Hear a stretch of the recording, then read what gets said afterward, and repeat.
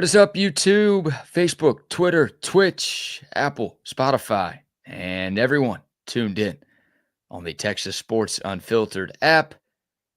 Welcome in to another edition of Bucky and BK live on Texas Sports Unfiltered and on the free TSU app. Today is Friday, October 17th, 2025. And the Buck and I are with you for the next 2 hours. On today's show, more preview of Texas and Kentucky as we are 1 day away from the Longhorns' first ever game in Lexington. Got some major college football coaching news. One coach potentially getting fired this weekend. One coach seemingly not going anywhere. The latest from a wild college football coaching carousel, plus a preview of maybe the biggest weekend of SEC football all season. We'll talk a little MLB postseason. We got some Texas basketball to dive into, and it is Friday, so we have ourselves a Florida Man Friday story as well. So much to dive into in the world of sports and beyond. We appreciate y'all starting your morning with us. Happy Friday to everyone out there, and happy Friday to you, my man. How are you this morning? I am doing very, very well, my friend. How about yourself? Friday morning, game week. Can't complain. Game week, nice and cool. Big game after a big win. See how the team can handle that. That's going to be very interesting on the road. But this team's been pretty good on the road, so we'll see how it goes. I feel pretty confident that Kentucky's not very good. I am very confident in Kentucky not being very good. Yeah, no, they're not good. You know, Texas was good on the road before this year. They are 0-2 in true road games so far in 2025. Yeah, I think this one will be different. There's not much to this group offensively or defensively right now. You know, their coach is fighting for his job. He's trying to create all kinds of havoc in order to keep his job, trying to motivate his team, and that's a struggle when you're not very good offensively. So yeah, I don't know if Kentucky's very good defensively either. I mean, this is a game that Texas should win. Kentucky is the worst team in the SEC. The money has been coming in on the Longhorns over these last couple of days. Yes, I thought it would. Yeah. You predicted that. It opened up at 12.5. It's interesting. On Sunday, the line opened at about 12.5. Then it quickly went down to Texas minus 10.5. So the early money was coming in on the Cats, but it shot right back up to 12.5. And then last night I looked, and it was 13.5. So the Horns nearly full 2-touchdown favorites tomorrow night against a Kentucky team that's 2-3, but 0-3 so far in the SEC. Yeah, it's tough sledding for Kentucky. It really is. You know, this Texas defense, I mean, there should be a 10 to 14 point swing with just the defense alone, setting the offense up or scoring themselves. So that's the way I'm looking at it. I'm looking at Texas is going to take 2 touchdowns with their defense, close to 2 touchdowns with their defense alone. And that means putting the offense in scoring zone, inside the 40, not scoring zone, but inside the 40, going in for them. So I expect that to happen. I think whoever plays quarterback for Kentucky this week will be pressing way too hard against a really good defense.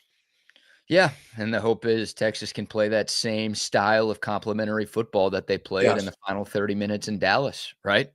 I mean, you almost feel like you can add the special teams into it now. Yeah, you got contributions from everybody in the second half against Oklahoma, right? The offense got it together. The defense played great. Obviously, you had that 75-yard punt return touchdown from Ryan Niblett. Like, if that's – I said it yesterday, I'll say it again. If that's the version of Texas that shows up tomorrow night, this game's not going to be close. No. But if Texas reverts back to being the version of Texas we've seen more often than we would like this year, then we might be in a bit of a dogfight tomorrow night. Yeah, they just lost. They've lost too much in Kentucky. They lost too many players. It's interesting. That's hard to rinse and repeat with that group, Well, they are rinsing and repeating because they were 4-8 last year, so it feels like they're kind of doing the same. On their way again. Yeah, but I know what you mean. And usually our group text, our Texas Sports Unfiltered group text, and we'll do the Soldier shout out in a second, but usually our TSU group text doesn't start sending score predictions until Friday. But yes, people started sending them in yesterday. And I'll just tell you, we'll obviously post the graphic to social media tomorrow morning. But our staff is very confident in not only Texas winning, but Texas winning handily tomorrow. So a lot of confidence here. It feels like Longhorn Nation has kind of changed its tune with this team after what happened in the Red River Shootout, and feels like the overwhelming belief is that Texas is going to handle its business and get an easy dub tomorrow. Yeah, if they just continue to play the way they played last week, and it's not now you don't get a setback, you don't get to start being a dumb team all over again on the road. Just keep playing now. Keep playing because the teams get better. Things will get a little bit more difficult, but they're going to get difficult for everybody in the SEC. So you just got to hang in there. You can't be the one going the wrong way right now. You got to be going the right way. Not quite ready to reach a crescendo, but after this week, yes. After this week, you have a week off, and then, yes, you have to start reaching that crescendo when you start playing, even Mississippi State on the road. Well, that's next week. There's no week off after this. Mississippi State is next week. Yeah. No, then Vanderbilt is after that. You got 3 games before your next bye. They got a ways to go. Yeah, it's hard to start peaking, but the teams that you play, you got, Vandy, a lot of people are thinking you're going to be in a dogfight at home with Vandy. I don't think so. Well, you did tell me before the show you were picking Vandy to beat LSU, so it sounds yes, like I am. It sounds like you think they're at least a decent team. Oh, they can beat the floor pissers, I believe. Yeah, I think I can beat, but they're not coming here to win. That's not going to happen. So I feel pretty good that this thing will move forward and not. I don't think it'll be stagnant or stale out. I think the quarterback will just keep getting better, and hopefully the run game, Trey Wisner stays healthy enough because he's really important. And the run game is important to this team down the stretch to help the growth of the quarterback for sure. There's no doubt about the run game has to be there because if it's not, and it's all dependent on him throwing the ball and running the ball, that's not going to be good. So Trey Wisner needs to rest up. Hopefully got some good rest last night. Hopefully let the Pep boys do a lot of practicing while he healed up and gets ready for the freaking game. That's what I'm hoping. Good morning to the soldiers at Fort Hood, Texas, the soldiers in the state of Texas, and all those that fight for us each and every day. Thank you. Thank you so very much for what you do. We do appreciate it. To you and your families, thank you. Also to them for sharing you with all of us, and do be safe out there. Yes, sir. Yes, sir. Yeah, a couple of changes to the Texas injury report, but no change for C.J. Baxter. He's still listed as doubtful. He was doubtful on Wednesday night, doubtful again last night. So he'll be doubtful again next week, folks. Yeah, the hope is, I don't know, some sort of miracle can happen between now and tomorrow night, but starting to feel more likely that Baxter will not play against Kentucky. A couple of other changes. Connor Stroh and Xavier Filsaime have both been downgraded to out for tomorrow's game. So Texas is very shorthanded on the offensive line, right? Connor Stroh had lost his starting spot at halftime against Florida, but he's, your first guard off the bench. Obviously, Cole Hudson, we found out yesterday, is not going to be available in this one. So you're without a starting center, and you're without basically your 6th man up front. You got a new guy kicking off too, right? You've got a new guy kicking off too. Well, it'll be Mason Shipley, who's kicked off in 2 games this year. So, he hasn't technically been the starter, but he has fulfilled that role twice. And I think he did that at Texas State too. So he's done it before. Okay. But the offensive line, I think, and again, Connor Stroh was a bench player, but you lose Cole Hudson, one of your most experienced guys up front, and you lose a little bit of depth too with Connor Stroh being unavailable. So, the offensive line, which for my money is still the biggest question mark for this football team, they are a little bit banged up right now, Buck. Yeah, they still should be good enough. They still run the ball effectively enough to give the quarterback time to push the ball up the field tomorrow. That would be nice. I would like to see more of a downfield passing game. Now, Texas beat OU by 17. If they beat Kentucky by 17, I'll be very happy. That's a win. Yes, you will. But, the quick passing game, I don't want that to go away. Believe me, I don't want this offense to resort back to what it tried to do against Florida, where Arch is averaging 20 yards average depth of target down the field. That was just stupid at the time. And, hindsight is 2020. It looks even stupider now. So keep the short passing game going, but I would like, Texas to be able to use the run game and use the short passing game to create some opportunities deep down the field. For sure. And get some things going because Kentucky's defense, they don't have the athletes that Oklahoma's defense has, so should be able to win some of those one-on-ones on the outside, and there should be some chances there deep down the field to make life a little bit all the easier. pressure will be on the Kentucky quarterback having to do a lot. Yeah, Cutter Boley for Kentucky. Yeah. And he'll give you the ball too. I mean, we talked about it a little bit with John Mateer, but like Cutter Boley is way more risky or way riskier with the football than John Mateer is statistically. So he'll give you some opportunities. The hope is, this is kind of the hope for any game. Well, that's good because I thought Mateer was just like gift wrapping a bunch of stuff to the defense last week. Yeah, he was. And he had, going into the Texas game, I think he had 3 interceptions through 4 games, which is, not a ton, but obviously not nothing. But there were a few more turnover-worthy plays where it's like, no, maybe he'll give you some chances. Sure. Obviously, against an elite defense, maybe the fact that he was coming off an injury, I don't know. But he coughed it up a lot. Cutter Boley against, some not-so-good defenses has had some troubles making good decisions. We're talking about a redshirt freshman here, so not a guy who's super experienced. Like we talked to Adam Luckett yesterday of Kentucky Sports Radio, and he's like, when Cutter Boley got to UK, the plan was for him to sit for 2 years. Then all of a sudden, last year as a true freshman, he has to play some, and this year as a redshirt freshman, he's their starting quarterback 3 games into the year. So he's going through those growing pains and bumps and bruises, and you've seen it, and I hope we see it again. Absolutely. Yeah. Here's some sound from Steve Sarkisian, by the way. His opening statement from yesterday's presser. And he kind of talked about this on Monday, but he talked more about it yesterday. The noise, right? After the Florida game, everyone's dunking on Texas, saying they're horrible. Well, now after the Oklahoma game, again, it feels like everyone's bought back in on Texas, and they feel like this team can maybe make a run in the second half. Here's Sark, end of his introductory statement, talking about that leading up to tomorrow night's game. And this is a great opportunity for our team this week to really grow and show the maturity that good teams have.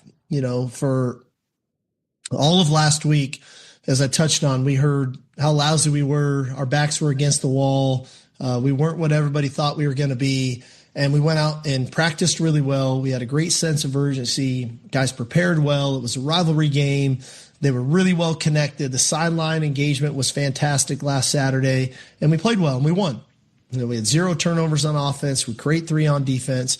Now this week, it's the test of the maturity of the team, and can we quiet the outside noise again of everybody now saying, hey, we're great again, and Arch is great again, and all these things, and focus on the things that helped us play well. And that's the intent in practice, the preparation, the sense of urgency, the connectivity amongst the team, the sideline engagement on Saturday, our ability to take care of the ball, not give up short fields, our ability to play well at the line of scrimmage on both sides of the ball, our ability to create turnovers defensively. That's the real test. And I love the opportunity for our guys because I really feel like if we can do it again, that's creating habits. And now that becomes the norm of who we are. And so that's been the message all week. I think the guys have responded very well. Like I said, we'll find out here Saturday night what that's all about. Should be a great environment at Kentucky night game. And obviously we're looking forward to the opportunity. And, so we'll see what happens. Yeah, Coach, nobody's talking about how great your team is. We understand they still have some flaws. Your offensive line still is just piecemeal together and barely getting it done. So it's not like everybody's talking about how great you had a great game. You guys figured some things out for a game, but I don't think there's a lot of people jumping up and down about that you're back and everything else. I think we're still wondering. We'll be wondering this week. And I disagree. I mean, maybe that's how you feel, but like I've seen a lot of people talking about Texas getting back to the SEC championship, where it's like at this time last week, that thought was so ludicrous. People would slap you upside the head if you said that. No, I feel that this thing with this offensive line is kind of week to week. This is the thing that can derail your football team. So I don't think you're all that great. I just think you just got to keep, like I said, keep pushing forward. The little things, the penalties, things like that, did a good job in that. You had a lot of focus, but you should be focused. Your culture shouldn't change. You shouldn't, that what is the norm? I thought I've seen the last 2 years what your norm is, and that's been pretty good. So you've been way outside of your norm, but you're not great. You're not playing all that great. So you had a great week because the week before that you didn't practice. You had 2 weeks off and you never practiced. We saw that against Florida. We haven't forgot that. So That's what he needs to understand. That may be noise, and you're going to hear the noise because in this day and age, you can't hide from the noise. It's everywhere. No. So you can try to hide from it, but you need to be back to what your norm is. And I'm not quite sure. Yeah, we'll see how that plays out this week after a rivalry game. Yeah, the reality of the situation is Texas is 1-2 against Power 4 teams this year. Yep. So that's not what we were hoping at this point in the season. That's true.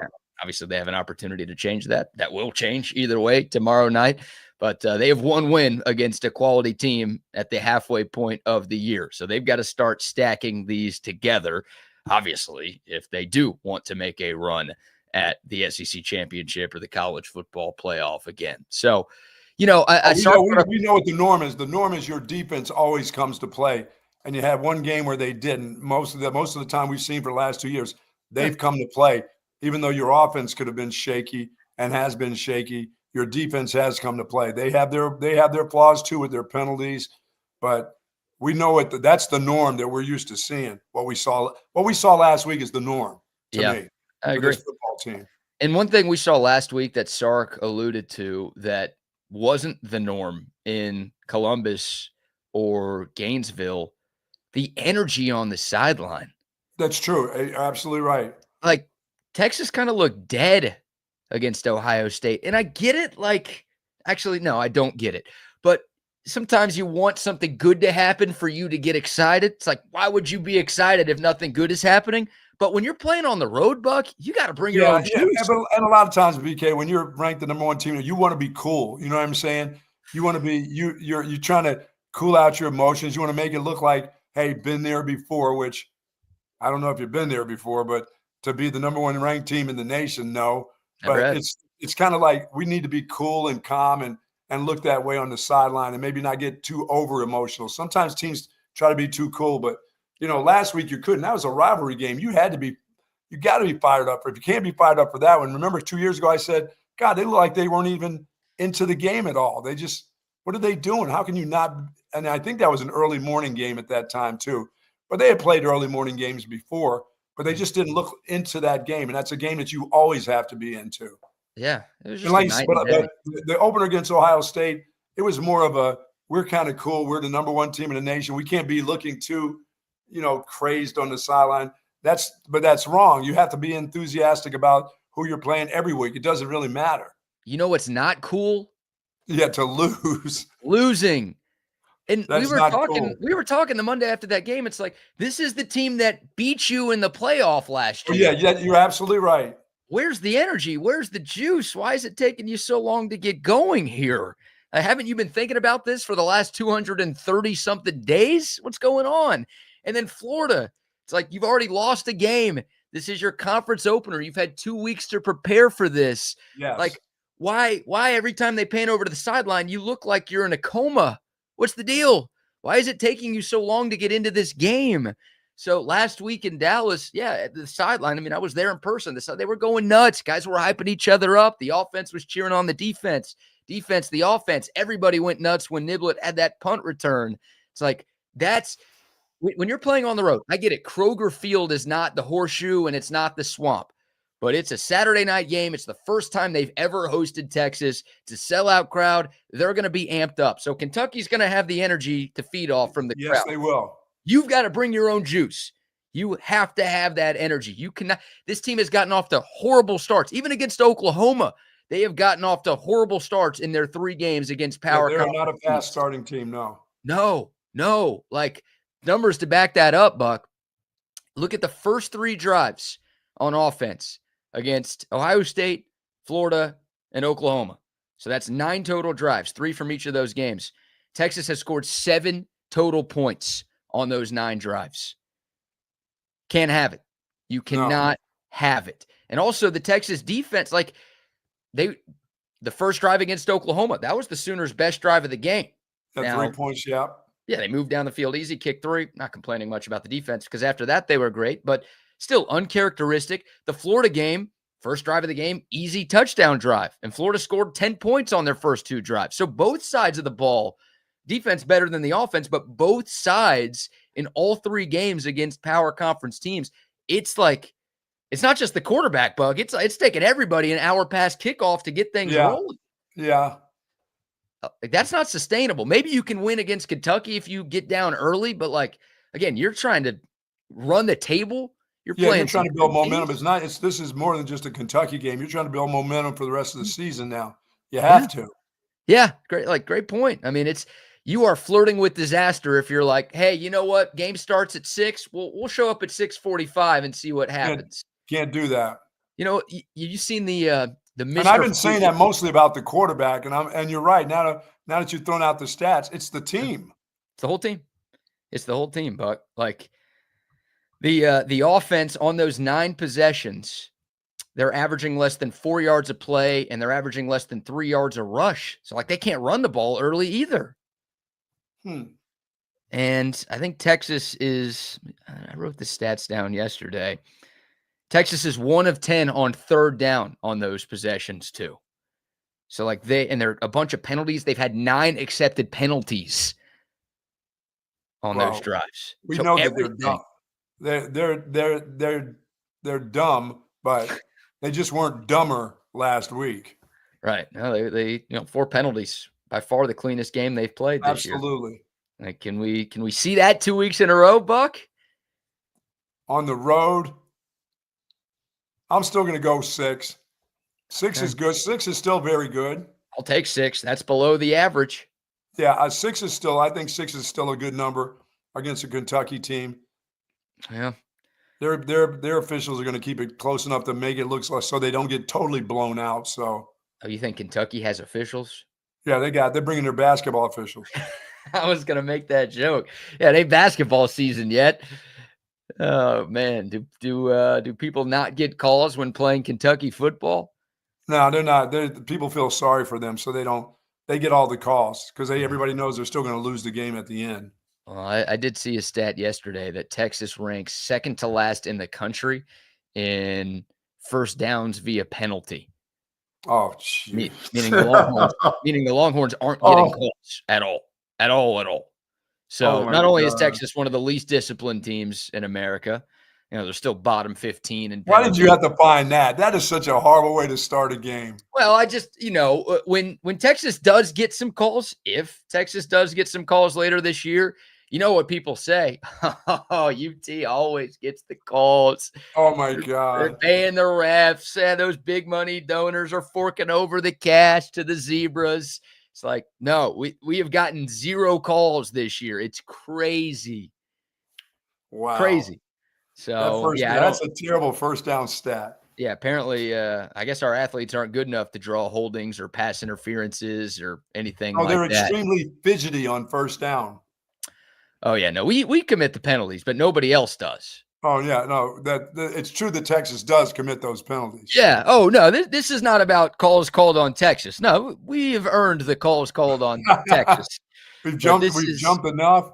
Yeah, apparently nobody playing Texas has earned any calls this year.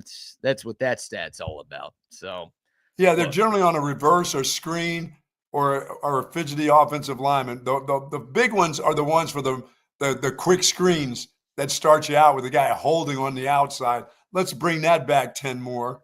Well, they didn't do that a lot. Again, 0 accepted penalties on the offense after the first quarter last week.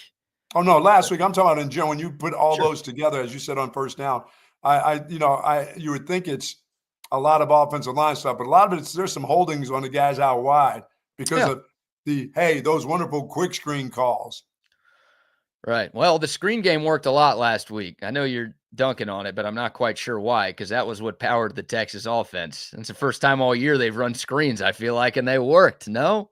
I thought it was more just dumping it off to the running backs. Yeah. The guys getting out of the backfield. He can have that tight end screen. That tight end screen to the guy from Cal, you can keep that one.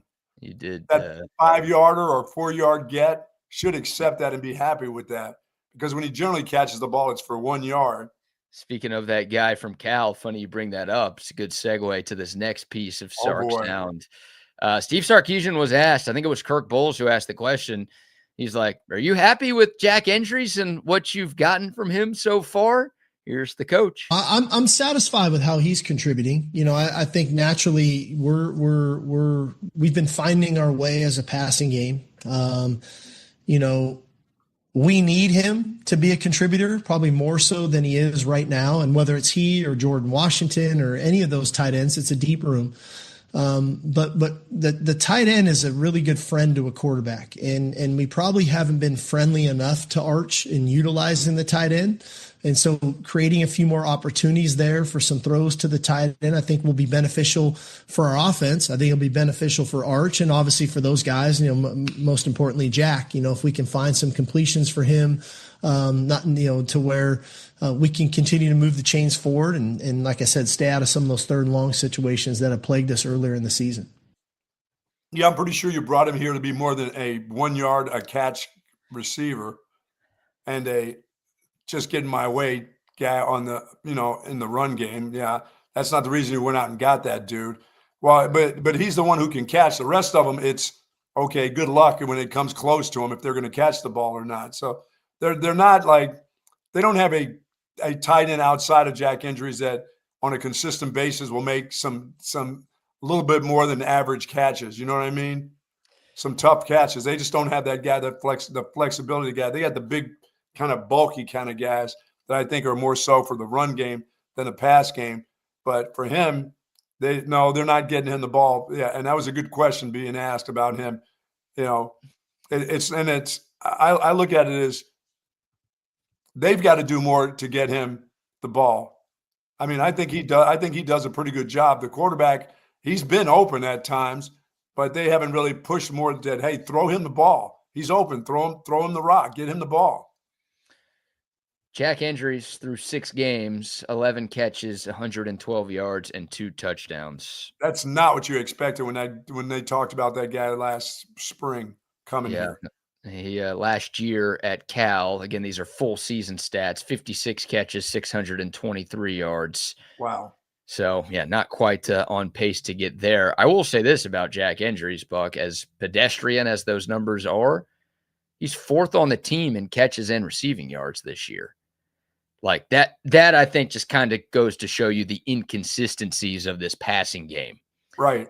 There just aren't a lot of great pass catcher numbers, whether it's receiver, tight end, or running back. Like if you've watched this team play, the passing game has been a struggle this year. So to me, those other guys are used way too much. The other big kid, Washington, it would be like, he would be primarily my run game guy, but they throw the ball to him. Arch does throw the ball to him. He just, some of the catches that are a little off, we saw the guy last year just making those catches. I mean, he just had fantastic hands. He was a better than average athlete at the position. I mean, he caught the ball, ran with it. He got open. He made tough catches. They only have one real pass catcher, and that's Jack Injuries. He's the pad. The rest of them, they're okay, I guess. I'm not saying that they just can't catch the ball, but they're not great at it. Yeah, Washington had a bad drop earlier in the year. He did have the first catch of the game, the first play of the game last week against Oklahoma. That was a play that worked pretty well. That guy put on a bunch of weight. Like I think when he got to Texas, he was in the 220s. Now he's 264. He looks like he's 280. He looks so bulky. Looks like a tackle. Like what were they doing? What were they feeding him? I don't know, but I don't know what their expectations were of what type of player he was going to turn out to be. Yeah. I mean, that guy doesn't need to be anything but about 235, but what do you say he is now, 260? I think 264. Yeah, he even looks even bigger. He's real mechanical the way he looks. Yeah, 6'4", 264. And I assume that was a Torrey Becton and Steve Sarkisian decision and not instead of a freshman 15, I'm going to go ahead and put on a freshman 50 real quick. Yeah, really. I don't know what it was, but I think Jordan Washington's got some juice. I think he's going to be a pretty good player. But Texas, I like Sark said it. I mean, anybody who knows football, anybody who's ever watched football knows a tight end can be a quarterback's best friend, and it feels like they're not used enough in this offense. Well, and I thought Jack Injury is going to be just that. I thought he's going to have a bunch of catches this year where, and I'm not talking about the 1 yard slide routes. I'm talking about 8-10 yards in little zones and pop him the ball. And, from that point on, I never thought he was going to be the runner. I could see that right off the get, but dude, you can catch and fall down for 8 or 10 or whatever. He catches slide routes where he just gets off the line of scrimmage and turns around and he catches it for 1 yard. That's not enough in this offense.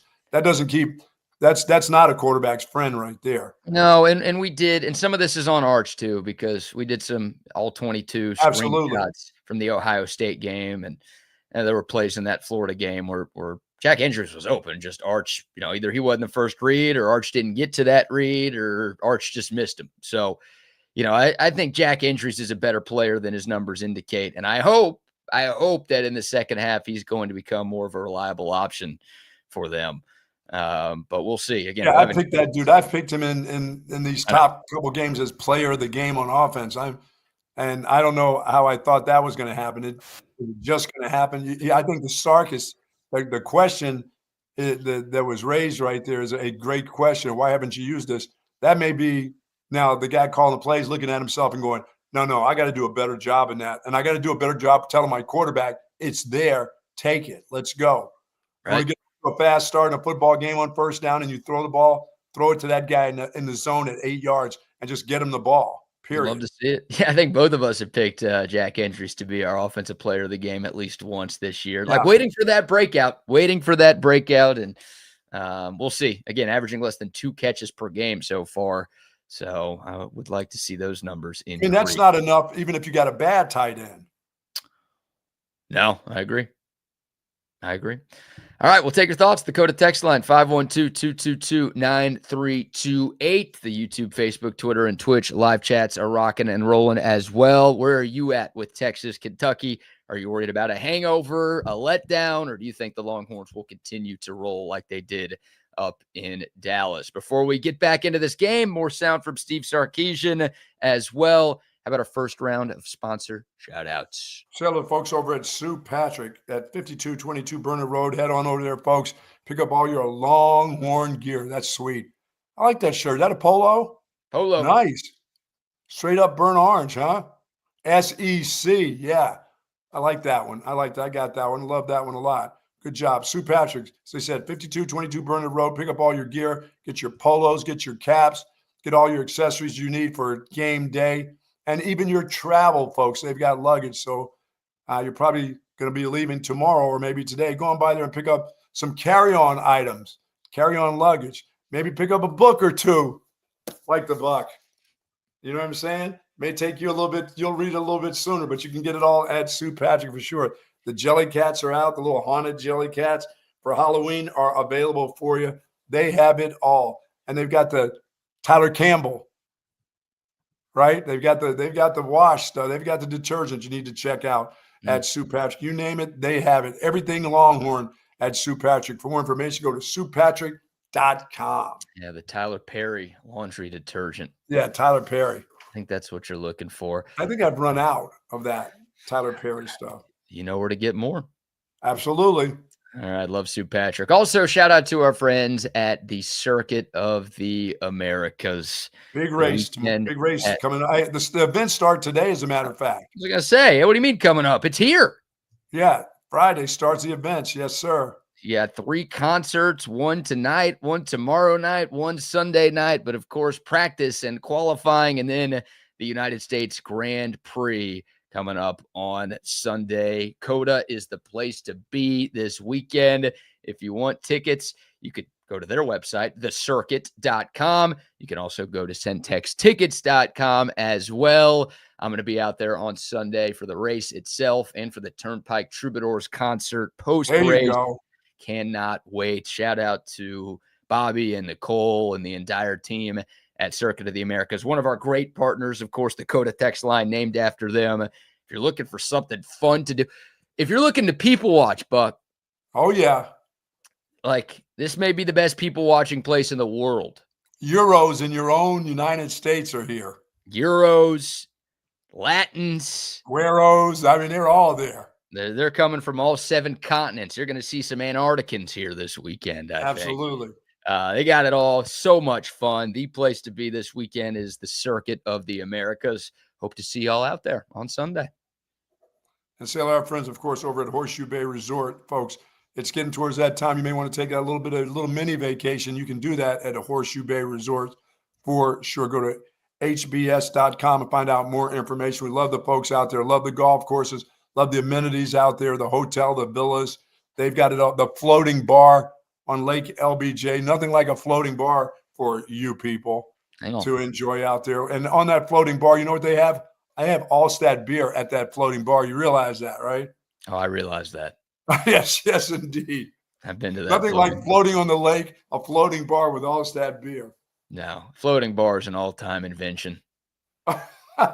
Like, to hell with sliced bread. The floating bar is a much better invention than that, is it not? That's better than the bicycling bus that goes down there for drinking, that's for sure. You don't like those things? No, man. What are those called? Not pedicabs. What are those? Everyone knows what we're talking about. I don't even know if there's a name for those giant. I haven't seen one of those in years. I haven't You seen haven't? one. No, they're still around. I guess you don't go downtown ever. No, well, last time I went downtown, I saw more of the driverless cars everywhere. They're like getting ready to run me over. No way. We have a go-abundance of driverless cars. Let me tell you that. They're every freaking where. There are more driverless cars than there are drunk bicycle things. Bicycle buses. But I'm here to tell you that those Waymos are not going to hit you. It's the real people driving downtown that are going to hit you. I see. You're still into that. I'm very into that. How many of those have you been in? I've been in 3 now. Oh, now have you always been in there with a companion? Has your girl always been in there? Have you always had somebody, or do you go in there? Do you talk to the thing if you're by yourself? I've never had my girl in there. And that's the beauty. Oh, I see. That's the beauty. There's no driver, no one to rat you out for doing something. No one can rat. Oh, really? Oh, man. No, actually, no. The 3 times I've been, they've all been with friends. But yeah, you know, like the number would be a lot higher if I lived downtown. They just don't come where I live, so I can't call one to my place. They're not coming out to Oak Hill. There are no driver. No, there's none but 18-wheelers out there where you live. Nothing but 18-wheelers getting in wrecks, which is why Hurricane Hecht has a job. That's right. But yeah, no, I'm a driverless car guy, and I am not a drunk bicycle bar hop machine thing person. Somebody has to do the work on that thing. I'd have my legs up and doing the drinking. I don't know how much pedaling I would do. Worst part, I've been on one of those. You yell at the person next to you. You need to keep pedaling more. Well, here's the drinking thing, too much. And I'm going to be a bit of a misogynist here, but this is just my experience. I've been on one of those in my life. It was for, a good buddy's now wife, girlfriend at the time, and it was her birthday, right? It's like, that's what she wanted to do for her birthday. She's also a good friend of mine. I wasn't going to say no as much as I wanted to say no. And we're on that thing. I look around and it's all the dudes pedaling and all the chicks are just like singing, drinking. They got their feet up, relaxing. And it's like, hey, it ain't y'all's birthday. It's her birthday. She doesn't have to work. But all you other ladies, what's going on here? I thought we're about equality these days. We need equal opportunity pedaling. Let them pedal. Yeah, let them cook. Let them pedal. That's it. I want us to all be treated the same. Is that not the goal these days? That's supposed to be the goal. So what's the deal? Yeah, I'm just looking around, and I didn't have the cojones to say anything. Of course you did. You just kept on pedaling. But I did tell all my boys, like, when we got to the first bar, I'm like, are y'all seeing this shit too? And they're all like, yep. I'm like, dude, we're going to be sore tomorrow. Sure enough. And you know what? That thing doesn't look like it's some svelte little skinny thing. That thing looks heavy. Yeah. And like you got to pedal to get that thing going. Oh, yeah. It looks like it's the size of a damn train, a railroad car. Yeah. They are big. They are big. They take up space, and it's like, that usually causes the traffic downtown. It's like, why are we not moving? Hey, might as well be the duck boat. That is, the duck boat's got a motor. That thing moves a lot quicker. I'm very much team duck boat. Those other things, not so much. No, I when they first came out, I was like, would I like to get it? Because I was drinking at the time. That's how long they were out. I'm thinking, do I want to get on that? I'm like, that looks like too much damn work and not enough Jack Daniels for me. Yeah, and how long before I start getting into a damn sweat from drinking all that Jack on there? Just sweating. Like when I get to the first bar, I'm in a total cold sweat. I said, that's too much work. I'll just drive my car over to the bar and have them slide me a bottle down. Just like that. Yeah, and I guess the reason people do this is so you can bar hop, right? Like you don't just take this to one bar. You take this, You go to a bar, then you get back on and you go a few minutes up the road to another bar. Yes. So I guess it's quicker than just walking. Obviously, it's not quicker than taking an Uber or a Waymo or anything like that. But yeah, it's not worth it. No, it's not worth it. And you get to drink. Like, supposedly, not really a rule that I followed, and I know I'm not alone here. Supposedly, downtown Austin is not open container. But I think if you're on one of those things, you're allowed to be. Yeah, you could drink, I guess. People Well, do. they do. Well, if they're not allowed to, they do anyway. Yeah, they do anyways. It hadn't stopped Nobody's anybody just before. peddling around. Right. So, yeah, I don't know. Pub crawl is just, isn't that if you just go to a bunch of different bars or pubs? I don't think that machine is called the pub crawl, but I don't know. Clearly, we're not alone with not knowing what we're talking about. Yeah, here. hey, it's a pub crawl. It's a crawl, all right, when the ladies aren't peddling. Yeah, pub crawler, maybe. I don't know. Yeah, the ladies, come on, pick it up, women. Yeah, no kid. We need more from you. We need more from you as a people. All right. We need more from the Texas offensive line as a people, too. And we found out a couple days ago that Cole Hudson's not playing in this game. The assumption is that Connor Robertson, the fourth-year junior out of Westlake, right here in town, is going to be the starting center for the Horns tomorrow night. Steve Sarkisian was asked about Connor Robertson, and he was also asked for a Cole Hudson injury update. More sound from Thursday's availability. Connor is a guy that, again, he stepped in the Red River rivalry, I think first series of the game that year as a younger player. Has a start already under his belt this season. I think one thing that Connor has is he's got really good rapport with Arch. They're very close, and I think there's some connectivity there, which is important, the quarterback in the center. He's been in the system, so there's not a look or a call that he can't make to get everybody on the same page. So when you talk about continuity, it's not like we're throwing a new guy in there at center. This guy's been in the program. He's been in the system. He knows all the calls. So we're very comfortable with him that way. Cole's not. It's not some season-ending injury, but it is an injury. He'll be out. Hopefully, he'll be back sooner rather than later. Time will tell. We have another player on the team who has a very similar injury who bounced back probably quicker than we anticipated. So hopefully he's not out very long. Connor is the kid from Westlake. Yeah. Yeah, I think his parents listen to the show. Nice. Yeah, they've been listeners since we started a couple of years ago. Shout out to Mr. and Mrs. Robertson then. Yes. So we won't say anything bad about their son then. No, hell no. I had this whole thing. No, I'm just kidding. No, we had it all lined up, but now we're not going to do that. Yeah. Now, Connor Robertson, as Sark said, he's experienced. I mean, he's appeared in 23 games in his Texas career. He did start against Sam Houston a few weeks ago. So we'll see. It's kind of a bummer. Not that Cole Hudson was playing all that great. Like, I don't know if there's going to be much of a drop-off in terms of, like, ability between these two guys. But it felt like the O-line found something in the second half against OU. And remember, like, that starting five had only been playing together since the second half of Florida.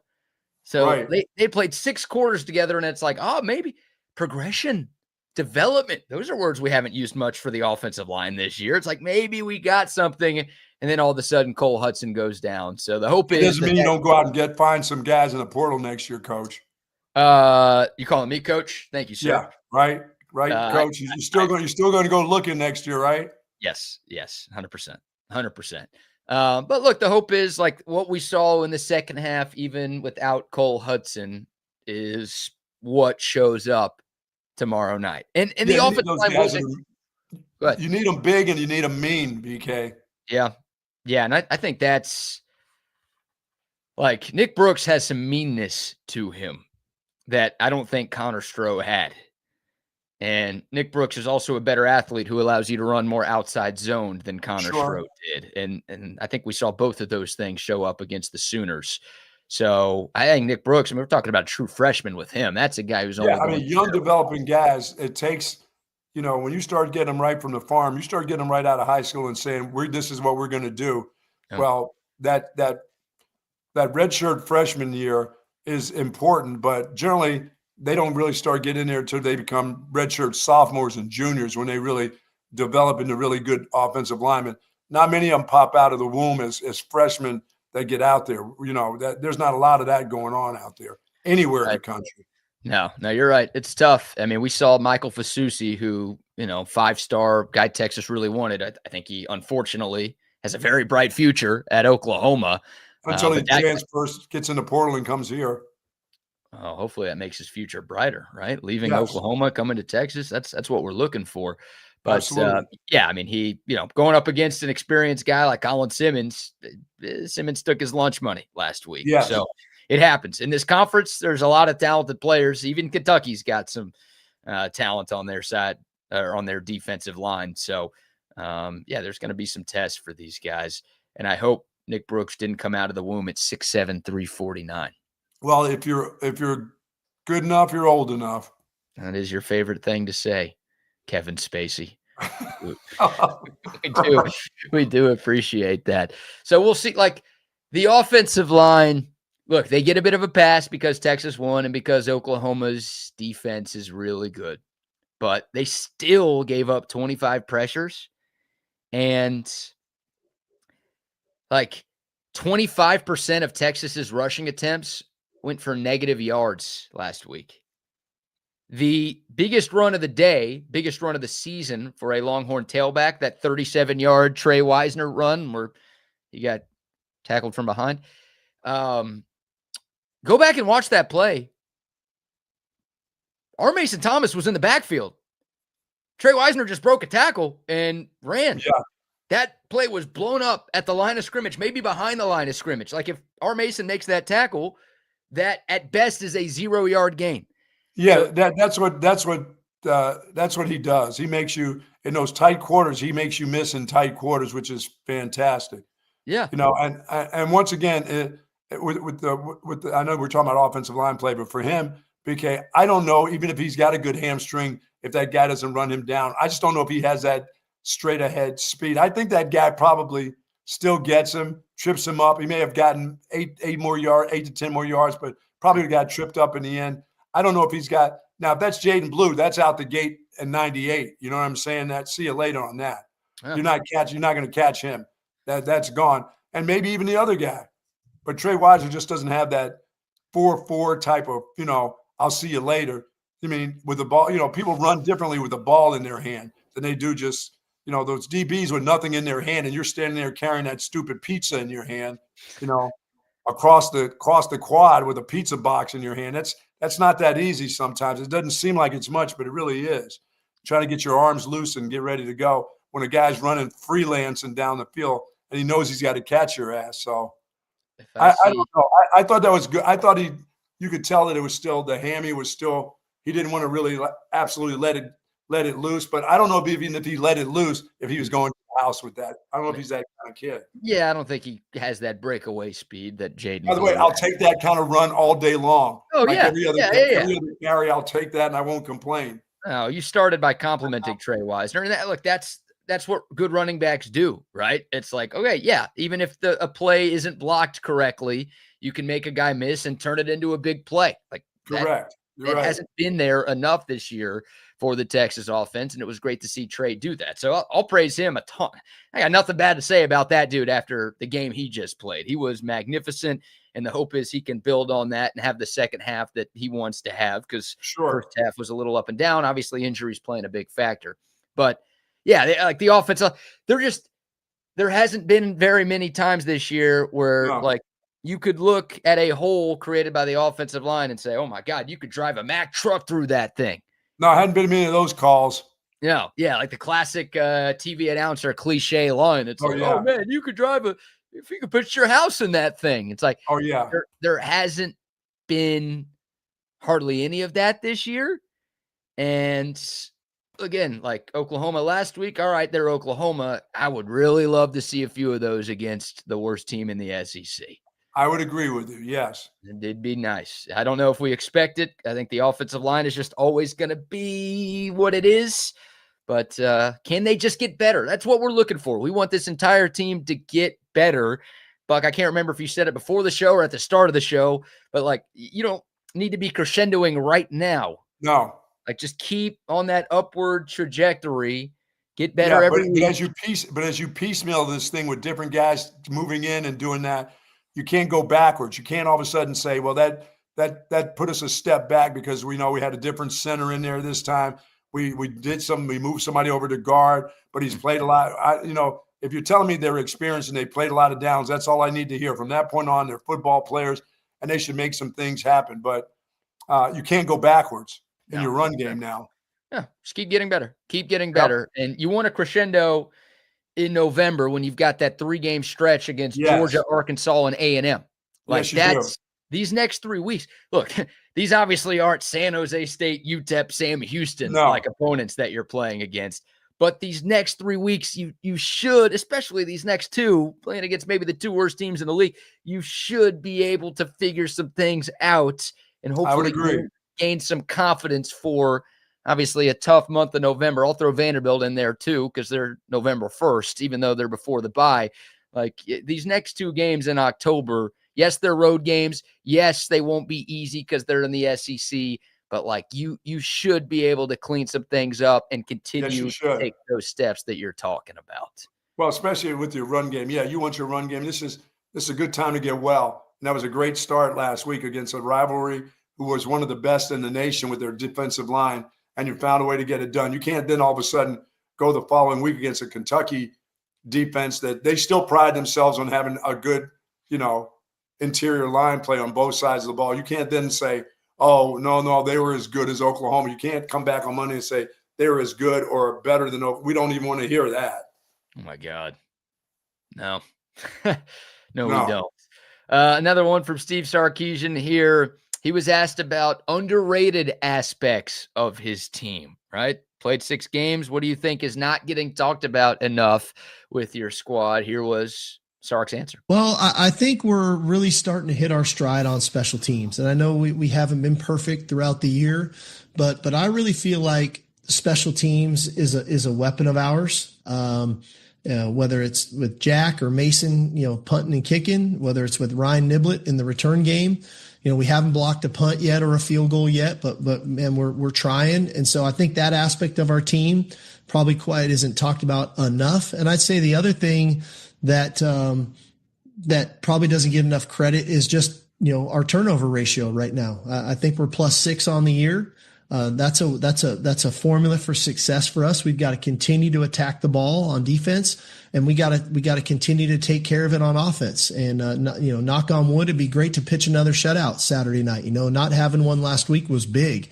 You're not giving up short fields. You're punting the ball. You're controlling vertical field position, and so we got to win as a team. And those 2 phases of our game are very important to us playing the style of football that we want to play. Dude, I would have definitely talked about the fact we only had 4 penalties in the game. Forget that punt return. Your punt returner is still letting balls bounce to the 5-yard line and shit like that. Okay, he just fielded a punt that he should have been fielding punts all year long. That's not underrated talking about it. That's just something that should have been done. What's underrated is the fact that you went from like 100 penalties to 4 penalties in a game. That's what I would have talked about because I don't want my team to know that's what we're expecting every week now. That's one thing that can't change. Your guy letting the ball bounce is still going to happen. Okay, he's not to that point because he fielded one. I hope it is that he'll catch those, but I got a feeling there's plenty more bounces to come, BK. After that great punt return, that's nice, but your special teams is still not all that special. They were good in that game for a play that was fantastic. But what's good is the fact that you went through a whole game with only 4 penalties. That's what I'd be talking about. I'd be telling my team, hey, you're not as dumb as people say you are, Hey, hear that guy, Bucky Godbolt, who used to coach here? He keeps calling you dumb, the dumbest team in America. You're not as dumb as he says you are. That's what I'd be telling him. Shout out to our guy, Noe, by the way, with the $50 super chat this morning. Thank you, Noe. I appreciate that. But that's big, BK. You keep pounding that whole penalty thing in, and you keep it going, and guys are aware of that every play that they play. I'm being more critical than I would like on a Friday and coming off of an Oklahoma win, but I just looked this up because I feel like the special teams has not been very good outside of that play. Now, again, that was maybe your biggest play of the season considering the circumstances, so don't ignore that. But no. I just looked up the ESPN SP Plus rankings for special teams in college football, and they, use analytics to rank every offense, every defense, every special teams unit, and every overall team in America. So Texas right now, number 10 in the country in S&P overall. The offense ranks 47th. Feels about right with what we've seen. The defense ranks first. I don't know if they're the first defense because the Florida game happened, but the defense is elite. We all agree. Special teams. What Steve Sarkisian says is an underrated aspect of his team, and we're not talking about it enough, and it's a weapon for us. 104th in the country. They have not been good on special teams. No. In that game alone, Buck, you had special teams problems. Niblett let one go. You had a kickoff out of bounds. You had a personal foul penalty on a punt return. In that game, again, the one good was so good that it offsets all of the other bad. But if you're just counting, one really good, you had a couple missed field goals. Yes, they were long kicks, but you had a couple missed field goals.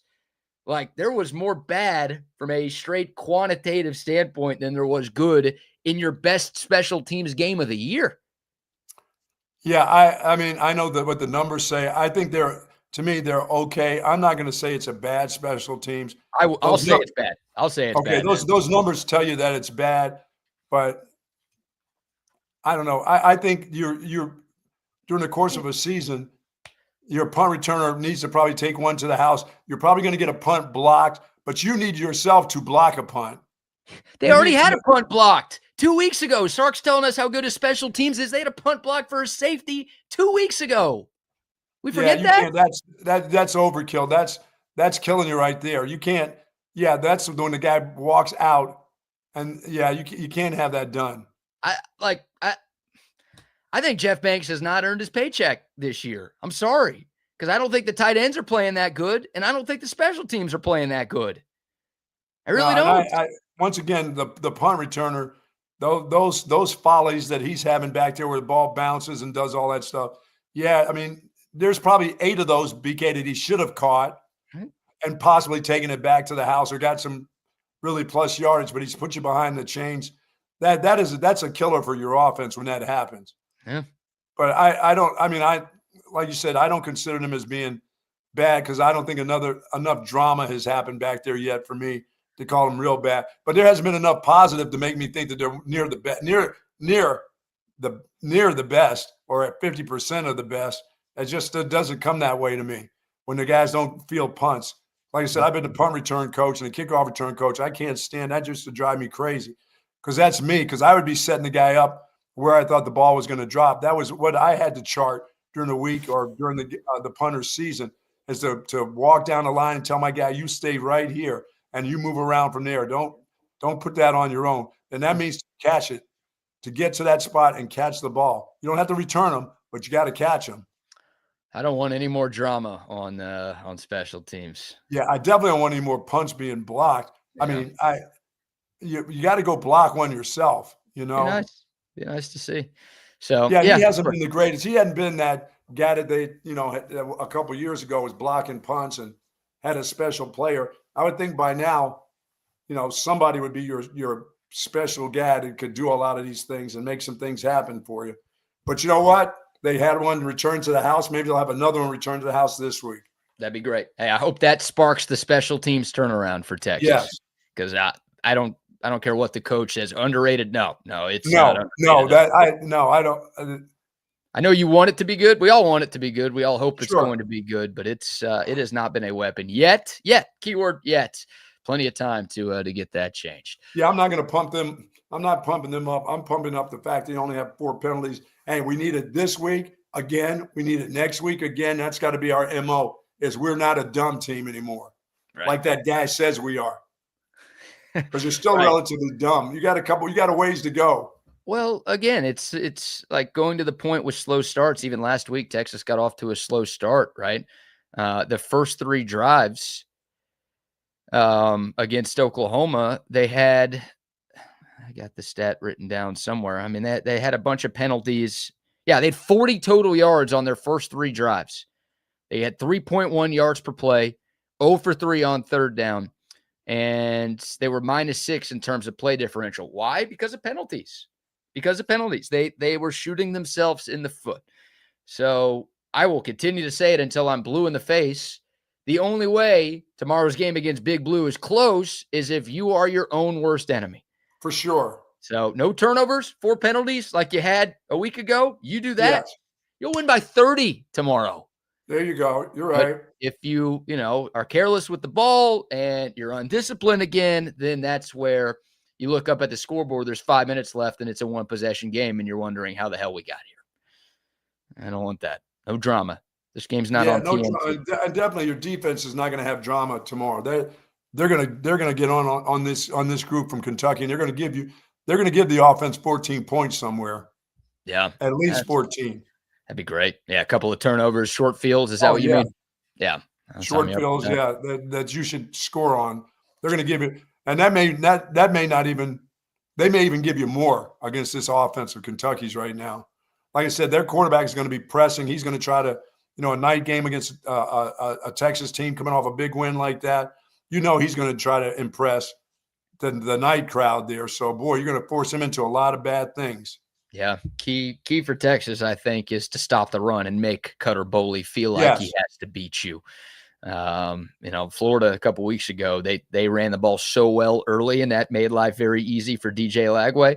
If you're Texas, the run defense that we saw in Dallas, like that's what you want to see show up. Make that offense one-dimensional, and I think we're going to have a pretty good time. I would say. We'll take your thoughts. Dakota text line 512-222-9328. The YouTube, Facebook, Twitter, and Twitch live chats are rocking and rolling as well. A couple questions about Michael Terry III making the move to running back. We got some Sark sound on that we will get to. Also, we'll go around college football in hour 2. Huge contract extension for Kirk Cignetti at Indiana. Billy Napier may be coaching his last game. And Texas Tech is trying to move to the SEC, Buck. Oh, they want to be followers, huh? They don't want to be leaders. They want to be followers. They have turned on Daddy Ormark. I'd never thought I'd see the day. I'll tell you why in a moment. But first, how about some more sponsor shout-outs? Shout out our friends, of course, over at Tony C's Pizza, Austin's original coal-fired pizza, serving that New York-style pizza and that great Italian food straight from the cookbook of the Ciola family, folks. Tony C's has been in the Bee Caves area for over 15 years. Tuesdays is 2 for 1. You got to love that. They've got 4 great locations, Highway 79 right there by the Dell Diamond, of course, Anderson Lane, Bee Caves as usual. And love Mr. C. I love the pizza over at Tony C's Pizza. Love everything that they've got going on. We love the folks. And we love Mr. C at Tony C's Pizza. Yes, sir. Yes, sir. Love Tony C's. Of course, love Covert Bee Cave as well. Here's a word from our friends at Covert Bee Cave. You see Covert everywhere. It's that personal level of just feeling like it's a personal family interaction. The customer service, it's impeccable. It's unlike anything I've ever experienced buying a car. Over the 30 years that I've been buying cars from them, I feel like I know them and they know me. Covert's done an amazing job of making me feel valued. If you purchase a vehicle and you want to feel like you're part of a family, join the Covert family. Come and experience it for yourself. Covert, born and raised in Austin. Our friends over at Hat Creek Burger, if you're looking for that lunchtime, today, it is Friday, so most of you will be done for the day after about 11 o'clock or so. Head on over to Hat Creek Burger. And some locations even have breakfast, folks, at 7 a.m. Find a location near you that serves great tacos in the morning. They'll serve pancakes there at their locations, a few of them. But it's about that burger. It's about that double with cheese, the fries, and sweet potato fries. For you folks that love milkshakes, they've got the best in town. For me, I'm still holding out till November. That's right, still holding out on my milkshake, my ice cream. But for you folks, you can go over there and have a great milkshake. And of course, if you want a margarita in the evenings, how about that while the kids are on the playscape? You stay off the playscape, let the kids play. But folks, I am into the big hat now. I don't take the little hat anymore. I'm eating a regular size burger for an adult now. No little kids burger for me at Hat Creek Burger. But it doesn't matter whether it's a small burger or double with cheese. They're all delicious. 25 locations throughout the state of Texas. Born and bred right here in Austin, Texas. Love Hat Creek Burger. It only took you 70 years to start eating off the adults menu, huh? There you go. Been a kids meal guy for that long? I love it. The little hat was good, man. Yeah. A little small burger, crunch, couple munches, and it's gone. But I did get into those sweet potato fries, though. Pretty good. I've never been a sweet potato fry guy until I went over there. I'm not a sweet potato fry guy. I'm not a sweet potato guy either. At all? No, don't like them. The texture of them or just the taste? Yes.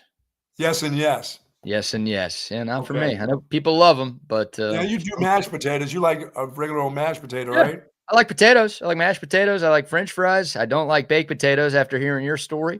I can drum up a pretty good one. Yeah. Hopefully, give me about 2 weeks, and I'll give you the best baked potato you've ever had or ever seen. And the shape of it is just perfect. 2 weeks? You can't do that in like 2 hours? Nah, give me 2 weeks. I want you to have the best because I'm going to put little chives and stuff like that on it, some little bacon bits. Oh, yeah, remind me to never go camping with you. God. Quick shout out to Waterloo Printing and Graphics. Both of us donning some TSU merch today. Bucky's got the black TSU cap. I got the white TSU cap. All of our hats, all of our polos, our signs, our shirts, our koozies, our everything, all done by Adam and his great team at Waterloo Printing and Graphics. And we're not alone. Tons of businesses around Central Texas rely on Waterloo for their stuff. If you need stuff, call or text our man Adam on his direct line, 512-300-9641. If you're a DMer, go to Instagram and you can DM him at Waterloo Printing. Nice. All right. So let's get into this Michael Terry thing real quick, Buck. We talked about this yesterday. Michael Terry, the true freshman, 4-star recruit out of Alamo Heights High School in the San Antonio area. Recruited as an athlete, one of the top-rated athletes in this class. He's been playing mainly wide receiver since getting to Texas in the winter. And with the news of Jarrett Gibson hitting the portal earlier in the week, Michael Terry has been getting some run at running back. That's been his primary position as of late. And he also, we found out, was Texas's scout team running back going into the Florida game. Michael Terry, 6'2", 220, 225 pounds, obviously a big body. The guy who had a lot of rushing success in high school. Steve Sarkisian was asked about Michael Terry III playing running back, and here's what he said. Well, we're starting to work with him there. We knew when we recruited Michael that he was a really versatile guy. He was a Wildcat quarterback. He was running back. He was receiver. He played even some tight end. And we just felt like we had to start him somewhere, and we started him at receiver, and I think that was a great learning curve for him there. He's now in the running back room, and he's been very impressive. He's been playing some scout team running back for us now for about the last 3 weeks or so, so he's been doing it, but now he's in the room. We'll see if he's ready for Saturday or not, or over time.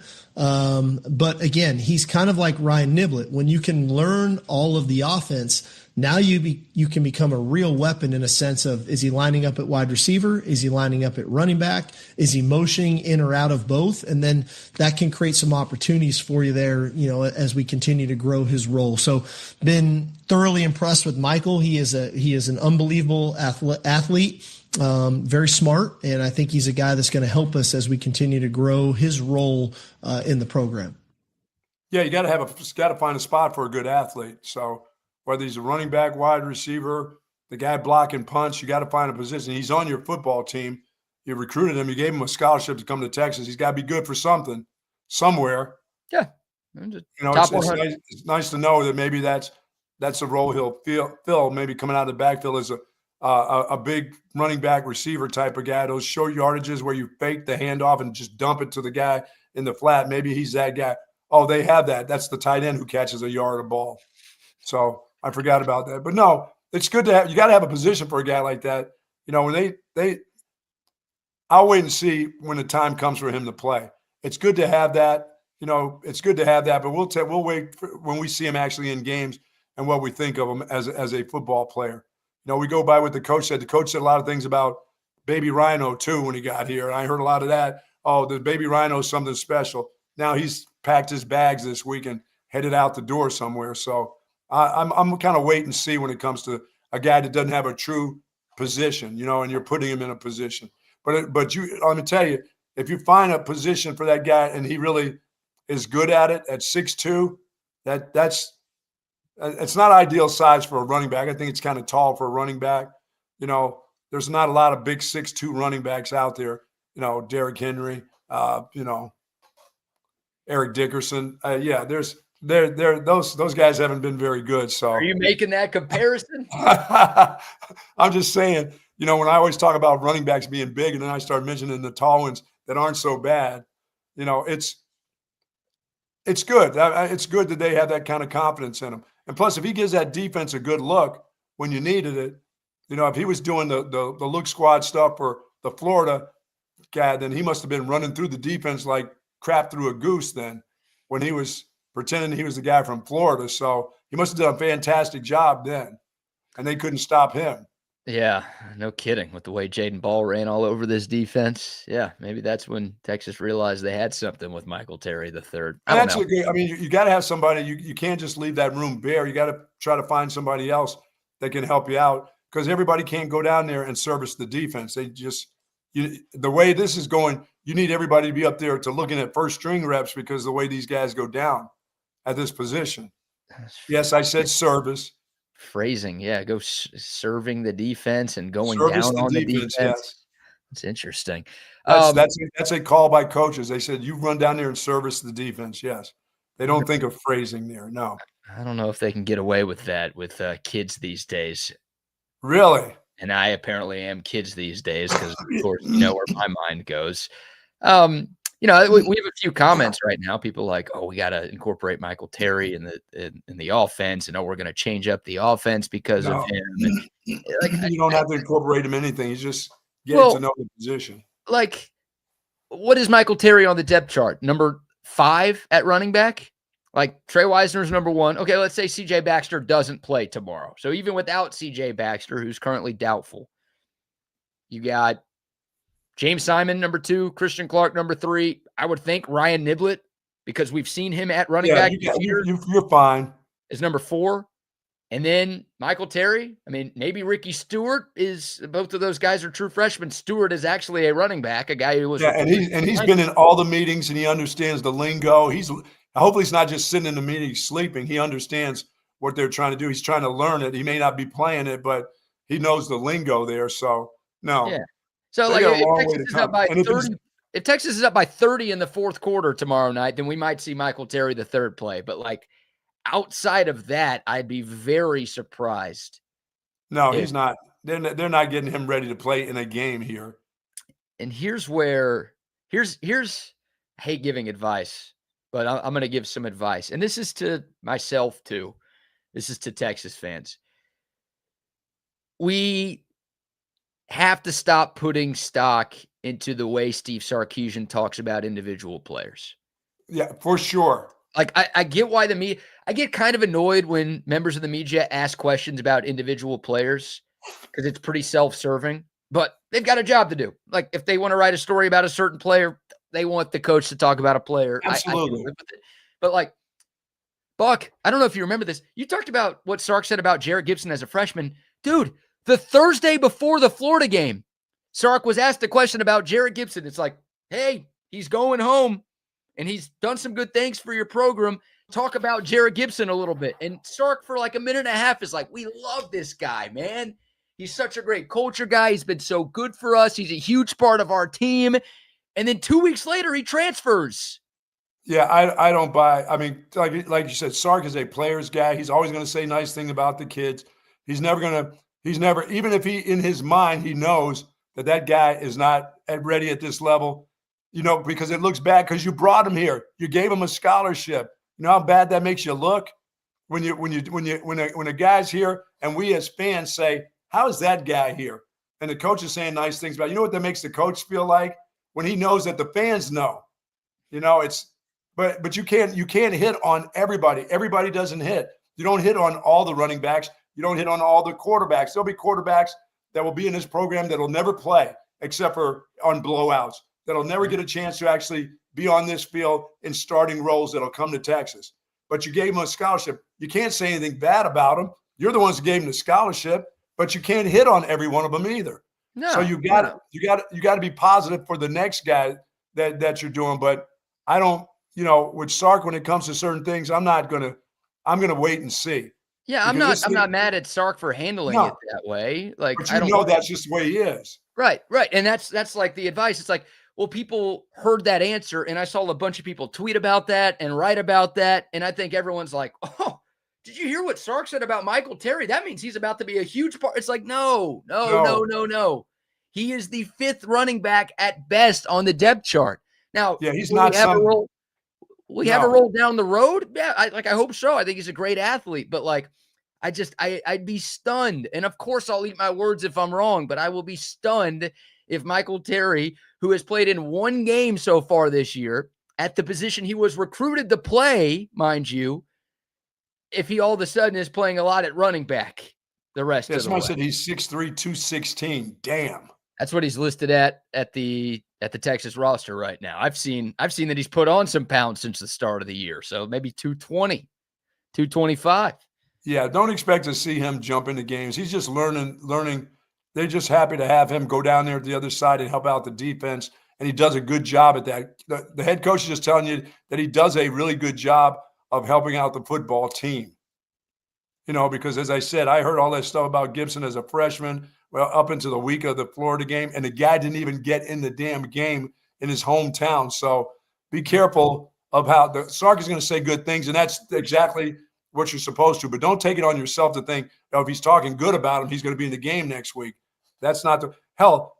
He's got a bunch of wide receivers that were 5 stars and 4 stars that hadn't even seen the field yet. Were those guys not good? Right. Yeah. I mean, somebody could ask Steve Sarkisian a question about KJ Lacey, who's like the 4th quarterback on this team. And Sark's going to spend a minute and a half being like, yeah, we really like this guy. Yeah. And I'm excited about KJ Lacey's future, but like, does that mean he's going to play? No, of course it doesn't mean he's going to play because he's buried on the depth chart. That's the same thing, I think, here with Michael Terry III. So, we're all looking like, okay, what can we do to get this offense going a little bit more?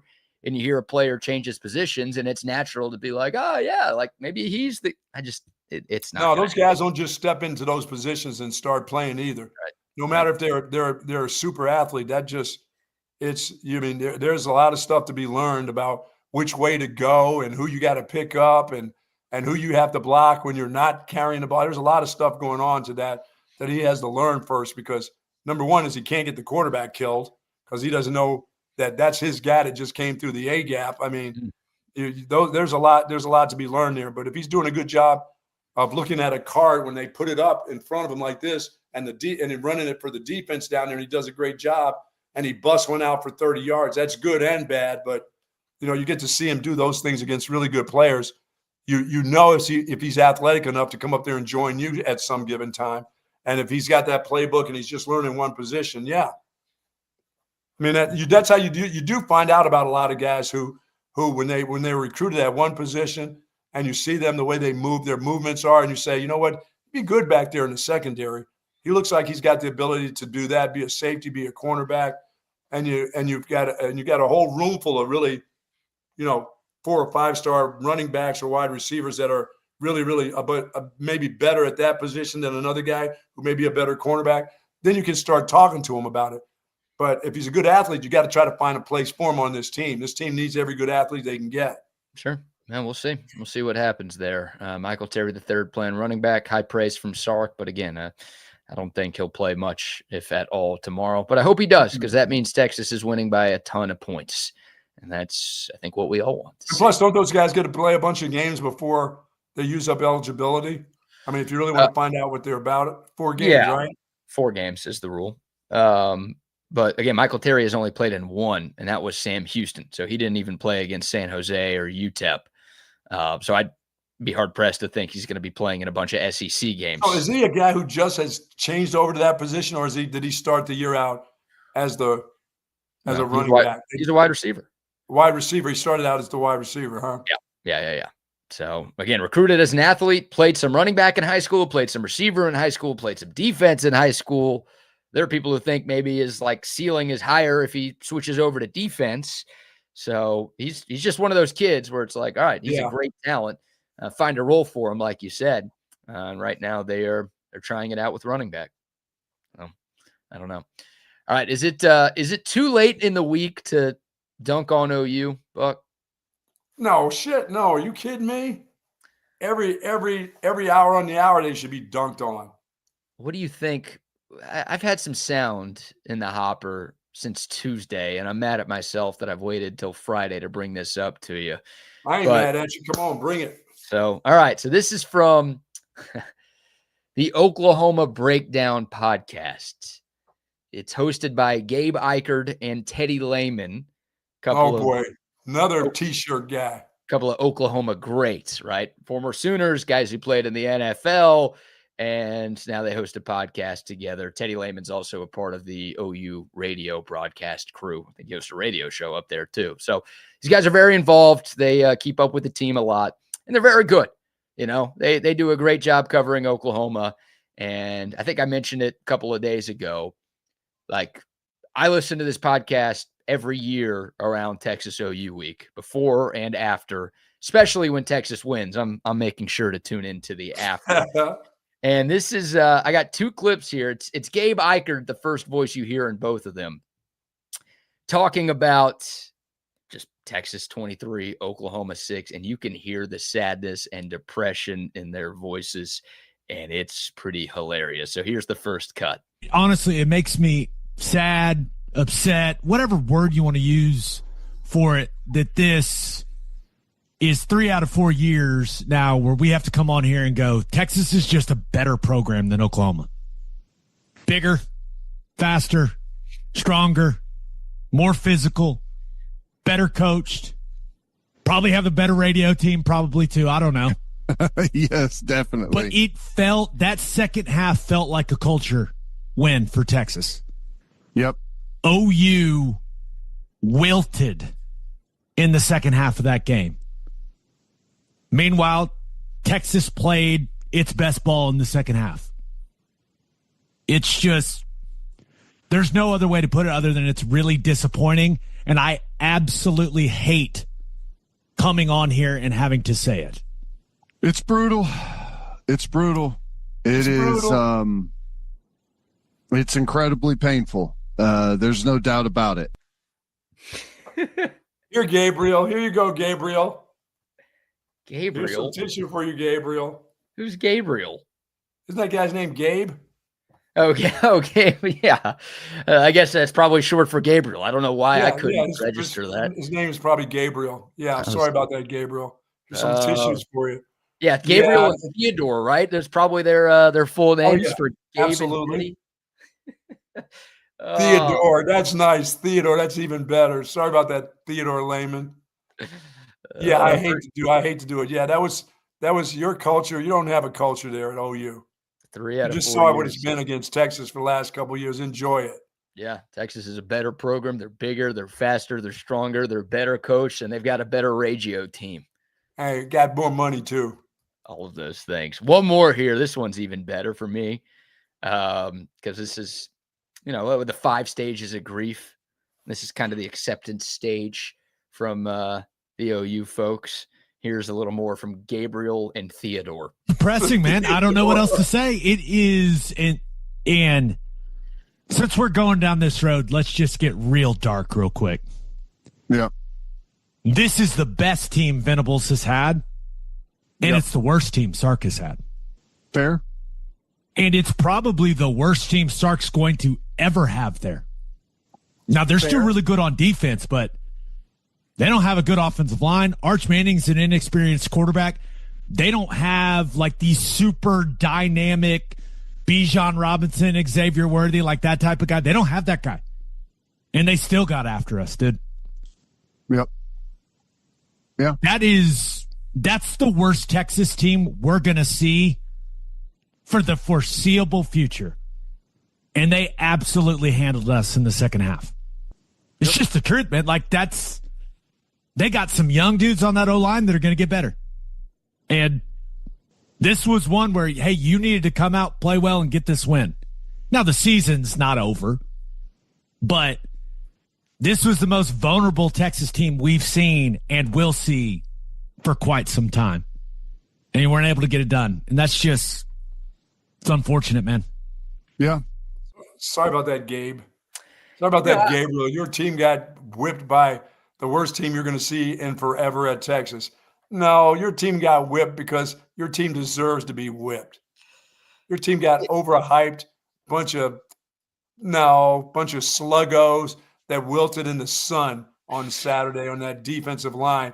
Bunch of fatties that couldn't move around in the second half. They kept bringing round-shouldered after round-shouldered guy in there, and they kept tapping their helmet.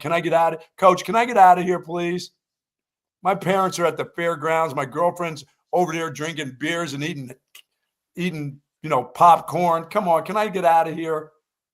No, Gabriel. He's fat. Your team had a bunch of roundies out there. He's fat. Sweating like mad. Roundies. They had some roundies. They did on deep. That defensive line was packed with them. Bellies hanging over. Yeah, that's your culture. Yeah, you showed us your culture, all right. That's a new one. By the way, that's the best. That's the best of your defense that you're going to see for a while too. Yeah. Yeah. Look, I agree with that being OU's best team under Brent Venables, but Texas 2020, like Steve Sarkisian was here in 2021. Maybe Gabe is just talking about in the Sark versus Brent Venables era, which started in 2022. Maybe that's it. Yes. This year's team is obviously better than Steve Sarkisian's 5-7 year one team. I think this year's team is probably better. We'll see. But I think they're better than the 2022 team as well, even though Texas won that game 49-0. But I like the confidence that Gabriel has in Texas, where he's like, that is the worst Texas team that they are going to have for the foreseeable future. I hope he's right. So he knows he has no foreseeable future there. I hope he's right on that. It's because I think this is a pretty solid Texas team here. I think they'll see more done. I agree with him. There's not the Bijans or the Worthies. There's not those dynamic individuals on this team, but it's good enough to beat you guys. Yeah. That's for sure. They felt like this was the time to get Texas too. They felt like they were really good. For sure they did. Dude, it's crazy. We have some OU regulars on our network, and they have not shown up at all this week. I mean, guys who listen every day. I feel like guys who tuned in after last year, even though Texas won that game even worse, 34-3. They came back and just they took it. This year, we have again bunch of OU guys who comment, not just like tune in. It's like, oh, we know we're behind the scenes listening. No, they comment, and we have not seen one comment from one Sooner all week. This one hurt bad. I'll tell you, when we get to our text messaging, I just like the fact that it's way too early for the Aggies to talk. They have been so quiet. They understand week by week their team is getting better, but they have not opened their mouths whatsoever. They've not said very much about the OU game, about Texas getting a little. They are just so quiet. Why are they so quiet these days? I don't know. Do they know the end is coming for them too? I don't know. Yeah, I guess I congratulated one of my A&M buddies after the Notre Dame win, and he's like, dude, it's not November yet. I'm not getting excited. That's what I'm saying. They generally by now, I would think they want to talk at least a little bit of shit. They're not playing anybody. Who do they play this week? Arkansas? Arkansas. I mean, come on. Are they worried about beating Arkansas? Because they're acting like they're this mild-mannered group that's used to winning like this, and we're just kind of calm and cool, and we're just going about our business, doing what we do every year. They're acting like this is what they do every year. No, you need to talk some shit so when the end comes, and the end is near for you Aggies, the end is near. So you need to start talking some smack so you build up at least a little reputation, because you've been very quiet for Aggies lately. I don't get it. Some battered Aggie syndrome, perhaps. It's showing up. I don't know. Yeah, maybe the Aggies haven't found this show yet. We got to get more Aggies tuned in here. No kidding. I'd like to see them stir the pot a little bit. You get to some of their chats, and some of our people get to their chat. Are they just like, is this a quiet confidence that they're trying to show? They're not usually quiet, confident people. I don't know. Yeah, these next 3 games for A&M all on the road in the SEC. They've owned Arkansas since joining the conference. They're 12-1 against the Hogs. Now, most of those games were played at Jerry World. They do have to play a true road game in Fayetteville tomorrow, but I expect A&M to win that. They are 7.5-point favorites right now. Then at LSU, than a bye than at Missouri. So if they go 3-0, even if they go 2-1 in that stretch, I bet they're going to start talking a little more. Somebody better go check on them. Yeah, somebody better go check on their Aggie buddies right now. Why are they acting like this? I don't know if that's Aggies or Sooners. Maybe check on both of them because none of them have been here this week. Yeah, but we kind of care about the Aggies. We don't care about the Sooners. Nobody checks on them. Just go throw some scraps down there on their bowl and let them eat. That's all. We don't have to check on them. Just make sure they have enough scraps and water that the sun bothered their defensive linemen. So make sure they get plenty of water this week when they practice. Hey, they had too much air conditioning. We haven't even said that yet. Remember, Oklahoma, this is good. In their effort to be coy about whether or not John Mateer was going to play, they spent all of last week practicing inside. Yes. Even though the weather in Norman last week was like the exact same as the weather in Dallas on Saturday.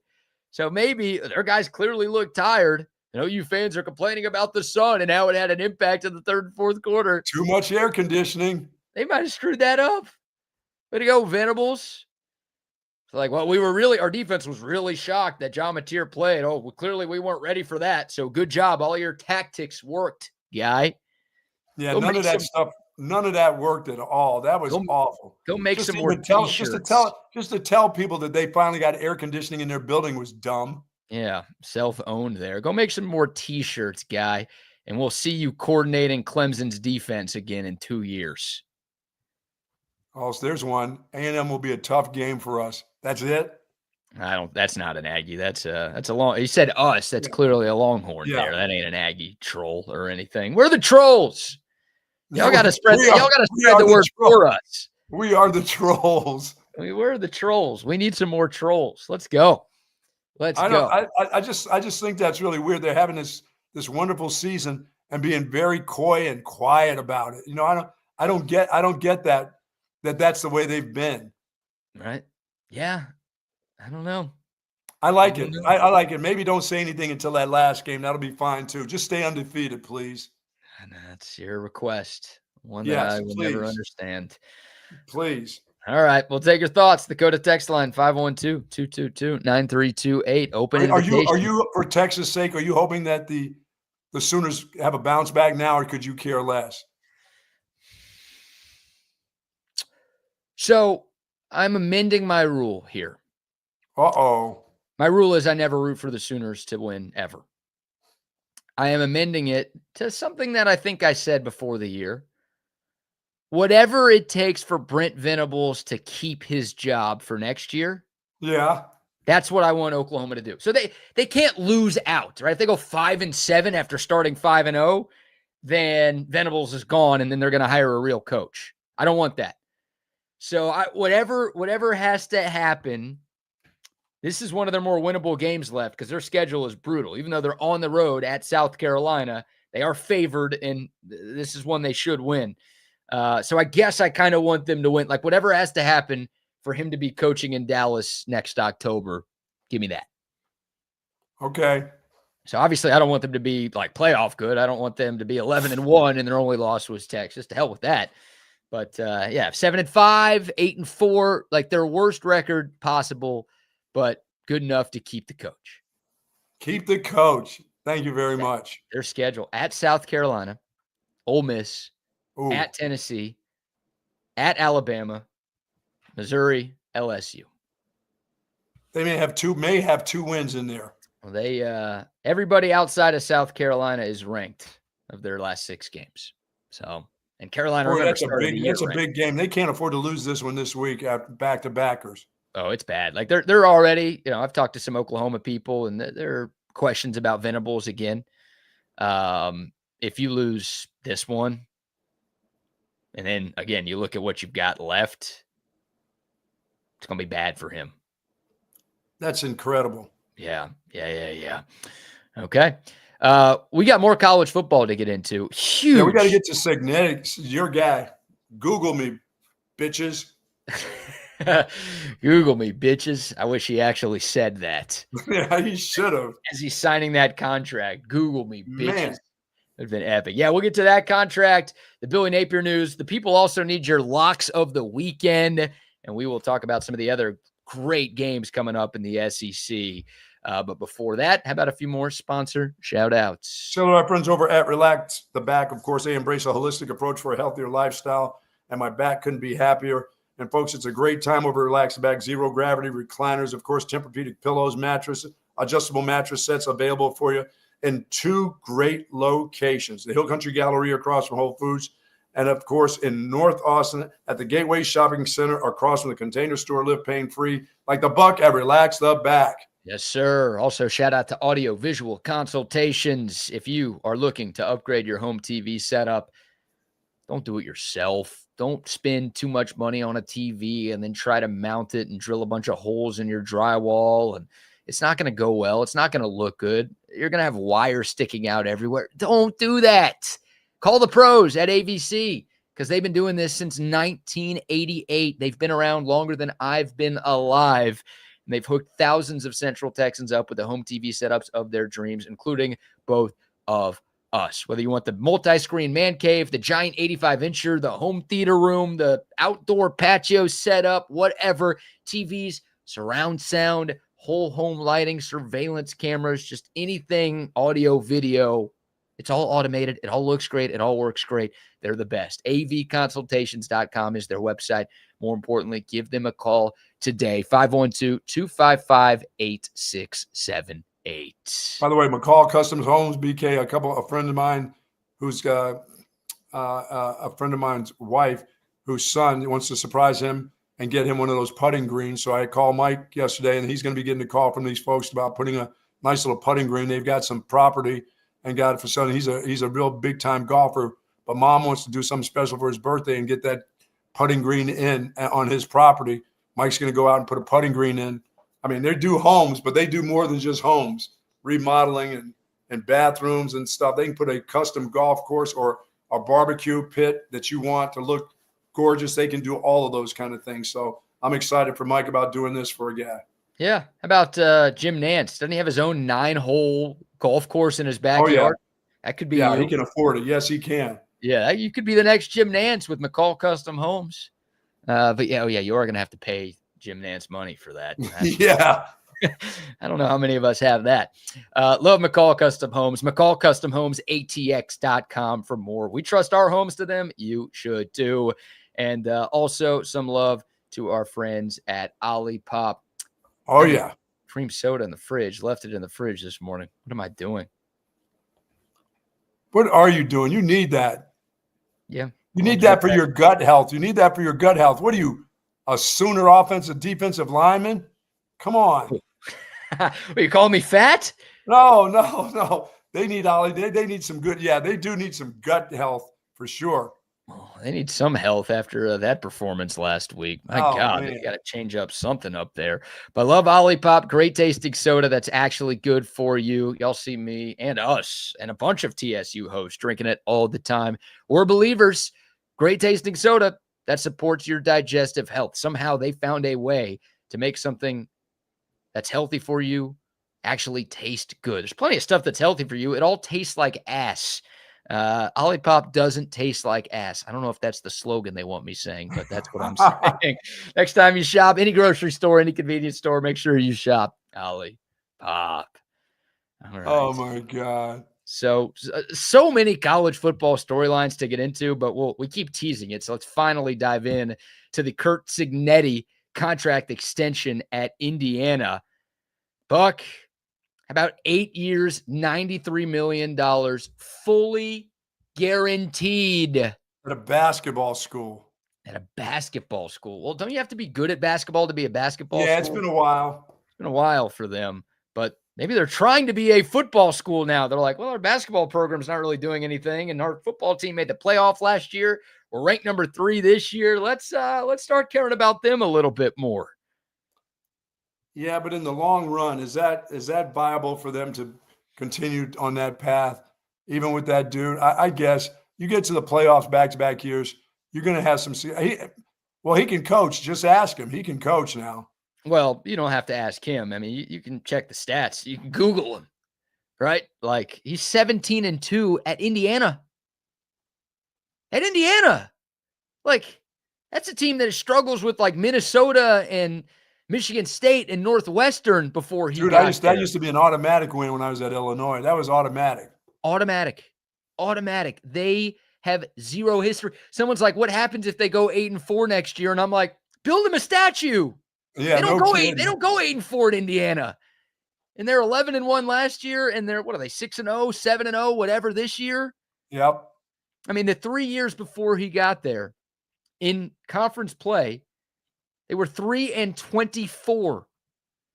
Since he took over last year, they are 11-1 in the Big Ten. Boy, that's a lot of money. And he doesn't get 5 stars. Maybe he'll start getting them now. But he's going to get. He knows how to do the portal. He knows how to work that deal now. Yeah, like and he's going to work it even better. You can't say he's the best coach in the country because he's not. But like he's the coach of the year in college football right now, no question. Yes. And like Kirby Smart and Ryan Day and all these guys that are usually in the conversation for best coach in college football, again, they recruit at an otherworldly level. So Cignetti, the fact that he is fielding teams, Oregon, the team that they beat in Eugene a couple of weeks ago, they're recruiting unbelievably well out there. And Cignetti took his Indiana Hoosiers team in there and won. Dude, and he's got to sell that campus to a kid coming to school there for a couple of years. I've never been there. Is it that bad? Oh, it's nothing. I've got a cousin who goes there. I need to go visit her before Dude, it's she like graduates. pulling into a high school stadium. Really? Yeah. Yeah, I wonder if they have, facilities upgrades coming too, right? Like they're definitely got to do that. If they're going to pay him that much, they're going to pay on some facilities. They're going to get into the NIL deal. They have to. Yeah. I mean, he's now the 3rd highest paid coach in the country. He makes more than Sark. Makes more than Sark. Makes more than Dabo. Makes more than Dan Lanning. Makes more than anybody not named Kirby Smart or Ryan Day. Wow. Yeah, number 3 right now. So good for him. And you know who he owes half that paycheck to? Who's that? James Franklin. Oh, yeah, because Penn State was coming to get him. Yeah. I mean, that's it. That's why you got this deal. Now, Franklin doesn't need the money. He just got paid $49 million to leave. But yes, this doesn't happen right now if Penn State doesn't fire their coach last week. They were coming to get that dude. I'm sure they were calling. And look, Cignetti's 64. Now, here's an interesting part of this contract. I mean, he said yesterday, like, he's here to stay. You sign a deal like that, it's easy to believe that he's telling the truth. The buyout is only $15 million for another team. Now, if Indiana fires him, they have to pay whatever's left of the $93 million. Wow. So that's the fully guaranteed element here. But if another school wants to poach Curt Cignetti, they only, air quotes, have to pay $15 million. And of course, they got to give him a new contract too. So he must be a hell of a worker. He must be a hell of a coach. I don't know if anybody's that desperate to do that, but that is the situation for the Sig. They all like send cigarette emojis. That's what Indiana fans do. You know, Texas Tech has the cactus. I doubt you know this because you're way above this. But like some schools have like their emojis that they like to send, and Indiana fans, it's a cigarette for Curt Cignetti. So more cigarette emojis coming. Oh, gee. To Bloomington. Oh yeah, everyone's addicted to cigarettes up there now. It's an epidemic. All right, now give me the Texas Tech news. Those people. So, yeah, this is insane. This is a bigger story than Curt Cignetti getting paid. Texas Tech athletic director Kirby Hocutt announced yesterday on a Zoom call with Texas Tech students that there is a new Big 12 rule in place regarding the game day tradition of throwing tortillas. Apparently, starting this weekend, there will be a warning the first time tortillas are thrown on the field. After the warning, each time one tortilla is thrown, Texas Tech's going to get fined $100,000, and the team is going to get penalized 15 yards. Tech fans are livid. Wow. And you know why this all happened? It's my other school's fault. It's Kansas's fault. So last weekend, Kansas played in Lubbock, got smoked. And Lance Leipold, Kansas's coach, there was like an on-field dust-up in the handshake between Leipold and McGuire. It's like, what's going on here? Leipold in his post-game presser is like, someone threw a pocket knife from the stands on our sideline. And that's why I was pissed. Well, Texas Tech is like, all right, let's investigate this a little bit and see what happened. There was no pocket knife thrown. Somebody on the Kansas sideline, like an assistant coach, dropped a pocket knife out of his pocket, and it was on the field. And Lance Leipold is like, they threw it at us. So Kansas got fined. For some reason, Texas Tech got fined, but Kansas and Lance Leipold also got fined for totally fabricating that story. And that obviously that went viral because at first it's like, holy shit, they threw a pocket knife on the field in Lubbock. What's going on here? So it becomes a big deal, and everyone's talking about it. And the Big 12 is like, no, now you can't throw anything anymore because we're worried someone's going to get hurt. Oh, that is so brutally stupid. It's kind of sad. That's kind of a tradition that's a harmless, silly-ass, stupid tradition that doesn't do anything to anybody. Get them off the field and roll on. You know, I've never seen one disrupt a long pass or hit a quarterback in the face. That's taking it to just a silly level right there. So yeah. Tech is pissed at the commissioner. This is on the commissioner now? Yeah, it's a Big 12 rule. So they're mad at Yormark. Their daddy, Brett Yormark, who we know loves him some Texas Tech. Now the Red Raiders are starting to turn on him a little bit. And that thing is going to be penalized. You think those idiots are not going to be throwing? They should care. They got a pretty good football team. 15 yards a pop. So here's what I'm thinking. If I am a visiting fan and my team is playing Texas Tech, I'm going and I'm throwing tortillas and I'm blaming it on them. I'm going with a whole bag of them. Yeah, it's like, it wasn't me. BYU plays there in a few weeks. Like, we don't do that stuff. It's BYU. But I'm throwing tortillas and saying it's Texas Tech people. Are you kidding me? That is How do you monitor that? How do you monitor that? No, that's going to be hard to do. I got to believe if it gets out of hand. I don't know what getting out of hand of is like having 50 of them fly out at one time. One every once in a while. It never bothered me. Like I said, I saw Ricky Williams pregame. They were yelling at Ricky one time, and he took his helmet off, picked one up, and took a bite out of it and threw it back into the stands. Awesome. And people were going wild to get that tortilla. It was kind of fun. It's just a bit. It didn't harm anything. Sweep them off and let's go. Yeah. I haven't seen anybody slip on one and fall. I haven't seen anybody with a bad knee or anything. Maybe I'm wrong. Maybe somebody's been hit in the eye. Hey, once you put somebody's eye out, things change. Can you put somebody's eye out with a tortilla? I don't know. I've never seen it go through a helmet and hit somebody in the face and do that. Yeah. It's like the tradition is supposed to be on kickoffs, right? Sure. And think, didn't they say they could do it at the kickoff and that was it? Did you say that? They said they'll get warned the first time they do it. Okay. So if they do it on the opening kickoff every week, then some ref is going to be like, here's your warning. And then anytime after that, like Texas Tech would pay the fine. Like Cody Campbell's like $100K. That is chump change. But the problem is it's a 15-yard penalty every time they do it. Yeah, that's the one. So you don't want to be doing that. Now, yeah, Texas Tech, at times they would throw them on the field at other times of the game, which I guess that's where it could be dangerous if it's like middle of a play and you're trying to affect something and you throw one out there. But like right after the kickoff, it's a great tradition. It's a great bit. I went to a couple of games when I was a student. I went to both UT games up there. People were throwing tortillas at me. It's free food. Thank you very much. Yeah, no kidding. I'll take it. I wish they were the HEB ones, though. They're buying those like crappy Mission ones instead. With the Chevron station around the corner or something? Yeah, something like that. So, yeah, we'll see. Big 12, by the way, they voted 15-1 to issue 15-yard penalties to teams. Oh, yeah, because Texas Tech is kicking the shit out of all of them right now. And Texas Tech was the one.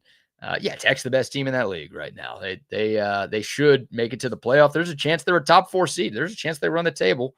And what are they trying? Are they trying to get into the SEC? So, yeah, some Tech fans are so pissed now that they're like, yeah, we went out of the Big 12. Like go to the ACC. Will you do not? I am getting such a kick out of this because every Tech fan that I know, like they dunk on UT fans because we're the uppity, pompous. We think we're so much better than we actually are. And they pisses them off so much. They have one half of one good year and they're like, we're ready for the SEC. Send us to the SEC. We're too good for this league. It's like, all right, guys, calm down. You're doing what you got mad at Texas fans for doing, thinking we were too good for the league. And a lot of Texas fans did. But, Texas Tech with 0 national titles in football, baseball, or basketball. I think they're one of like 3 Power 4 schools that has 0 titles in any of the big 3. Now they're like, yeah, we're too good for the Big 12. Send us to the SEC now. Let's go. That's pretty good. Pretty good. Somebody says they freeze them and throw them. What are they, like frisbees then? Sometimes they will freeze them. I never got hit by a frozen one, but sometimes, they'll stick them in the freezer. They'll hurt a little bit. Oh my God. But all right, just let them thaw out. It's Lubbock. It's hot there. Let them thaw out and eat them in the fourth quarter. That's right. Just pick them up and take them home with you. Take them. Hey, that's free groceries. I got tacos. Ricky with his dreadlocks was so funny with his helmet off, taking a bite out of it. So good. Yeah, that's great. I wish there was a video of that somewhere. Oh, that was awesome. Fantastic there from Ricky. So, Tech fans are pissed. What else is new? Tech at Arizona State tomorrow, by the way. It's a good game. There aren't a lot of roadblocks for Texas Tech. They've got that. The only ranked team they have left is BYU. That's a game in Lubbock in a few weeks. But Tech at Arizona State, who obviously won the Big 12 last year, that's an interesting one in Tempe tomorrow afternoon. All right, Buck. We need your Gold Star locks of the week. You are coming off, I'm sorry to do this to you. You are coming off a god-awful weekend. You were 2-9 last Saturday and Sunday. You lost 275,000 units. I forgot for your picks yesterday. I split. Well, you had 3 picks. Oh, I did? You went 2-1. Good. I must have had the 2 baseballs right for sure. Yeah, you had the Blue Jays and the Dodgers in baseball. You had the Steelers -5.5 in football. So you did go up 25K, but for the year you were still down 150,000 units. So let's get that back quickly. All right, hit me. All right, I'm going to take Syracuse for 100K. I'm sorry. University of Pittsburgh at Syracuse. Syracuse is no longer the high-powered Syracuse that the great coach at Syracuse had been talking about. So I'll take Pittsburgh for 100,000 units tomorrow. Are you thinking God tried to hook you up there by telling you the actual right side? No. Syracuse is not winning. Pittsburgh is winning. 100,000 units on Pitt. All right. They're 10.5. 10.5. Yep.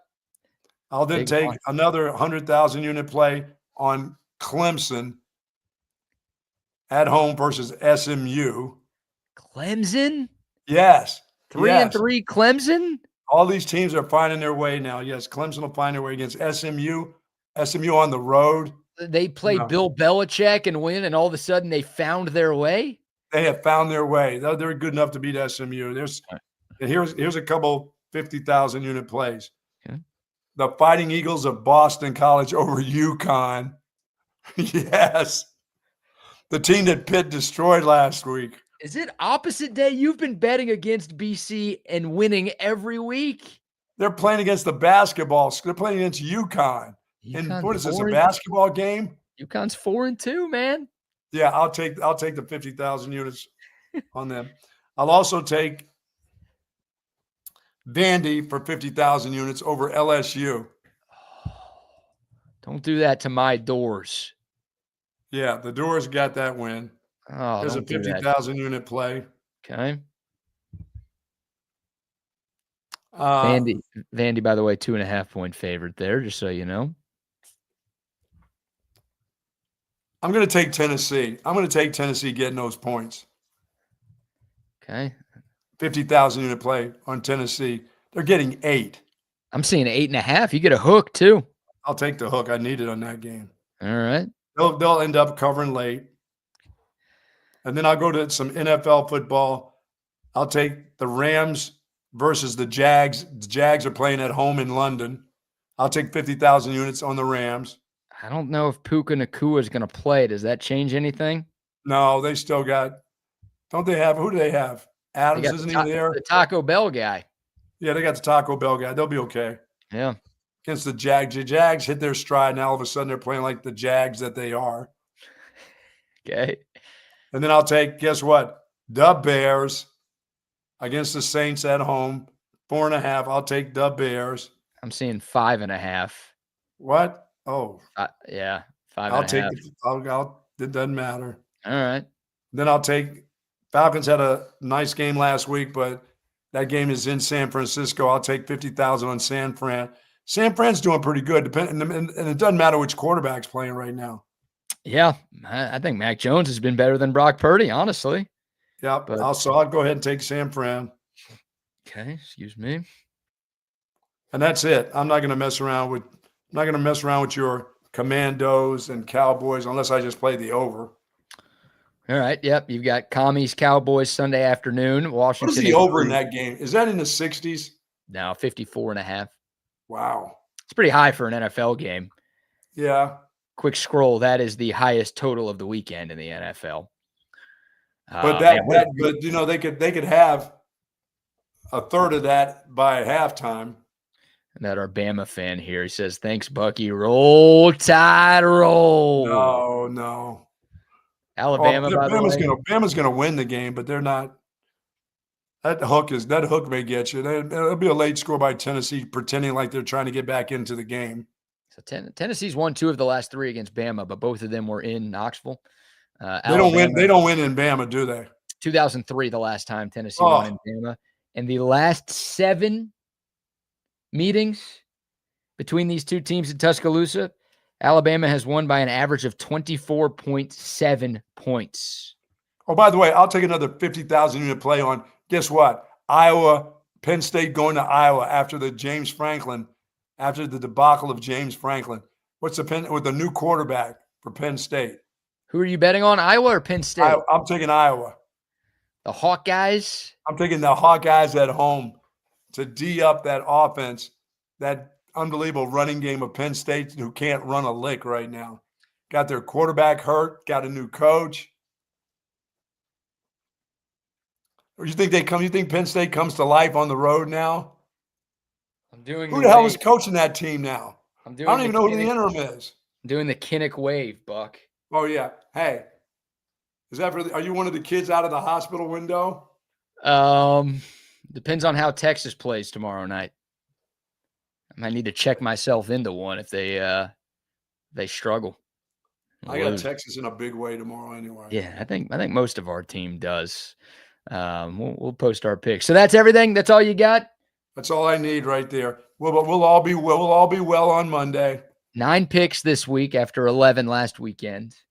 I should put something on what's the baseball games? I was gonna say you got 2 games today. You got game 4. The Dodgers can sweep the Brewers, go to the World Series again. And then you have game 5 in the AL where the road team has won every game so far. Both today. So there are 3 games in Seattle? Yeah, so they're still in Seattle for this one. Mariners, classic Mariners. I should have seen this coming. I'm mad at myself for not betting on the Can the Blue Jays roll 3 in a row there, though? Dude, think of the biggest choking teams in sports history. Seattle Mariners are very close to the top of the list. I don't know if all they're right, I'll take 25 on the Blue Jays to get 3 in a row. Maybe your Vikings are at the top of the list, but the Mariners, Bills are up there too. I'll take 25 on the Jays and 25 on the Dodgers. The Dodgers need to end that thing too. Bringing out the brooms today. Bringing out the brooms, yes. Chavez Ravine. All right, there you go. That's a lot. So now that's 11 total plays for the people. And I gave him 11 last week, and I wasn't very good. No, so 2 weeks ago, you were amazing. 2 weeks ago was the best week you've ever had, and last week was one of the worst weeks you've ever had. So turnaround week. Maybe a bounce back is in store. All right. I know I didn't pick, and I should have, but I had high on the list, and I took them off, was the Aggies at Arkansas. Because I'm such a little Aggie myself, them going there, that line is only, 7.5? Last I checked, that's what it was. Let me double check here this morning. It is 7.5. Yeah, but I don't think their running back is playing. I know they got several running backs at A&M, but the main dude is hurting right now. Yeah.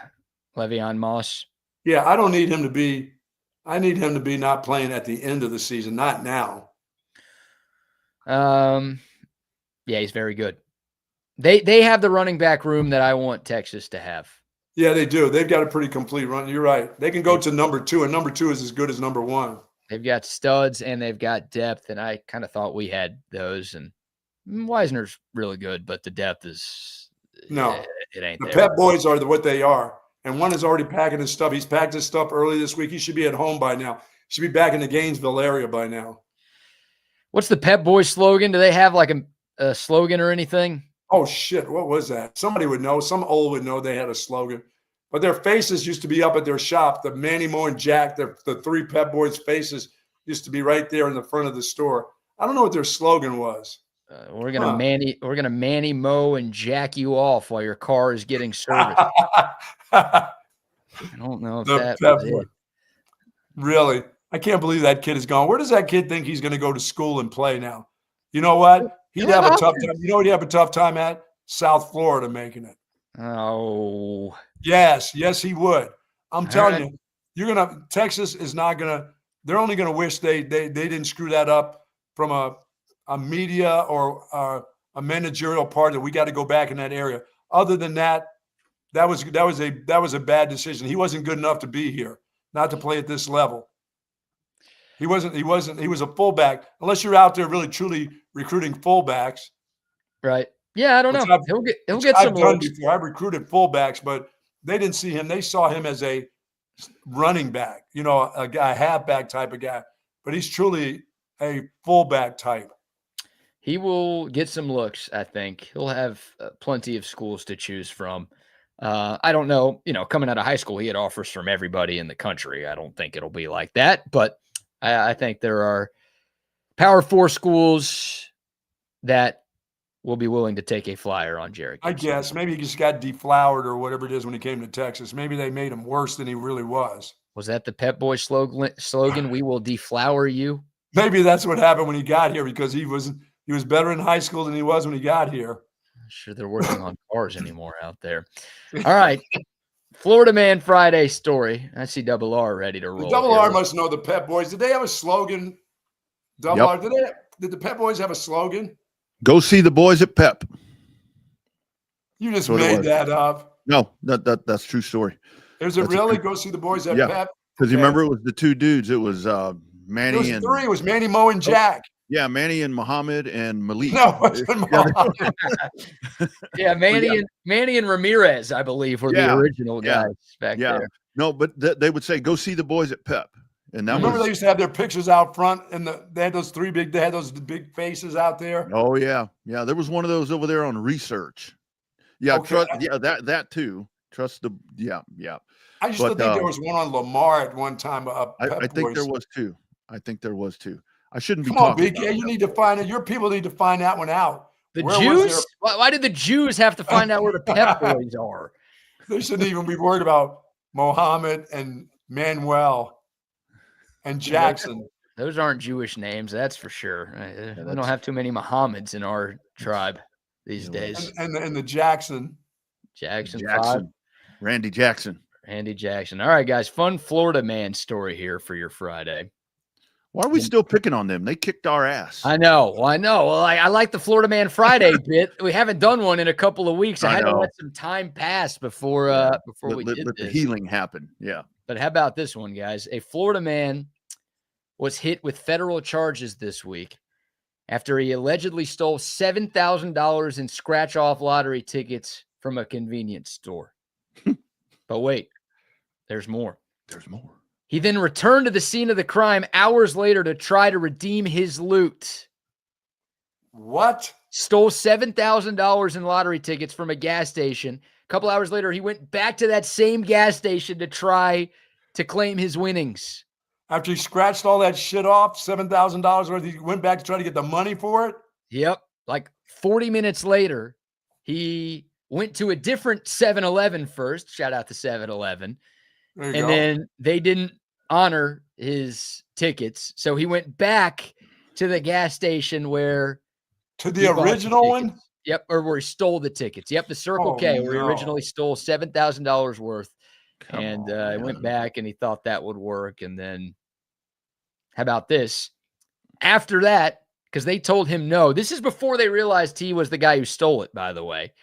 After he got rejected from the Circle K, where he stole them, he went back to the aforementioned 7-Eleven in a black mask, yellow shirt, and he pointed a fake gun at the clerk and stole $120 out of the cash register. Bless America. And then they ended up catching him as well. He also snatched a pack of Newports too on his way out. Oh my God! Come on. So he robbed both places. He took $7,000 of lottery tickets from the Circle K, and then an hour later he held a fake gun and stole $120 cash and some Newport cigs from Circle K. Dude, that's a lot of scratch-offs. That's a lot of scratching to get back in an hour, isn't it, Rodney? On knowing those cards. That's a lot, man. That's a whole lot over that. That's a lot of effort for little gain.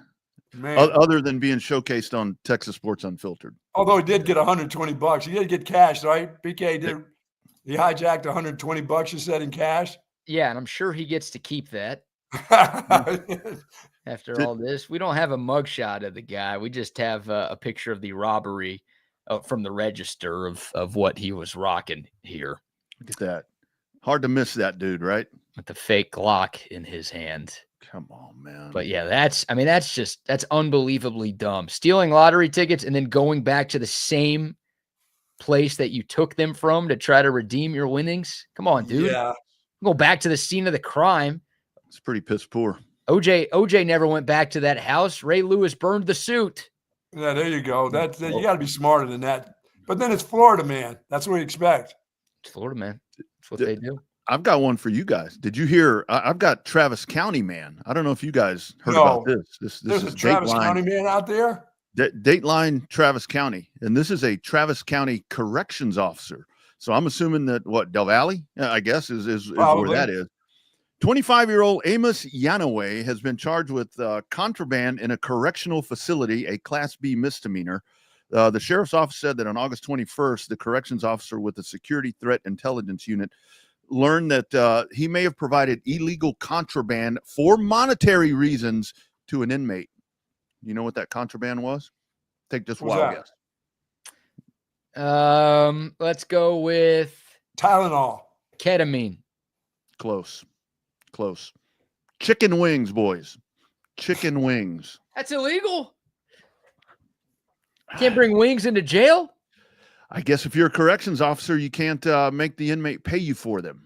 Oh. And now I think you probably up the price on what the original price was. And hell, they're not cheap.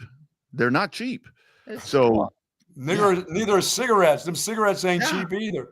I saw this and I thought it was cigarette, maybe some weed, maybe a little crank, or something. But chicken wings, man.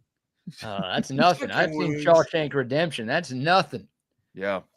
Man, that's sad. That's Travis County, man. That's just trying to make a little extra money. What's the problem with that? Just trying to make a little extra cash. That's not bad. That's not like Florida, man. Florida man's going back to the scene of the crime. That's right. He's trying to correct his finances a little bit. He is a corrections officer. There you go. That's right. Got to pay these people more. Public servants got to pay them more. Simple as that. Wags, how we doing?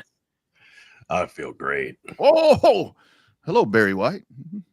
So Chris Collinsworth down there. Not really, but now here's a guy who's battling an illness. Voice is good. Pins and needles. Now we're congested and we're sneezing and I guess the flu, Wags? Is it the flu? I'll never have the flu. Oh, there you go. That's exactly right. I'll tell you what it is. It ain't that COVID thing either. Are you sure? I'm just kidding about all that. I ain't a sissy. I don't have allergies. I got some kind of cold. It might be COVID, but I ain't testing. No, it's sinus. I don't know what you call it. Allergies, flu. I don't know. So if y'all get the flu, blame me during Thanksgiving, right? That's what Wags told me the other day when he said, I wish I had that outfit. Yeah. May not be able to go, man. There's so much greatness. And then I guess everything's draining now. Right? Like it's all coming out. So well, just you don't worry about anything unless it starts to burn when you pee. Then there's some problems. That's why I don't drink Cokes.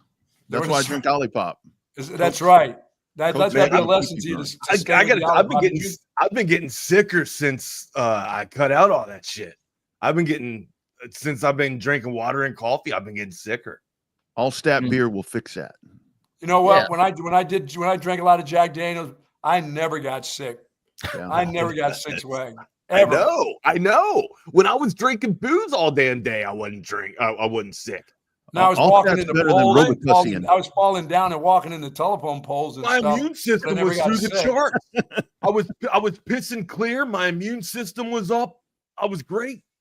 Yeah. Doesn't alcohol like kill viruses and bacteria and stuff? Yes. Well, that's what I thought. That's why I drank so much. Yeah, it's like whenever you cut yourself or something. Well, that sounds dark, but whenever you get a cut, it's like you pour some alcohol on it because you're not feeling what people well. Thought. Do they think I drank because I had a problem? No, I was trying to be healthy. Yeah. Right. Hydrated. Trying to feel better, Yeah. Feeling down. I got to pour some alcohol on it. I'm hurting. Wax, I can't look at you do that. All right, boys. Be good. Enjoy the weekend, guys. Feel better. Hey, BK, pregame tomorrow. Give us some pregame details. No details. Well, details. There will be a pregame show, but unfortunately, the place that we thought we had locked down has pulled out, and I'm not a fan of pullouts. So you don't do the Lexington pullout? Do you know what I'm talking about? The Lexington pullout. If you know what the Lexington pullout is, you're a G. I will know in about 5 minutes. Is that ship in Corpus? That's that big boat out in the sea at Corpus, isn't it? The Lexington. This is the Lex pullout. Lexington. That's not even on Urban Dictionary. Did you make up your own thing? Look up Lexington Steel. I did not make that up. Lexington Steel? Wasn't that a TV show? No, that's a guy. Oh, it's a person. Yeah. Yeah. An American male. The Lex pullout is a move. Oh. Here. Lexington Steel. Here's the Urban Dictionary description. American male porn actor. Oh. Famous for his 11-inch dong black rock that he would carry. This is the Lex pullout. Carry with him everywhere he went. And he's also known for screaming loudly when he finishes. Excited. Communicates. When he communicates. Oh. Yes. So that is me. That's actually a description of me right there. Right on, my guy. Right on. So there will be pre and post game tomorrow, but we'll be at home. But 3:30 to 5:30 on the pre, and then it will be Zay and Double R late night post game tomorrow night. So intoxicated, celebrating a win. Oh, it should be a fun one. But coming up tomorrow. So we'll see y'all tomorrow.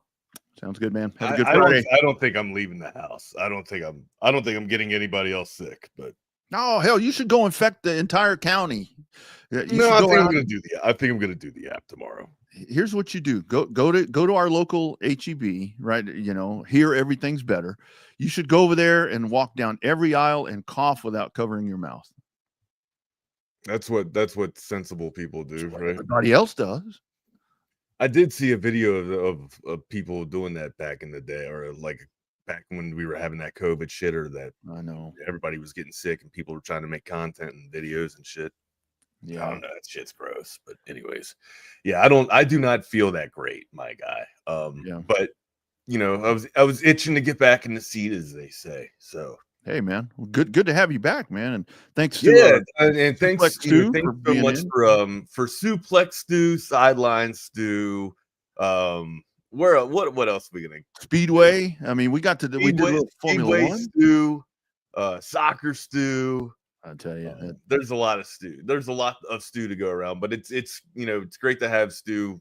Just be able to give him a call and be like, hey, man, you think you can slide in here, man? Stu's family. I can't wait for a spot to maybe carve up for him permanently here. That would be great to welcome him in as our family here. But you holding down the fort. Thank you guys for holding down the fort, man. I appreciate it. Yeah, absolutely. Speaking of the Formula One, talking with the best tickets to Formula One, I would shoot for somewhere around turn 18 or 19. You get a pretty good view right there. Turn 10 is pretty nice. Turn 10 and turn 11, because they use the full course there for Formula One. 10 and 11 is a big sweeping corner, and then you get a straight down the back straightaway. If you can sit on the back straightaway, you get some corner views and so forth. Do that. So that's a pretty good call right there. Where's F1 at? Coda. They're no shit. Okay. Yeah. What was that turn that we went up on that has the steep one. incline? If you can, that's the place to be. If you can get up in Big Red up in turn 1, but I guarantee you that you're going to have to hit the black market. You can try syntextickets.com. Maybe you can get up in turn 1, but that's the ideal spot, because the elevation is so freaking high. You can see really good spots. What do you think a ticket like that's going for, over $1,000? Oh, dude, you're probably in the $2,500 to $4,000 range to actually sit down in there. And I got to tell you, man, it's a little claustrophobic on Formula One weekend when you're in there, because you're in that very tight, contained space, and your ass is squeezed into a seat. And I mean, like if you're gonna drink your drink, I mean, you're like this. I mean, because it's so tight in there. But enjoy yourself if you're going out there. There's a lot of concerts. You don't sip it through a straw. That would be the way to do it. I mean, that would and function, not fashion, Rodney. Function, not fashion. And the FIA has advised everyone for the weekend at COTA that there's a heat advisory. All these folks from around the country rolling up into Austin, Texas, or Elroy, Texas, for 91 degrees on a race day. They're not used to this shit. So hydrate the right ways before you dehydrate. Drink, and I was kidding. Like I'm not drinking booze to stay hydrated, right? Like that is what I used to do though back in the day. It's weird. Like but I would chug water. Like we would have Camelbacks full of water. We would just have handles of Sailor Jerry's next to us. You know what I mean? Sailor Jerry's is cheap rum, by the way. Well, it's, I had a fitness trainer that told me a long time ago, when like transitioning to trying to drink lighter beer and all this other stuff, it's like, okay, calories in, calories out. You're going to bring in the calories, you go work out. It's like, that's what they say. Like then I tried to go running after, I tried to go jogging after a 12-pack wags. Not a good idea. Dude, I got to tell you, like the best PFT, the best performance test I ever ran, I was probably hungover. Yeah. Like, I don't know what it was. Just, maybe it was just kind of getting in rhythm with, or my head was already pounding anyways. I was just like, fuck it, here's 3 miles, let's go. You know what I mean? Let's just run. Weird. Yeah, Wags is back. It's good to be back. Good to have all you guys back. Good to be back with the family, dude. Good to talk football. Good to get into it. We got the top 5 today too that we got to spin. We hadn't spun the wheel in a little bit. Yeah, figure that out. Hey man, so I've been on here a few times, not just a few times, a lot of times. You guys daily heard me. What's that? I said you're on here daily, my man. Daily. But you hear me on here a lot saying that one pillar of the community. Thank you. I see you as the pillar of the community. I do not. I see me as maybe the help. You know what I mean? Like, oh, there's the help. You know what I mean? Yo, come on over. Yeah, we got you. But I'm on here and I say that one person doesn't make a roster a lot, right? And like I usually swear by that, especially in football. Like in football, it's a team effort, right?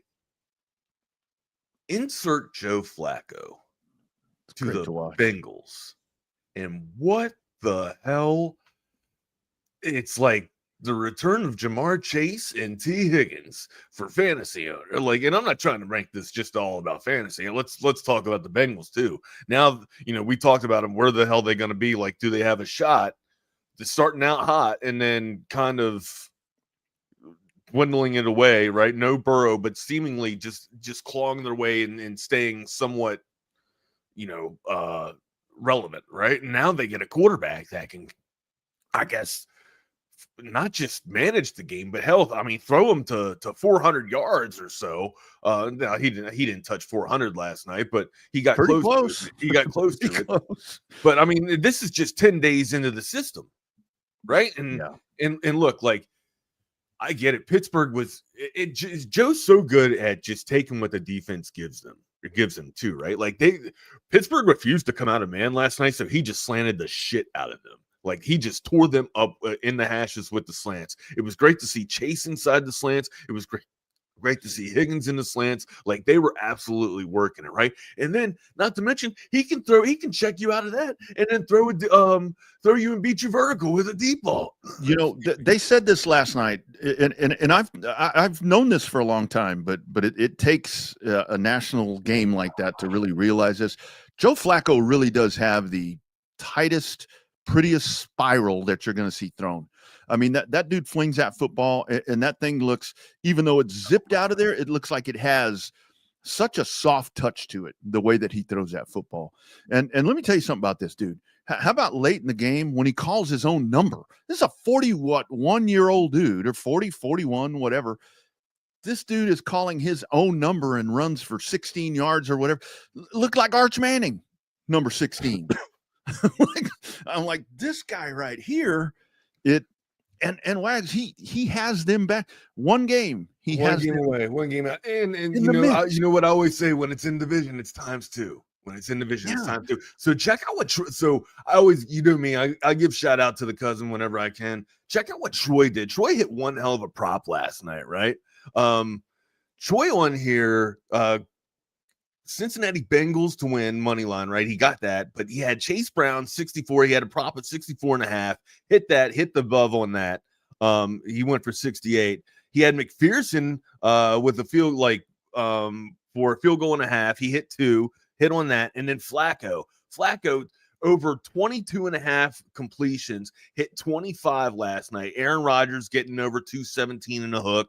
He got that with 244, and then completing it with Jaylen Warren with the receiving yards, 20 in a hook. He got 31 last night. Hit a 6-leg parlay last night, Mr. Troy. Way to go, amigo. And I got to tell you, I mean, in that game last night, I mean, obviously everything and the other part of that too was I sit there and I'm watching that last night, and you see our man from Hendrickson running the football for Cincinnati, and it's like, that dude's still in the league. Right. I mean, well, he's valuable assets just stay on a roster, right? When you can find your way to contribute, and it might not be the way that you want to contribute, right? But you just take what the team needs. You find it's that niche, right? You find that niche that the team needs. You need a third down running back. Gotcha, right? Chase Brown was popping off last night too, but you bring P. Ryan in on goal line situations or red zone situations, and boom, or third down situations mainly is when P. Ryan comes in the game, though. But it looked good, man, and there's the connections there too for Flacco, which is crazy, right? Like with it's in rhythm. It's on his third. What was impressive to me, his third step back, his third drop back. He's already going through his second progression, and then he's looking off that second progression. And then as he's hitting that fourth step, that final drop back step, he is unleashing it to the backside wide receiver that's running the slant, because he knows it's there because they're in man coverage. They hadn't been able to stop it all night. Pittsburgh wasn't able to stop it all night. And then still, in the latter portions of the fourth quarter, they were beating them with the damn slant. Again, and getting Jamar Chase in, quick wide receiver screens in the flat there. Fantastic. I just thought it was a great plan of attack from Zach Taylor. P. Ryan's story. So I'm doing Hendrickson football way back in the day when he was starring over there at Pflugerville Hendrickson. And I talked to my good friend Chip Killian, who was the head coach there at Hendrickson, to kind of get previews of the whatever. And he's like, man, I've got this kid, Samaje P. Ryan. The dude's amazing. You're going to be talking about him a lot. So all season long, I'm like, P. Ryan. And there's a parent beating on the glass window where I'm doing my play-by-play one night. You're saying his name wrong. It's Perini. It's not. Didn't somebody say that at the draft? I think so. But I'm like, how well do you know? Michael Ely pronounced it wrong, didn't he? Yeah, I think so. Samaje Perini. Yeah, it's Samaje, which is James backwards, by the way. If you really look at that, James Samaje. Well, he's got an E at the end. But how great was it last night? Because look, Aaron Rodgers was great last night too. I mean, this whole icy hot bowl or geriatric bowl, whatever. My man Max Scherzer last night. I'm not coming out of the game, he says.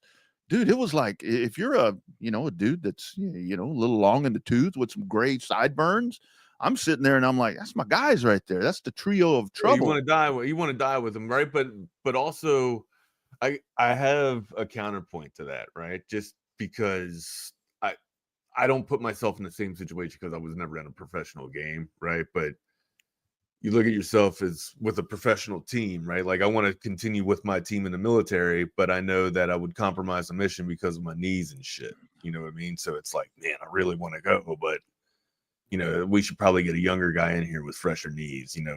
It takes away from the experience a little bit, but infantry, break it down, infant, tree, young family, young branch family. That's kind of, if you want to break it down all stupid like that. But anyways, man, yeah, it's a young man's game. But yeah, credit to the old wily vet for wanting to stick with it though last night.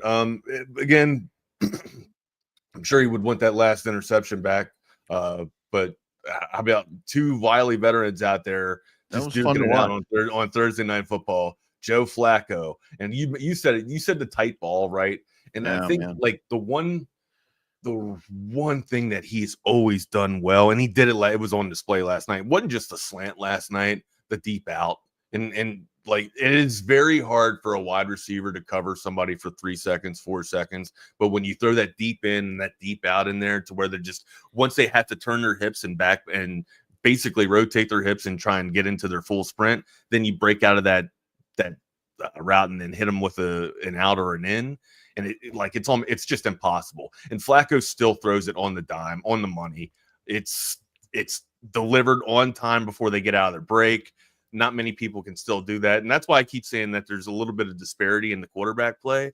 But then you see old relics like Joe Flacco turn up and Tomlin bitched about it last night too. In the same, it's like he's taking a tour in that same division. He's just all over.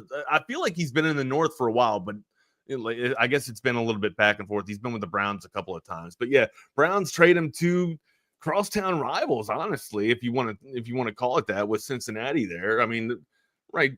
Cleveland and Cincinnati are basically a thrown stow away.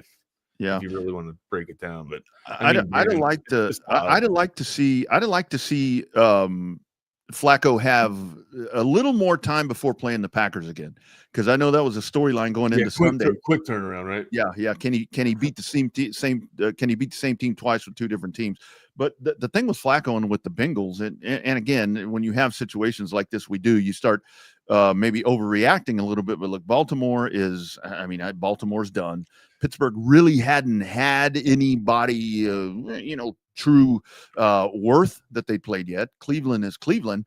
Cincinnati's sitting in a really good spot right here. And here's Joe Flacco again. Here's Joe Flacco. What, man, I would love to see that. I would love to see him make a run with that team, because they're not struggling for defense. Can't believe one person actually makes a roster. So yeah, I mean, 342 last night. Just he was daggers, lights out. Hey, thank you, CB. Well, you know what? The other thing, Wags, he commands leadership. He just oozes leadership. The T. Higgins play at the end of the game, where that dude's trucking along and falls down at the 5-yard line. It's like, okay, and then he's laying over on the left side hash mark. Very next play, what does Flacco do? Takes a snap, jaunts over to the middle of the field, takes a knee, boom, there you go. That's fucking brilliant. That is brilliant. It's savvy quarterback play, man. That's kind of what you get with a wily veteran, with a seasoned veteran. And with this offense, Joe Flacco kind of said it too. Like, he didn't realize how good Jamar Chase. Like, everybody knows that Jamar Chase is one of one, and T. Higgins is a fantastic wide receiver. But he said it like, and I'm paraphrasing Joe Flacco here. He's just like, you get around these guys, and you just your ability. You can just throw the damn ball all around because they're going to catch anything, and you can just let it fly, let it rip. And you saw that on display last night, right? Within 10 days, he's taking steps back. He's letting the ball release before they're out of their routes. He's letting the ball release on his fourth. The thing that was so impressive to me was him checking everybody off, checking his first and second receivers off out of the progression. And then on his final drop back step, he is just releasing the slant. The slant, the safety could have stepped up and just picked it off because Joe Flacco was premeditating already throwing that there without even looking at it. Like he was already in rhythm and throwing it. Now, I'm sure he would have pump faked if he would have seen somebody come up, but he's already saw that the wide receiver was beating the guy and just beating for the slant in the one-on-one situation. I thought it was fantastic football play last night. You think about the weapons that he has over there at Cincinnati, and this isn't, I mean, yes, this is a backup quarterback. Hell, this is a third quarterback situation in Cincinnati right now. I don't think Joe Flacco is a backup quarterback. That ain't no backup quarterback. Right. That's exactly my point. This is a Super Bowl winning quarterback that you have now inserted into an offense that has those weapons right there. And it's sturdy at running back and good enough at offensive line that allows this guy to operate. The line is still the line's still a little porous, right? Like it's probably one of the worst lines in the NFL. Yeah. Right. And it's why Joe Burrow gets beat up so bad. Yeah. But still, like, he gets the ball out quick. You saw it like and that's how you that's how you mask a. That's why Burrow's hurt all the time, right? Because they invest in everything but the offensive line. But that's how you mask a bad porous line, right? Is getting the ball out quick, fast routes, slants like that, or quick hitters in the flat, or screenplays, right? Like if you're getting too much of an off or defensive rush from the opposition, hit them with a little bit of a screen here, draw there, and that's usually how you slow up the defensive pass rush. Again, like they kind of have to score 30 almost every game. It's that old adage, right? Like until they get their defense, but a bad line and a inconsistent defense, it's kind of, I don't know, a nightmare. Like it'll only get you so far is my point, right? Like I want to say it's championship caliber football, but you saw that they weren't able to kind of get over the hill in the Super Bowl there with that against a young Rams defense, and still it's that same adage with the Bengals, man. Yeah, holes in the line and just inconsistent defense, and you got to outscore them. Like they're like the Colts back in the day before the Colts got their defense intact, right? Like before Bob Sanders and company were able to kind of patrol that defense for the Colts there. Tom Moore and Manning had to score 35 to 40 points a game. That's kind of what you're seeing here right now. But I think that, like, in comparison to like the Cowboys, the Cowboys damn near having to score 40 and still lose, where Cincinnati's able to make some plays on defense at times, where you have a little bit. I would be much happier having the Bengals defense than what the Cowboys have, because I think if you had the quality of defense Cincinnati does, Dallas would win a hell of a lot more games, because you could make an occasional stop. Where Dallas can't Does stop. Cincinnati have a better defense than Dallas? Dallas has they are the defense in the league. Yeah. Coincidentally, Dallas and Cincinnati are the two worst defenses in the league. Well, Dallas is 32, Cincinnati's 30 worst. I would take 30 worst, 31st. But yeah, I don't know, man. But Cincinnati, but here's the whole thing about it with the Bengals is, like we said, man, the division has come back to them. Can I give you a stat real quick that is just absolutely mind-blowing and bizarre? Yeah. In a division that is known for defense, right? The Pittsburgh Steelers are the 28th team, the 28th defense in the league. The Baltimore Ravens, the 29th. That's weird to hear with the Ravens. But, I mean, it's obvious. Ray Charles could see it. But 100. It's just an absolute outrageous stat. It's weird that they are that bad. Where's Cleveland? Cleveland's up at the top. Like, Cleveland was a great defense last year, right? Now, this is just in terms of yardage allowed, right? This isn't all the metrics. This is just the metrics in yardage, right? But still, it's a telling stat. Like when an offense can move the ball up and down the field efficiently on you.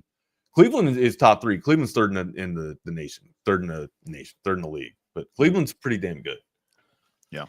But yeah, it's just a wild stat. Just fun football game. Fun football game to watch. It's good to be back. Good to be back. Good. Cool to watch a couple of. I'm gonna have you read Hurricane Hex. Oh yeah, I got everything. Speaking of that, let's do that. How about we talk about Let's talk about newer pre-owned car, trucks, or SUVs. There's one place to go. It's covertbcave.com. You're looking for the weekly specials. You probably could even find a weekend special. I don't know. I may be talking out of term right there. Get on that website and find what you're looking for. Here's my advice. Get on the website, find what you're looking for, whether it's new or pre-owned. Call them because you will get a live person on the line. See if it's still there in inventory. Then you make that drive.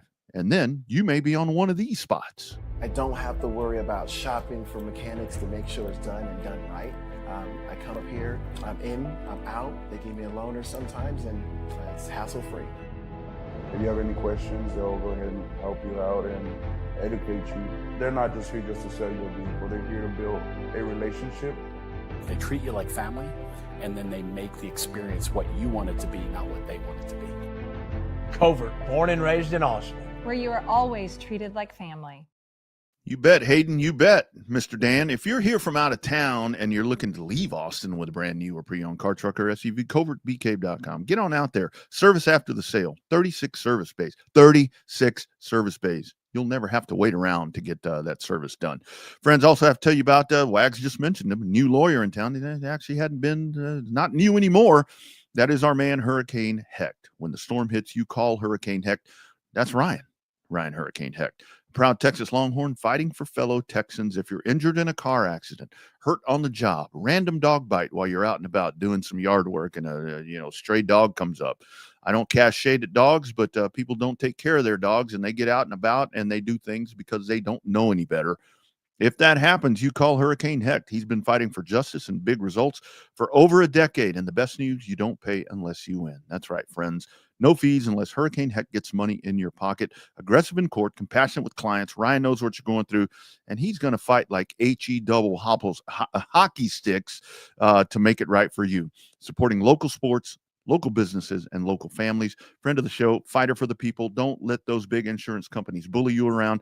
If you get that call, you say, nope, I've got an attorney. I've got my personal injury attorney. It's Ryan Hurricane Hecht. Let him blow their cases wide open. Take out your cell phone right now and put this number in, 512-938-8929. That's 512-938-8929. You can also email him at ryan@hechtlawfirm.com. That is Ryan at HECHT Be sure and tell him that you heard about him right here on Chaos Theory and Texas Sports Unfiltered. Also, hockey season is here. You heard the man himself yesterday on Chaos Theory. How about audiovisual consultation?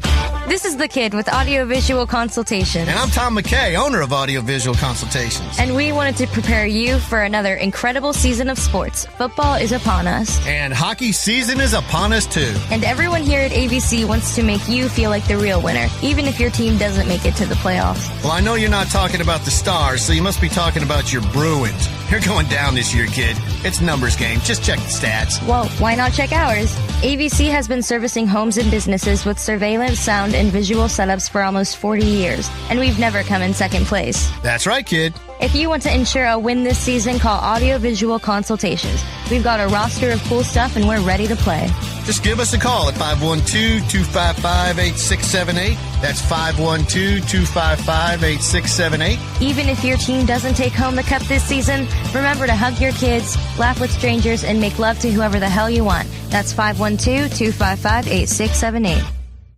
That's right. You heard Tom here yesterday. He will be on next week, and you will get those much talked about hockey picks coming up. You guys did great yesterday.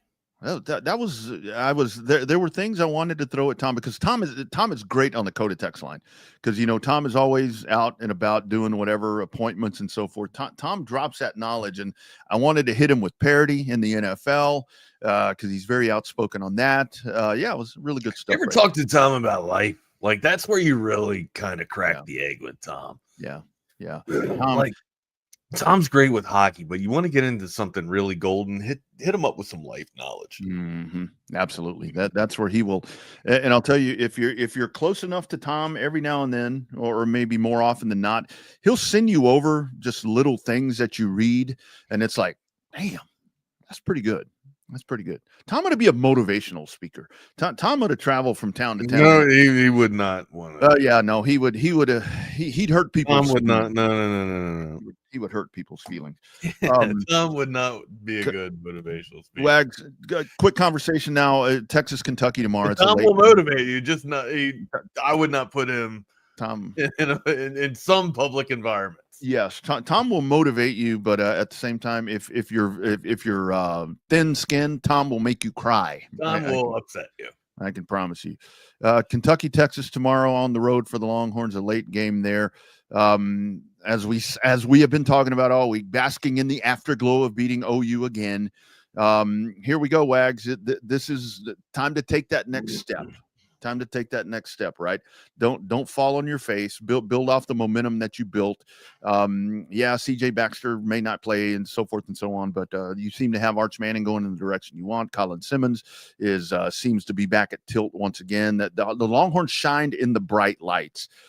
As we go to Kentucky, I think it's pretty simple for me. I want to have another penalty-free game like you had the last time. Make the fundamentals right. Get the mechanics right. Get this thing done over with early and keep people healthy. Seems like a recipe to success for me. Yeah, Kentucky allows over 400 yards a game, so you'd like to think that our offense can kind of push it around. Or I know we're struggling right now on the offensive line, right? Mm-hmm. Like there's some injuries. And we're Cole battling attrition there. Yeah. What's that? Cole Hudson's out. Yeah, Hudson's out exactly. It's much critical I was on Hudson last week on a couple of key plays. Like he's still a very formidable piece of a line that has a lot of question marks. And now you add this battle of attrition with this line, and now we have a couple of unanswered questions or maybe some concerns now again at one of our most challenging positions on the field as a unit, which is the offensive line. So I don't think it's going to set us back any, but I would still like, and how do you kind of mask an offensive line, right? Or how do you kind of, work together and piece together a offensive unit that's been struggling, right? Or doesn't really have an identity yet? Well, you go with some of the basics, right? We saw last week, if it worked against a defense like Oklahoma, I'd say do the same type of plan of attack, but maybe come from a different angle this time, right? A little bit of Trey Wisner with some of your other running backs in the backfield there. Sprinkle a little bit of success with some Clark and maybe a little bit of late Simon to complement Wisner with 20 carries or so. Make this a running game, like a ground and pound game. Let's go into Kentucky. Let's run the damn ball. Let's be efficient with it, and let's get out with Arch can have his heyday throwing the ball, but let's throw off the run. Sure, it's traditional, it's fundamental football. Maybe sometimes even criticized of being a little bit boring, but the plays get out quick. You don't turn the ball over. You manage the ball, and you come out of a game 25-24 to 6, maybe optimally. I'm calling 37-6 is what I'm calling, amigo. Yeah. And I have to tell you, I think that Texas is in a really good spot right now because you've gotten past the point to where the high expectations coming in, and maybe a lot of people have written you off. Well, let's say a lot of people have written you off. I mean, you can look at different power polls, whether it be in the SEC or in the country, and Texas is not in the, top quarter of some of these things. So that pressure's been relieved. At this point, you just need to go out and win the damn football game at this point, right? Exactly. Just go out and bring home a dub, right? You need another conference win. You can sit here and say that this defense struggles, and their offense is not really that much of a powerhouse still, but they can, you come out and have 10 penalties and they can make it a bad day for you. So clean football. I'd like to see get under. Let's make a goal, right? Let's beat last week, right? Last week was 4 penalties. Let's try and get to 3 penalties. Let's try and build off of that success. But I'm with Rob here. Rob, Sark has been preaching running the ball and establishing an identity and winning the line of attack and winning the battle of the trenches there. Well, when the hell are we going to run the ball, right? Like last week was the time that they really stuck to it, I thought, right? But like Florida, they came out and said, we're gonna come out immediately and start running. Well, I get it. Like when you get down 10 points in the first quarter, it changes the plan of attack a little bit. You kind of got to speed your tempo up just a bit, and you can't really rely, especially when you're getting 2.5 yards a pop. I understand that. But yeah, come out, establish an identity, start running the rock and pound it down the throats, and then build off of that, right? Let the play action pass develop off of that and let Arch eat. You saw what happens when you have a really good running game and he's got confidence off of that. What else can, he takes a drop back and then all of a sudden, the play breaks down and he's got a wide open field. There's some more rushing yards. I would love, again, like you like getting Arch involved into the rushing game. I love it too, especially in the RPO. I like it, but I like it so much more when it's natural off of a broken down play, when he's extending the play. Yeah, absolutely. And I know the with the running game, and again, I think with Baxter being doubtful, I guess is what the injury report says. But obviously, I think we saw last week with Contravian Wisner being not only the impact that he had in the stats, but just with what he brings to the running game. I mean, having that dude back, and you got James Simon, you got Christian Clark, those guys. I mean, that's ample. I think for you this week and for the next couple of weeks moving forward. And the Michael Terry move, I was listening to the guys this morning to where it's like, what is that really going to mean? I like that moving that dude to running back because I watched that dude play at Alamo Heights, and I think talk to me a little bit more about this. You mentioned that you saw him a few times there. What's he got in his bag? Like, can he be kind of a threat out of the backfield catching the rock too? Yeah, absolutely. I mean, I think that's why they kind of scooted him out to wide receiver and then kind of moved him around a little bit. But I think that the comp that I would say, how we had talked about where you try to utilize somebody out of the backfield, and we were talking about Ryan Niblett as kind of being that Swiss Army knife kind of guy. I think Michael Terry could be that down the road. Not this week. I mean, but maybe he is that this week because Sark talked about where he's been in the running back room. He's been running scout team running back and so forth. But I watched this dude run for 1,100 yards for Alamo Heights. What did Terry play at Alamo Heights, though? That's what I was trying to ask. He was kind of a wide receiver or was he a running back? Both. He was both. I mean, I think it was last year, the year before, whenever it was, he ran for 1,100 yards. I saw a game where they played Clemens. That dude ran for 253 in one game. So all of that is there to where I think, I'm not going to sit here and tell you this is Roschon Johnson. His ability, right? Is it pure speed or does he have like ability to read blocks and kind of, hit the one cut and go, right? Because that's like, if you're a speed demon, like how much ability are you using with your vision, right? Like you're getting to the edge and you're flying. That's it. Like, and usually that speed tends to catch up to you, a la Chris Johnson. Well, I don't know. C2K was kind of crazy in times, but still, when you get banged up and that speed time kind of comes down a little bit, you need to be able to rely on some vision and shit. So usually those speed backs kind of need a little bit of that vision to go with it. To be the special back. I think where he's a little bit behind the curve right now is obviously, to come in at running back at this point of the year, with the speed of the game and so forth and the defenses that you're about to see. If the move was going to be made, this would have been where ideally, that would have been against Sam Houston and UTEP. Did you watch that game the other night? Sam Houston and UTEP? I missed that one. My bad. Woo.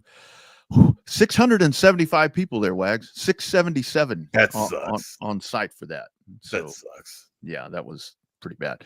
But I like the move. I mean, I don't know when or if it pays off, but I think if you're gonna move a guy around to supplement a room, when Gibson takes off, I think that this dude, yes, and definitely for me, it is Wisner and Simon. I think the rest of the way, because James Simon, I think, has kind of proved himself as to be that guy that's going to be the next dude in when Wisner needs a little bit of time, and you just hope that Wisner is going to be able to stay upright. And then CJ Baxter, I see a lot of folks where it's like, if CJ Baxter this, if CJ Baxter that. Nope. Don't count on that. Yeah, don't even make it in the equation. Keep it out of the equation. Yeah. Don't say if in a perfect world when CJ Baxter is in, because, and no slight to the kid, you can't count on that. You just can't count on that. Also, don't rush him back to where we keep coming into the same purgatory situation, right? Like, let the kid get healthy. Yep. Then bring him back when he's fully healthy, and then let him play after that. Probably in the latter portion of the season when we'll need him most, Rodney, in playoff play. Yeah. You see flashes of him. We saw a little flash of him this year. It's not the way that he totes the rock for me. His ability to pick up the edge rusher or the sixth rusher coming on the blitz, right? Like Baxter's so good at picking up the blitz. People don't give him enough credit on that, man. Yeah. And I really like what Jack says right here. I mean, and this has been something that we've talked about this so many times in the past with other regimes in here.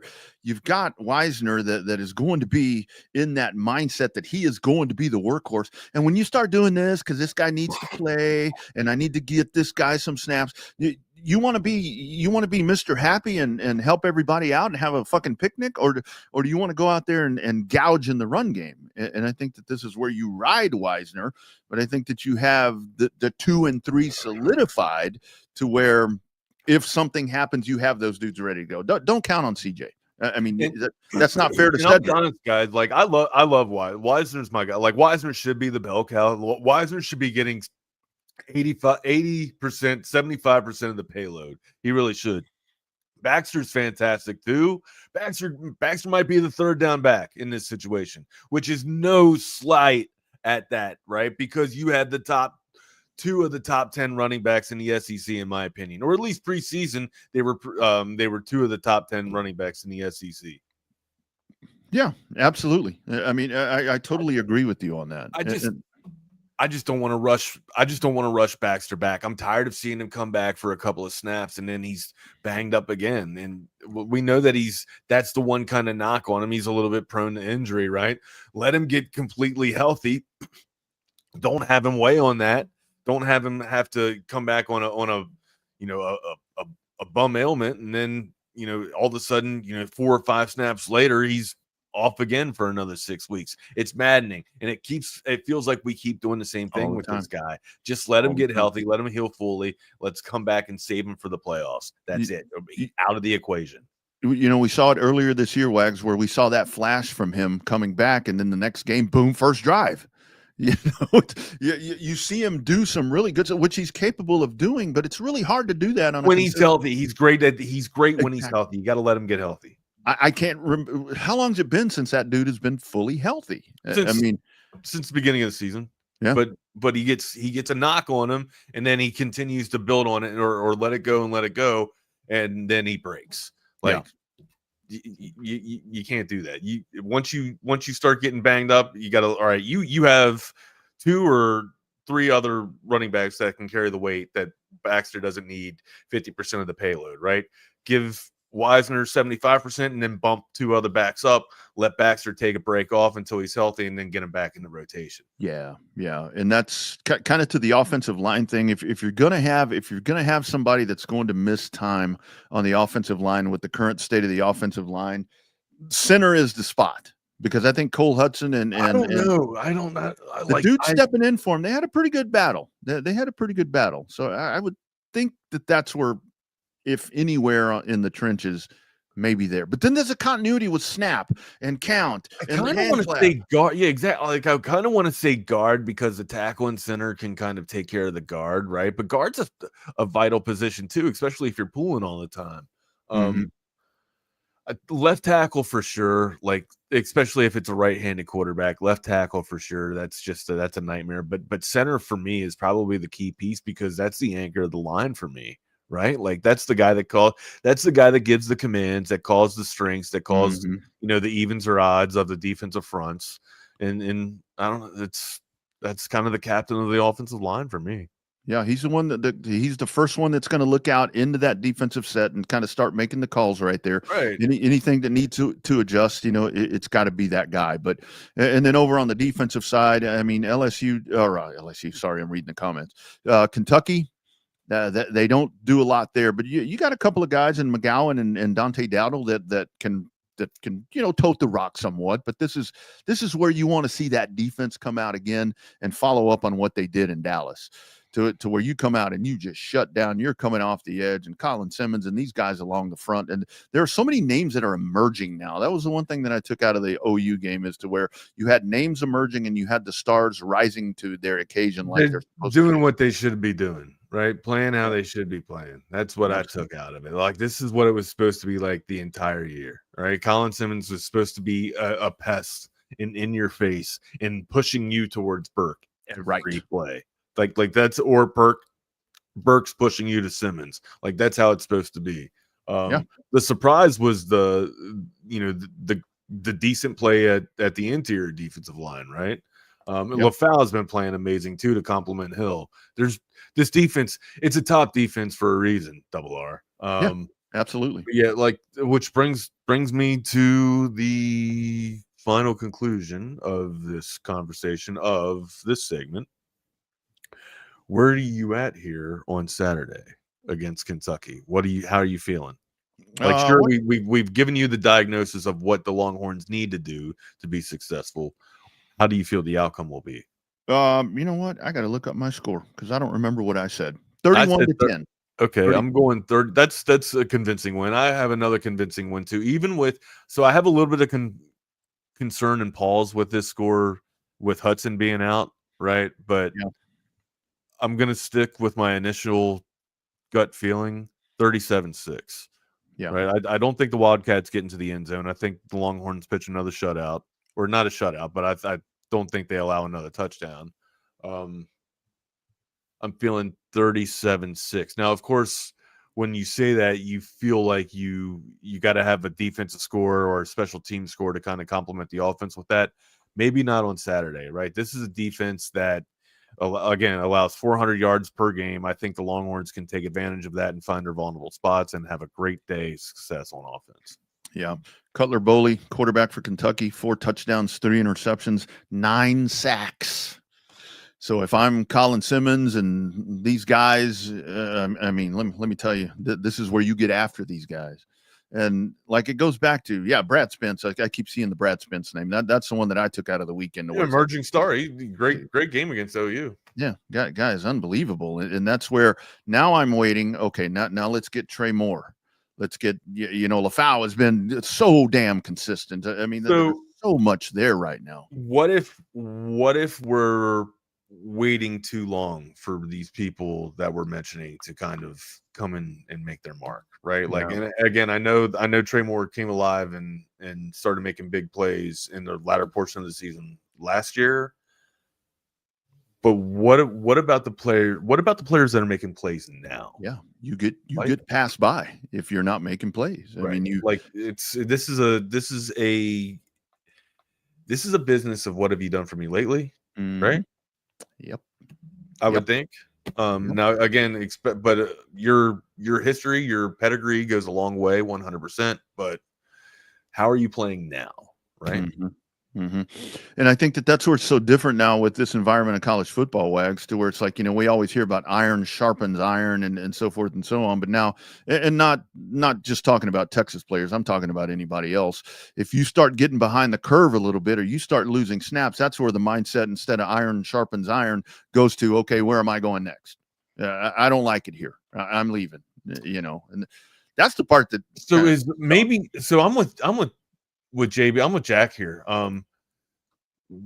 Maybe the problem is situation for get or just personnel trying to get him in on the field. With so many people, maybe he's going to be your next guy that fills in for Spence. But I'm with you. Like, if we're waiting for Moore to kind of step up and do something, there's people already doing it. Like, let's go with what we know and not hope for what's about to grow, right? Yeah. And it's where these guys, where you get this amount of snaps, and that's your on the job training right there. If you get this amount of snaps and you go in there and you start making plays and somebody's not able to make plays for whatever reason, you're going to elevate yourself over those guys. And then, because with Brad Spence, for example, we watched him do some really special things in some of the games prior, but then he comes out and does this against John Mateer in the OU offense. So it's like bright lights, like we talk about, bright lights, big stage. It came to a crescendo on Saturday. Sorry. And by the way, for those of you guys that saying, I told you that Oklahoma had a shitty defense. Stop saying that stuff, right? Stop. Oklahoma in case you haven't figured it out, and in case you don't know, we want everybody to think that Oklahoma's got the greatest defense, that we were able to march up and down on the greatest defense, that Texas is that good. We want Oklahoma to win out, as a matter of fact. Absolutely. We want Oklahoma to beat the brakes off of everybody else. We want Oklahoma to have that narrative of that great defense. Oh, but Texas did that to that great defense, remember? Yeah. That's why I'm saying, yeah, sure, we're the greatest defense. I get it. OU still has a great defense. Yeah. Like let's keep that narrative out there so that it can help us out a little bit. Keep winning OU, because one, that win looks even more impressive in the manner that it was done. And number two, they're going to keep that coach around. And that's the main thing that I want to happen in Norman, is to keep that coach around, because that helps Texas and I guess everybody else in the SEC moving forward. I see that Vandy LSU thing. We'll get into Vandy that. LSU, there's some sexy games. Dude, This is going to be. I'm glad we have a late game tomorrow, because there's so much. Before we get to that, Wags, McCall Custom Homes, 633-9580. If you're looking for that estimate on your property, you're looking to renovate an outside project, a living space. Again, here we go. Old man Ronnie right here. Living room, bathroom, master bedroom. Renovate those. Adding value to your home right there. That's what McCall Custom Homes, father-son team for over 4 decades, has been doing for Central Texans. They will take your older property and they'll make this thing shine it up and make it look very modern. McCall Custom Homes, ATX.com. Be sure and check them out today. Again, free estimates if you're a TSU listener and viewer. 512-633-9580. That is our man, Mike McCall. Also, when you get Mike in there, get some golf tips. We need to get Mike on here and we can talk. We need to get Mike on here to help me work on my approach. Yeah. Like I'm good off the tee, right? And even if I hit a shitty ball off the tee, like my makeup shot, my second shot's usually pretty good. But when I get from about 150 and in, I need help with kind of where I start shitting the bed, or hell, like even when I get that down, like even when that day's good, when I get on the green, Rodney, I'm all over the place. We're carving up the green. We're just dancing. We're just going back and forth, man. Yeah, I played around in Mississippi last weekend, and it was. I mean, driving was great. The fairway game was really great, but I need to figure out what I'm doing wrong with approaches with chipping and so forth, because I'm just not scooping the ball. I even bought me a badass. Well, I say badass for me. Bought me a good 56-degree wedge, and I'm not working that thing right. So I need Mike to help me out with that. But they will help you out. That's going to give you more lob, right? Yeah. Trying to get more lob. Don't you want to get back on that and hit it up? Well, it kind of depends on the situation. I was proud the other day because I went over 2 trees with that new wedge. It's like, damn. Anyway, 512-633-9580, McCall Custom Homes, ATX.com. We build value into your home. Yeah, hit the range. I don't know, man. I hate to say it. I'm not a driving range guy, because I get out there and I get distracted and I start. Yeah, it's not a chow for you. No chow. You don't get a chow. They ain't got no beer out there. There ain't no cart girls out there. I have no reason to go. No what? What did you just say? No cart girls, man. Well, for the beer. I mean, not for the girl. I got you. Uncle Ronnie gets thirsty. So that Vandegrift, this is truly a sexy Saturday when it comes to college football. But LSU and Vandy, 2.5, my man, 2.5 for Vanderbilt. Yeah, you got the Vipers on the mind there, huh? Do you see they lost to McNeil the other week? I did not. Let's talk Commodores real quick. Yeah. LSU and Vanderbilt. Can the power of Pavia do it for the LSU Bayou Bengals? I'm calling no. I still like this Bengal defense, this Bayou Bengal defense here. Look, they're quick, they're fast, they get after it, and they had one little mishap, right? Just because they have one game, everybody thinks the sky's falling down in Baton Rouge. I don't think so. This is still my team to kind of represent the Natty here, man. You guys know the narrative and how I feel about BK or Brian Kelly, not RBK. Brian Kelly, I feel like he's kind of turned the page and turned the stone here.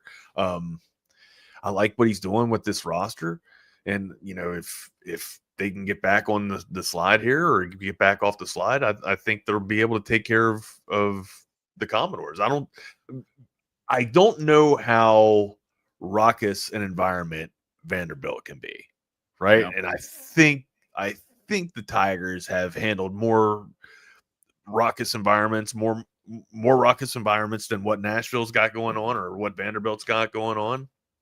I expect the Bayou Bengals to come out of here 6 points to the better, right? I'd say, maybe shave it up, but probably good for a touchdown. But I think, the route could get on early, but let's be realistic and temper expectations. Bayou Bengals should be beating them by about a touchdown here, I think. I'm kind of wanting to lean to wrong team favorite, Migo. I'm kind of leaning towards Vandy on this one, dude. I think that LSU have just been, and again, another quarterback with such high expectations that were placed on this dude, going into the season. And I was looking at the Heisman Trophy list yesterday, and it's like, dude, where's all these people that we were talking about at the beginning of the year? But that's just the college football season. But I think this is where Vandy can kind of thrust themselves back into the SEC, right? And tomorrow, seriously, Wags, is so big in the SEC with Ole Miss and Georgia and Tennessee and Alabama. Yeah, we're just on the first one here. We're just getting to the tip. We're just at the tip, dude. This is just the cusp. I'm gonna go wrong team favored, right? I'm gonna say LSU slides into Nashville, comes out a touchdown to the better, and beats the Commodores here. I'm taking the Commodores here, Wags, and it's Don't be surprised if this moves before the game, right before kickoff. Don't be surprised if this line moves in favor of LSU, I would think. Yeah. Absolutely. Right. I guess Oklahoma, South Carolina. I think Oklahoma takes care of business real quick. Ohio State, Wisconsin. This won't even be a game. Ohio State takes care of it. Indiana. I saw some news for Indiana there as well. 8-year, $93 million. Guaranteed. Incredible. Worth it too. He's worth it. They clearly do not want him to go to Happy Valley. And Matt Rule said he wasn't interested either. Did you see that? Matt Rule, of course. Yeah, but also, like, how many times does that happen? $56 million for that buyout too, and just to get him to the table and talk about his contract after you just spent $56 million on Franklin's contract. I don't understand how that's relevant. I don't see how that's possible. I'm telling you, Wax, this is why I think Urban Meyer. Go ahead. This is why I think Urban Meyer's still in this conversation somewhere, because you only got to get him out of the Fox contract. Probably not quite this bad. We'll talk about that on Monday. That on Monday. But then Ole Miss and Georgia, right? Probably one of the sexiest games on the slate, right? Can Ole Miss do this thing? Georgia is favored 7 in the hook. Can Ole Miss go into Athens, amigo, and take this thing down? Lane already messed up saying that it doesn't look like Kirby does enough cardio. He's already messed up. You know what Kirby Smart does with shit like that. Kirby Smart. This is personal. This might just be a personal joke between him and Lane, right? Like, this isn't exactly on the team. How can he? I don't know how he can use this as rat poison for the team. Is my point. Look what Kirby Smart does. Look what he did to Texas. No, but that was for the team, though. He was able to use that as a team kind of rah-rah moment. This is just personal on Kirby Smart. Like, I think they're okay. It might just be a little banter back between a couple old friends. Don't poke the bear. I understand that. I agree that. Now to the other Nashville team, right? Taking on Bama. Roll Tide here, favored 8 in the hook against Nashville. What you like here in Tuscaloosa? Tom and I and Stu were talking about this yesterday. I truly, this Alabama team really does, because look. I mean, here they are. They found another quarterback. Remember we talked about this dude in the preseason. It's like, okay, he could be this, that, and the other. Man, this dude is living up to the expectations. Alabama worries me, man. I think Alabama. What is this? -8.5. 8 59.5 is the over under on this thing. I think Alabama wins by 10. I think Alabama wins this by 10. Okay. We got USC. I see the boys coming on here real quick. Let's get this last one out. Utah and BYU. Going to get a little crazy out there in Provo, they say, man. What we like out there about this? 3 in the hook. Do we have a wrong team favored on a Saturday night late in Provo? I think so. I think we might. Big 12 day too, dude. You got to hell. Right now, Utah is favored 3 in the hook. Yeah. Yeah, I say wrong team favored. I'm going wrong team favored. And Tech and Arizona State, Wags. Big 12. Here we go. All right, and boys, I'm going to ask you a couple of questions. Can you tease me with some of your NFL picks? How's Dallas looking this week? Texas Tech. Tortilla Tech. This is one of the most impossible Dallas teams to predict every week because their offense is good enough to where you can point at any team in the NFL. You could be like, yeah, I could see them beating them, truthfully. But their defense is bad enough to where you could look at every team in the NFL and be like, yeah, I could see them losing to that team. So it's impossible. It's impossible to predict. It is the toughest Cowboys team I have predicted in the years I've been covering them. It's great to write about, though, right? It's fantastic to write about sometimes. Oh, man. Well, what's on the slate, gents? Some Texas talk, some recruiting, obviously Cowboy stuff. Kind of just big picture college football stuff, too. So, yeah. Good stuff, gentlemen. Pretty much it. Sounds good to be listening, guys. I'm going to take some more medicine and hop back in bed and put the app on. But I'll get out. Don't worry, I will not let you guys just start talking all kinds of nonsense to everybody. We got like 5 minutes, Jordan. Let's that's the only reason why Troy pays attention, just so he can get the down and dirty on everything. About 11:30 on the app. He hit a 6-leg parlay. If you guys want to go back, don't forget to like the video, guys, after Jordan and Nick get off the air. But yeah, shout out to Troy. Obviously having the 6-leg parlay last night that hit. Called the cousin. He called the cousin. Big 11:30 on the app. You're going to hear somebody going. There's no microphone in my shitter. So no, I meant these guys. Hey, on quick topic on that, I learned yesterday. What on my shitter? It's on the topic of a shitter. Okay. It was in Sulphur Springs, Texas. It's like northeast Texas, if you will. There are 2 glass bathrooms in the middle of their downtown. So you walk in, you can't see in it, but you can see out of it. And so it's this just glass case where there's a toilet in there. You can just hop up in there and take a shit. I do not trust that. Nice. This is like Eric Henry yesterday. Man, this is reminding me as a kid, I was fascinated at some Mighty Fine burger locations. They have the same thing where you can't see in the bathroom, but you can see out of it through this one-way glass. PNC ballpark is like that. Pittsburgh's the Pittsburgh Pirates Stadium. Like you can at the urinals, you're looking out the glass and looking at the field, but they can't see in. So that's awesome. That's honestly that's pretty badass stuff right there. Well, yeah. Wags, you don't know. Eric, you missed it yesterday. Show from the bathroom yesterday. Yeah, E. Henry yesterday from the bathroom. Hell of an echo. Then he started. He was in his hotel room, and his girlfriend was also there at a conference call, so he had to find some space. I would have done it in my car, never the bathroom, but yeah, the car's got better acoustics. The car's made for audio. Tempered glass in the background looked great yesterday. He was at a Marriott in Marshall, Texas. So yeah, absolutely. Put some towels on the damn. I don't know. On the topic of East Texas shitters, how did we get here? Friday morning, fellas. The show was going to be called Talking Shit. That's what this network does. That's what this network does. All right, boys. You have a good show, good weekend. I'll see you guys on Monday. Y'all have a great one. We'll see you. Well, welcome into Lone Star Playbook. I'm Jordan Scruggs. That is Nick Harris.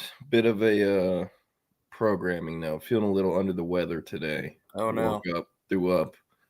Might not go to a high school game tonight. I don't know. TBD. But Jordan's just trying to get out of my housewarming tomorrow. I have a housewarming at the crib tomorrow. Jordan's just trying to get out of it. He feels completely fine. All right. Well, all right. Well, we're going to start with the Cowboys. They got a big one on Sunday afternoon versus the Commies, Washington Commanders. Former Dallas Cowboys defensive coordinator Dan Quinn coming in as the head man for the Commanders. Saw you did kind of a feature on Dan Quinn, his time in Dallas, his relationship with Brian Schottenheimer. Any, big picture things or any takeaways you have from talking to Coach Quinn? No, it was more so talking about the relationship that him and Schottenheimer had back in 2022. When Brian Schottenheimer was first hired by the Cowboys, he was hired to be a defensive consultant. It was the first time he had ever worked on the defensive side of the ball. And so basically, well, let me back up a little bit more. So Brian Schottenheimer was let go from the Seattle Seahawks in 2020 as OC. Him and Pete Carroll just had some philosophical differences that led to that split. So he goes and hires takes a job with a new and upcoming staff that everyone is super excited about in Jacksonville under Urban Meyer. And everyone knows how awful that ended because of, bullshit that Meyer got into, and it ended pretty bad. And so Brian Schottenheimer was talking about it last week, and he was saying it was a tough time. The disaster in Jacksonville had just happened. He had just lost his father, Marty Schottenheimer, and it was he's like, I don't want to say it was like a dark point, but it was a low point for sure. And he had opportunities to be a quarterback coach. He had opportunities to be an OC elsewhere, but he took this role as a defensive consultant under Dan Quinn. And basically what he would do is every week he would, on Monday morning to prep for the next opponent, Brian Schottenheimer would meet with Dan Quinn for 90 minutes. They would go through a 100-play cut-up of the upcoming opponent. So let's say that it's the Tampa Bay Buccaneers that they were playing that week. So he would go through with Tampa Bay's offensive personnel and the offensive scheme that they run, pretending he is OC Byron Leftwich. And he'd be like, this is how I would attack the Cowboys defense with this scheme and personnel. So he did that week after week. And it was super valuable time for Schottenheimer and Quinn. They spent a lot of one-on-one time together, but their friendship goes all the way back to 2007 when they were on the same staff under the New York Jets. Jake Bayless, Jesus. Yeah, it was super cool just kind of getting that background knowledge of their relationship in 2022 and how it eventually led to Dan Quinn being head coach of the Commanders and now Schottenheimer of the Cowboys. And now it's the first time they'll be facing off against each other as head coaches. It's going to be pretty cool. So this is season 3 for you on the Cowboys beat, right? Yes. Okay. So you got to spend a season covering Dan Quinn as the Cowboys as DC. Are you at all surprised by kind of the success he's had at a place where success is pretty hard to find, or at least has been in our lifetimes as 20-something-year-olds? Yeah, not at all. I mean, he's in that 1 year, you could really get an understanding of the type of culture he likes to breed, and it's very evident of what he was building in Washington. I didn't foresee them making the NFC Championship in his first year, but it doesn't necessarily surprise me. He's a winner, man. And I think what happened in Atlanta was more so GM-based, personnel-based at the end for him. I mean, this is a guy who was up 28-3 in a Super Bowl not that long ago. And, from there, it kind of went downhill in Atlanta. But phenomenal dude, and really happy that he took my call to be able to do this interview and do that piece. It's up on the Fort Worth Star Telegram, shameless plug. But he, fantastic dude. It also doesn't surprise me because of the new ownership that they have in Washington. They care about the team. They care about football. Josh Harris, Bob Myers, and that group. So, it's not surprising me that they are really turning the corner and getting that franchise back to relevancy. Hey, and getting that new stadium too. RFK, baby. I'm excited. 2030. It's going to be fun. Closer than I thought it'd be for opening, or is that when they break ground? No, 2030 is when they expect it to open. Okay. Yeah, I mean, wow, that closer than I figured. Who is Washington's offensive and defensive coordinators? Offensive coordinator Cliff Kingsbury, defensive coordinator Joe Witt Jr., who was he was like a secondary coach in Dallas under Dan Quinn, and he wanted the DC job in Dallas last year when they gave it to Mike Zimmer. And so basically Joe Witt is calling the plays, but Dan Quinn kind of built the defense. It's an interesting dynamic, but it's worked out really well. Got it. And then, hold up, my dog. It's always something. On Monday it was the dongle. Now it's the dog. What's next? The glass. Yeah, you're lucky you're not in the star with it beeping, buddy. All right, give us the injury updates on the Dallas Cowboys. Talking CeeDee Lamb, DeMarvin Overshown, Savone Ravel, Cavante Turpin, Tyler Booker. I think there might be a few other guys that were injured at some point this week or on the report. Yeah, so the Cowboys are getting healthy, man. They're getting a lot of people back this week. CeeDee Lamb's going to play. Kevontae Turpin is expected to play, and Tyler Booker is going to play. They're all coming back from ankle, foot issues, respectively on those three guys. DeMarvion Overshown, he's about a week away from having his 21-day practice window open. So basically when that happens is he has 21 days to practice without having to be put on the active roster. And then at the end of that 21 days, they have to activate him or, lose him for the season. And so it's kind of weird how they're going to play with it because the bye week is coming up. And the bye week counts towards those 21 days, even though you don't practice during those 21 days. But it sounds like they are targeting that Las Vegas Raiders Monday night game, November 17th, for him to make his return. So, man, I'm excited. It's he's getting close. You mentioned Savone Revel. Man, I don't know. It's looking more and more like this is going to be a redshirt year for him, just because. Even if you do get him healthy and he's able to hit the field again, this is a guy who hasn't played football since last October, early October, maybe it was late September. And you're expecting a guy to roll out there and compete on an NFL field. I don't know how realistic that is. So, he's a phenomenal player. Had a great junior season at East Carolina and had a great start to his senior year before tearing his ACL. But unfortunately, that knee has had a couple of setbacks already in his recovery. I mean, we're over a year now into his rehab, and it has not been an easy process for him. So if it were me making the decision, I would redshirt him a year, let him get fully healthy so he's ready for the offseason program next year under whatever new defensive coordinator is in the mix. And they approach 2026 kind of like his rookie year. What was the exact injury? Was it an ACL? Yeah, he just tore his ACL. As simple as that. Tore it in a practice at East Carolina. Had the surgery done by the Cowboys team physician, Dan Cooper, which was ironic enough because he ended up being drafted by the Cowboys. But it's super unfortunate. You hate to see it, but he was out there with the rehab group yesterday, getting some work in. It was the most we've seen him do in a few weeks, honestly. So it was good to see, but we'll see when we get him back on the field as far as being able to cover Rebel. And then CeeDee Lamb, Tyler Booker. Yeah, both of those guys expected to play. Got it. Sunday? Yes. Nice. Got it. Gonna hit on some of these comments. Jake said he saw you standing behind Jera. Do you ever think during these availabilities like, oh yeah, I'm so an ESPN shot?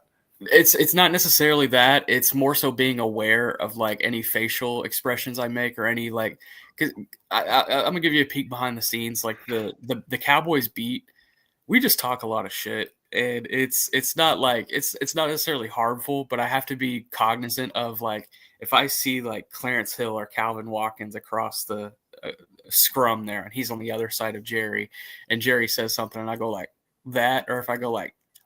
I have to be cognizant of there's a camera on me. I need to make sure that that's not happening because I don't want to be the guy on First Take. Cowboys reporter behind Jerry goes, and so I just try to remember those things. But it's less about being in the ESPN shot and more about being don't be a dumbass. You bringing this up reminded me. Mike Tomlin was doing an interview with the scrum, and there was some Steelers reporter who was like literally like this with his mouth open, just staring in. Yeah. That was at owners meetings this last year. He was like asleep damn near. And like midway through, he like teleports into reality and is like, the damage was already done. So apparently he's like the Steelers reporter for the Pat McAfee show. So I don't even know what that means, but he's kind of like, from what I kind of gather, he's kind of like the token, and he's on the Pat McAfee show. You can just kind of put two and two together there about how serious of a reporter this guy might be. Yeah. I think it was intentional, if you're asking me. You don't think Jerry could ever lull you to sleep in a press conference? Oh, my gosh, he has before. I mean, the dude was almost drooling on himself. He was. But Rob said, Nick, are the Cowboys finally going to change things on defense now that Jerry Jones is commenting on it? Matt Eberflus has been so stubborn. Yeah, it sounds like they're going to pivot toward running a little bit more man coverage. I don't know how much that what that looks like or how much man coverage is a difference there. You know, it was mentioned yesterday in the Eberflus availability is like, okay, maybe like a 10 to 15% change. Is that realistic? And he said it is realistic. But and when we saw them to begin practice yesterday, all the corners were practicing man press techniques. And so potentially you could see a little bit more man coverage and playing to what the strength is of these cornerbacks. You know what's crazy right now, Jordan, is you have two guys on your defense who have led the NFL in interceptions before. You have Trayvon Diggs, who had, 11 in 2021, and you have Deron Bland, who had 9 in 2023. And not only do neither of them have an interception through 6 games, neither of them have a pass deflection through 6 games. Neither of those guys have touched the ball. Barbecue chicken. It has been bad. So, they need to figure out how to play into more ball production for those guys. They only have 4 takeaways in 6 games, 2 interceptions, 2 fumbles, and both of the interceptions they lucked into. I am curious to see exactly what the changes do look like, though. How much do you think of Bland and Diggs' ball production has to deal with the fact that Micah Parsons is no longer on the team? And I don't know what the stats show, but watching the Cowboys, the limited times I have this year, it seems like they're not getting as much pressure on the passer. Yeah, and I think that's very valid. And you know, if you look at Micah Parsons and his pressure rate, what he's had during his time in Dallas and now here early in his time with Green Bay, I mean that's stuff you can need. You think about 3 games that, you know, you're 1 possession away from winning that ball game. Philadelphia, Green Bay, and Carolina. You know, that's the difference between 2-3-1 and 5-1 potentially. And you would have to think that Micah Parsons probably gets you 1 stop somewhere in there, you know? So no, I think it's very valid to think about. Awesome. Well, we are going to get into some recruiting. Or anything else you want to hit on for the Cowboys Commanders game, or just Cowboys in general, NFL in general, before we move on? I will touch on a high school game I did last night if I could. There was so on Thursday and Friday nights I call games in Frisco ISD.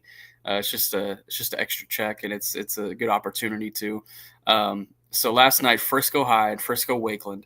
Frisco Wakeland is driving down the field to take the lead. It's 28-27. Frisco's in front. Timeout. Frisco Wakeland, home of Connor Stroh. Correct. And Frisco High, home of Cole Hudson. That is true. So Wakeland is the Raccoons. Do what? They're the Raccoons. Sorry, that was worth mentioning. They're driving down the field, 3 minutes to go. Wakeland down 1 point. They're inside the 5-yard line, and they bring in a defensive end for like a jumbo, like we're just going to ram you into the end zone type situation. And the defensive end fumbles at the goal line and drops the ball, and Frisco recovers, and they end up not running out the clock. They go 3 and out, but then they punt it back to Wakeland, and then Wakeland scores with 6 seconds left to win the game. That's not the point I'm bringing up here. So they win the game. Wakeland wins 35-28, and there had been chippiness the whole game, and then as soon as the game ends, both sidelines just meet at the 50-yard line and just start squabbling. And one player gets knocked out cold in the middle of all of this. And who is it?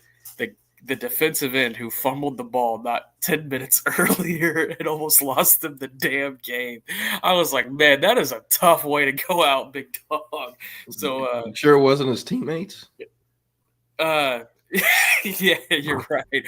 Yeah, you're right. But it wasn't funny. You don't like to see a kid get knocked out, but I was like, damn, of all the kids, that's tough right there. You're on the mic like, he's out cold. Yeah, it was tough. It was tough. Man. I was like, man, even though they won the game, that's a really tough night for that kid. Frisco Wakeland has some hands. That's Frisco Wakeland's nickname. Wakeland. Same place that produced Connor Stroh. Good job. Good job. Nice. Huh? Good job. Nice. Good. Yeah. Nice. But I don't know. Sounds like one of the most eventful nights you'll ever have watching Frisco ISD football. And it sounds like a good game. Usually a bunch of stinkers you get. So we have some good fun. Good on them. Any D1 kids playing in that game? I can't think of anyone at Wakeland or Frisco. A few FCS kids. There's a tight end going to Prairie View that was really nice yesterday. Had 2 touchdowns. But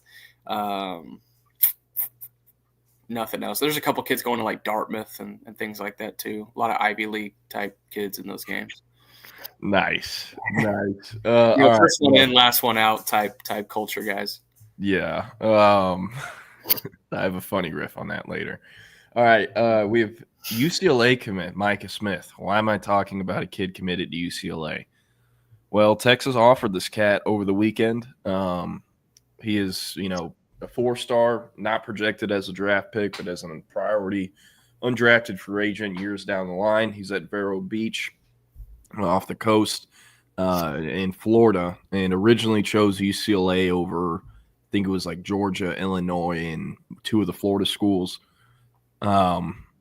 It's well documented on this cat, but UCLA came with the highest NIL offer. That's why he committed there, and that is also why he is still committed there, despite Deshaun Foster being fired. Bit of a tweener, 6'5.5", 325. I need to get the data on what his arm length is in the wing, hands, but it is a guy who can maybe play tackle in college, but is, I think, 1,000% a guard in the NFL, and that is why he has the IOL projection and not the offensive tackle projection. Ohio State recently hosted him for an OV October 4th, or I think it was October 3rd through 5th, actually, the Friday through Sunday. And they are kind of viewed as the team to beat in regards to pulling off a flip. Yes, UCLA, they still have that NIL package in place, but no one really expecting them to sign him. So Texas, they're battling Ohio State here. Georgia's also in the mix.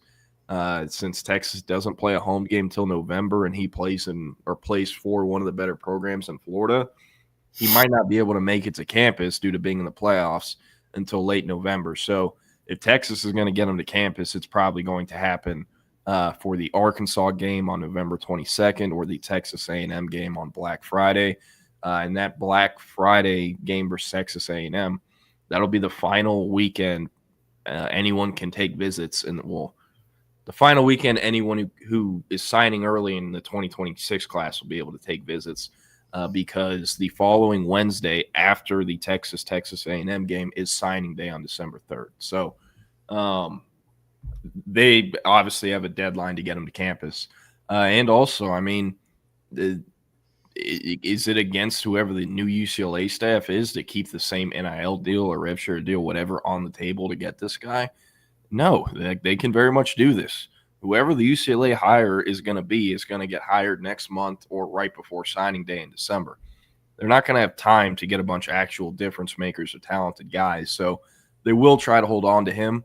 And if Texas is able to pull off a flip, it's going to come down to Texas coming correct with the money. So a very interesting prospect to extend an offer to in 2026. They're obviously still trying with Malachi Lee, the top 247 Michigan offensive tackle commit from Hawaii. But unless he returns to Austin, that's not going to be realistic. So, I've kind of voiced my opinions on how I disagree with how Texas's personnel team and scouting team has gone about evaluating these offensive linemen, the big humans, stuff like that.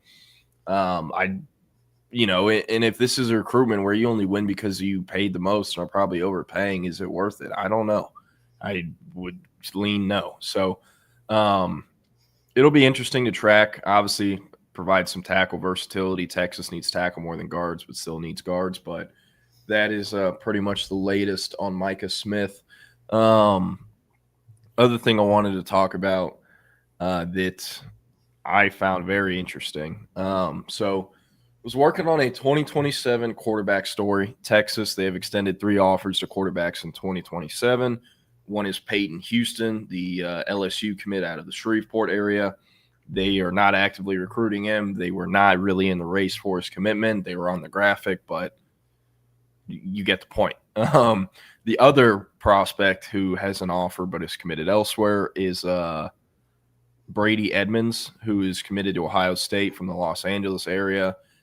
He committed very early, grew up in LA. His father is an Ohio State alum and I believe a booster. Like, he grew up going to Ohio State games while living in Los Angeles. So they were always going to get him, and they did very quickly.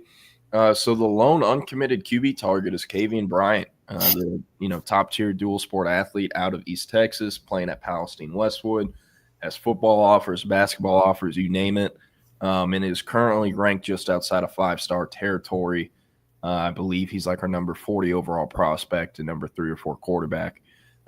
Really talented player. Obviously, is playing at a lower level of football, so there's a lot of things he's able to do that, people have questions. Will it translate to college? But top 5 of Texas Tech, Colorado, Texas, Florida State, and SMU. Texas Tech has, been viewed as the leader since they hosted him in early September when they played Oregon State. And that is yet to change. Texas, they're trying like hell. They'll do everything they can to land him, but ultimately, Texas Tech offers a faster path to the playing field, and they also will offer more money than Texas will. Texas, they have a 5-star coming in the cycle before in Diabell. Are you going to have, 2 high 7-figure quarterbacks back-to-back in the same recruiting cycle when only one player can play on the field at the same time? Like, you have to be very strategic with how you budget out your position room. So that being said, I don't expect Kavian Bryant to end up committing to Texas when he makes his commitment on November 1st. There's several other options I wrote about.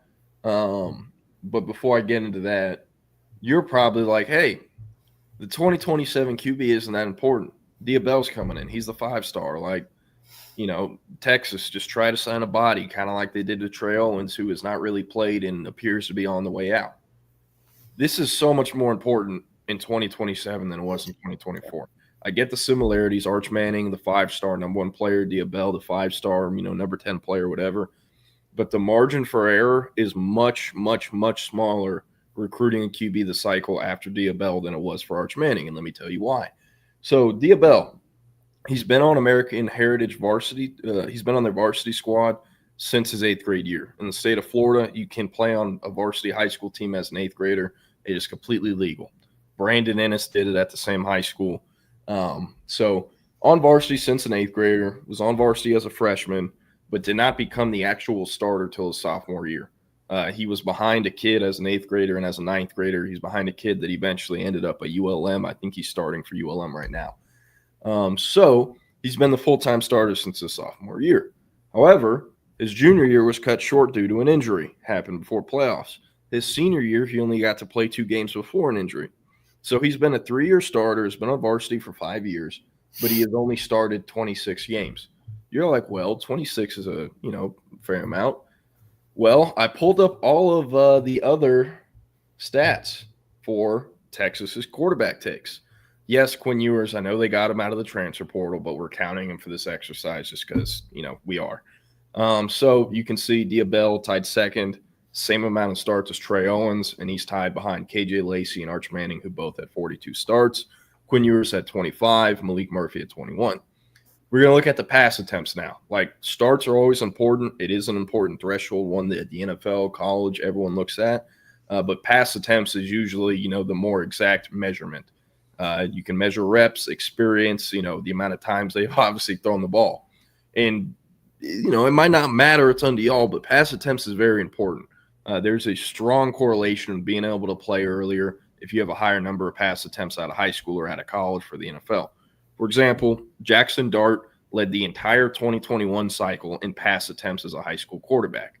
He started year 1 at USC and then transferred to Ole Miss, where he started 3 more years. And guess what? As a rookie, he is now, the most ready to play and has been the best rookie quarterback thus far.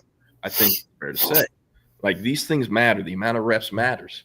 Well, how many reps does Diabell have? The least amount out of any quarterback Texas has taken. Arch Manning at 996 and 42 starts. KJ Lacey, 951 and 42 starts. Quinn Ewers, 643. Trey Owens, 597. Malik Murphy, 545. And Diabell, 511. Diabell's very talented, phenomenal prospect. He won the Elite 11 MVP. He's played a very tough high school schedule at American Heritage. He's obviously missed a bunch of games versus tough opponents, but he has played tough opponents. He is battle-tested.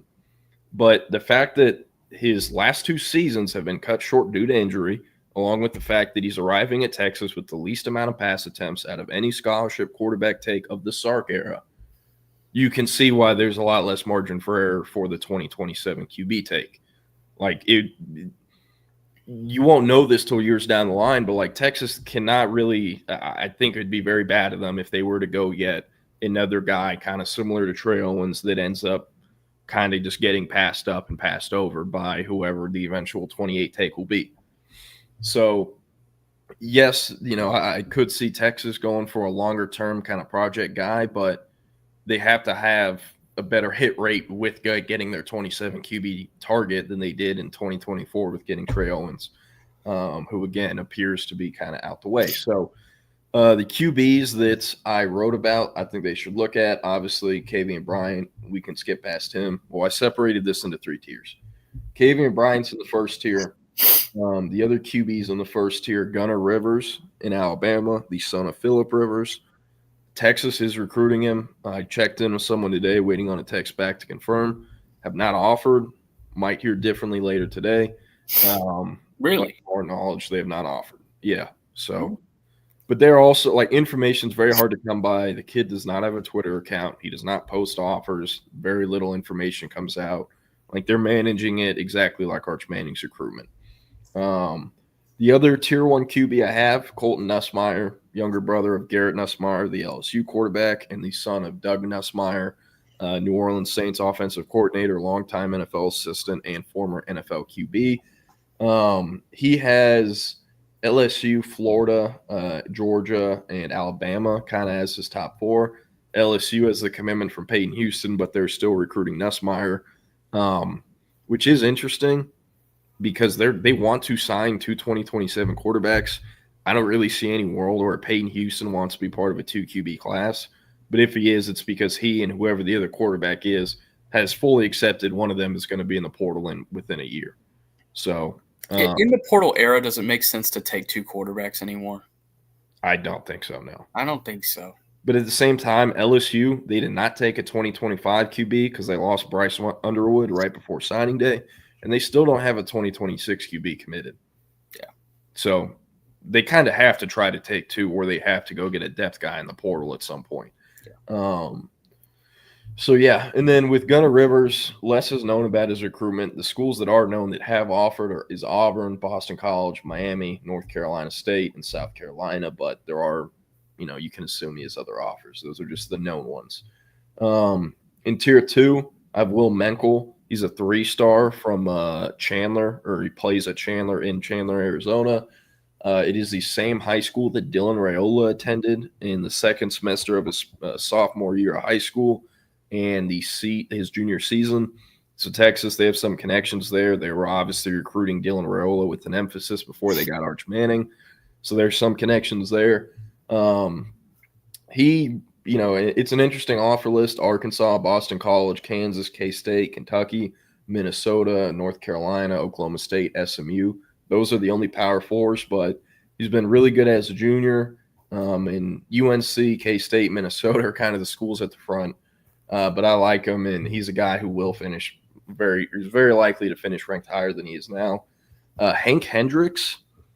This is a very interesting one. Top 247. Sorry? Hank Hill? Sorry. Hank Hendricks. Yeah. Interesting one, though. Top 247 QB, goes to Fayetteville High School in Arkansas. You're like, why would Texas recruit a kid from Fayetteville? Well, he is originally from Bernie. His father was the head coach at Bernie and took a job on Arkansas staff last year. So he played his sophomore season at Bernie and is now at Fayetteville, where he's played as a junior. So he won't be there next year. Yeah, so Arkansas and Ole Miss were kind of the top 2. Ole Miss then took a 2027 QB, so they're out of it. And then Arkansas fired their coach. His dad has moved from like the assistant safeties coach to the interim DBs coach. Will he have his job back? I don't know. Could he take a high school job in Texas again? I don't know, but something to watch. And Hank also has an older brother that's a walk-on freshman tight end at Arkansas and another who is a safety on scholarship at Air Force. So, yeah, but could be an interesting one to watch, especially if he ends up back in the Lone Star State. And, again, he is in the top 247. In Tier 3, we have 3 more passers. Trent Seaborn, who's at Thompson. He's a popular name in the state of Alabama. You can play on varsity as an 8th grader like you can in Florida. So he has started at Thompson, which is the one of the top programs in the state of Alabama. He started there since his 8th grade year, so he'll be a 5-year starter. He'll have a ton of pass attempts, a lot of starts. He's played in and won state championship games already, and he's actually originally from Hawaii and ended up moving to Alabama and going to the same exact high school Tualia Tagovailoa did because they're family friends with them. Sarkisian had Tua Tagovailoa at Alabama, obviously recruited his younger brother, Tualia. Some connections there. Trent Seaborn, he's visited campus a few times in the past, but hasn't been there in over a year. So wanted to know, in his it's an unofficial top 4. He hasn't cut it down to just these 4 schools, but the main 4 to know, Bama, Miami, Oregon, and South Carolina. And then second to last, Blake Roscoff. Is the way to describe him a souped-up Trey Owens. He's a big toolsy QB, but is a projected draft pick as a top 247 kid. More athletic, more juice off the ball, a quicker release, like the same type of QB Trey Owens is, but souped up and much further advanced at this level than Owens was. He's at Desert Edge, another Arizona kid. He's been tearing it up this year. As far as his recruitment goes, Arkansas, Ole Miss, and Tennessee are kind of the ones at the front. But Arkansas just fired their coach, and Ole Miss has a commit now. So it's opening up a bit. He really wants to play in the SEC. He's gone on record saying that. And he's like 6'5", 6'6", 200 plus. So big frame. One thing I find really interesting, Georgia is recruiting him super hard. They've not offered, but they've had him on campus, and they're recruiting him pretty hard. Could offer. Tennessee's also recruiting him hard.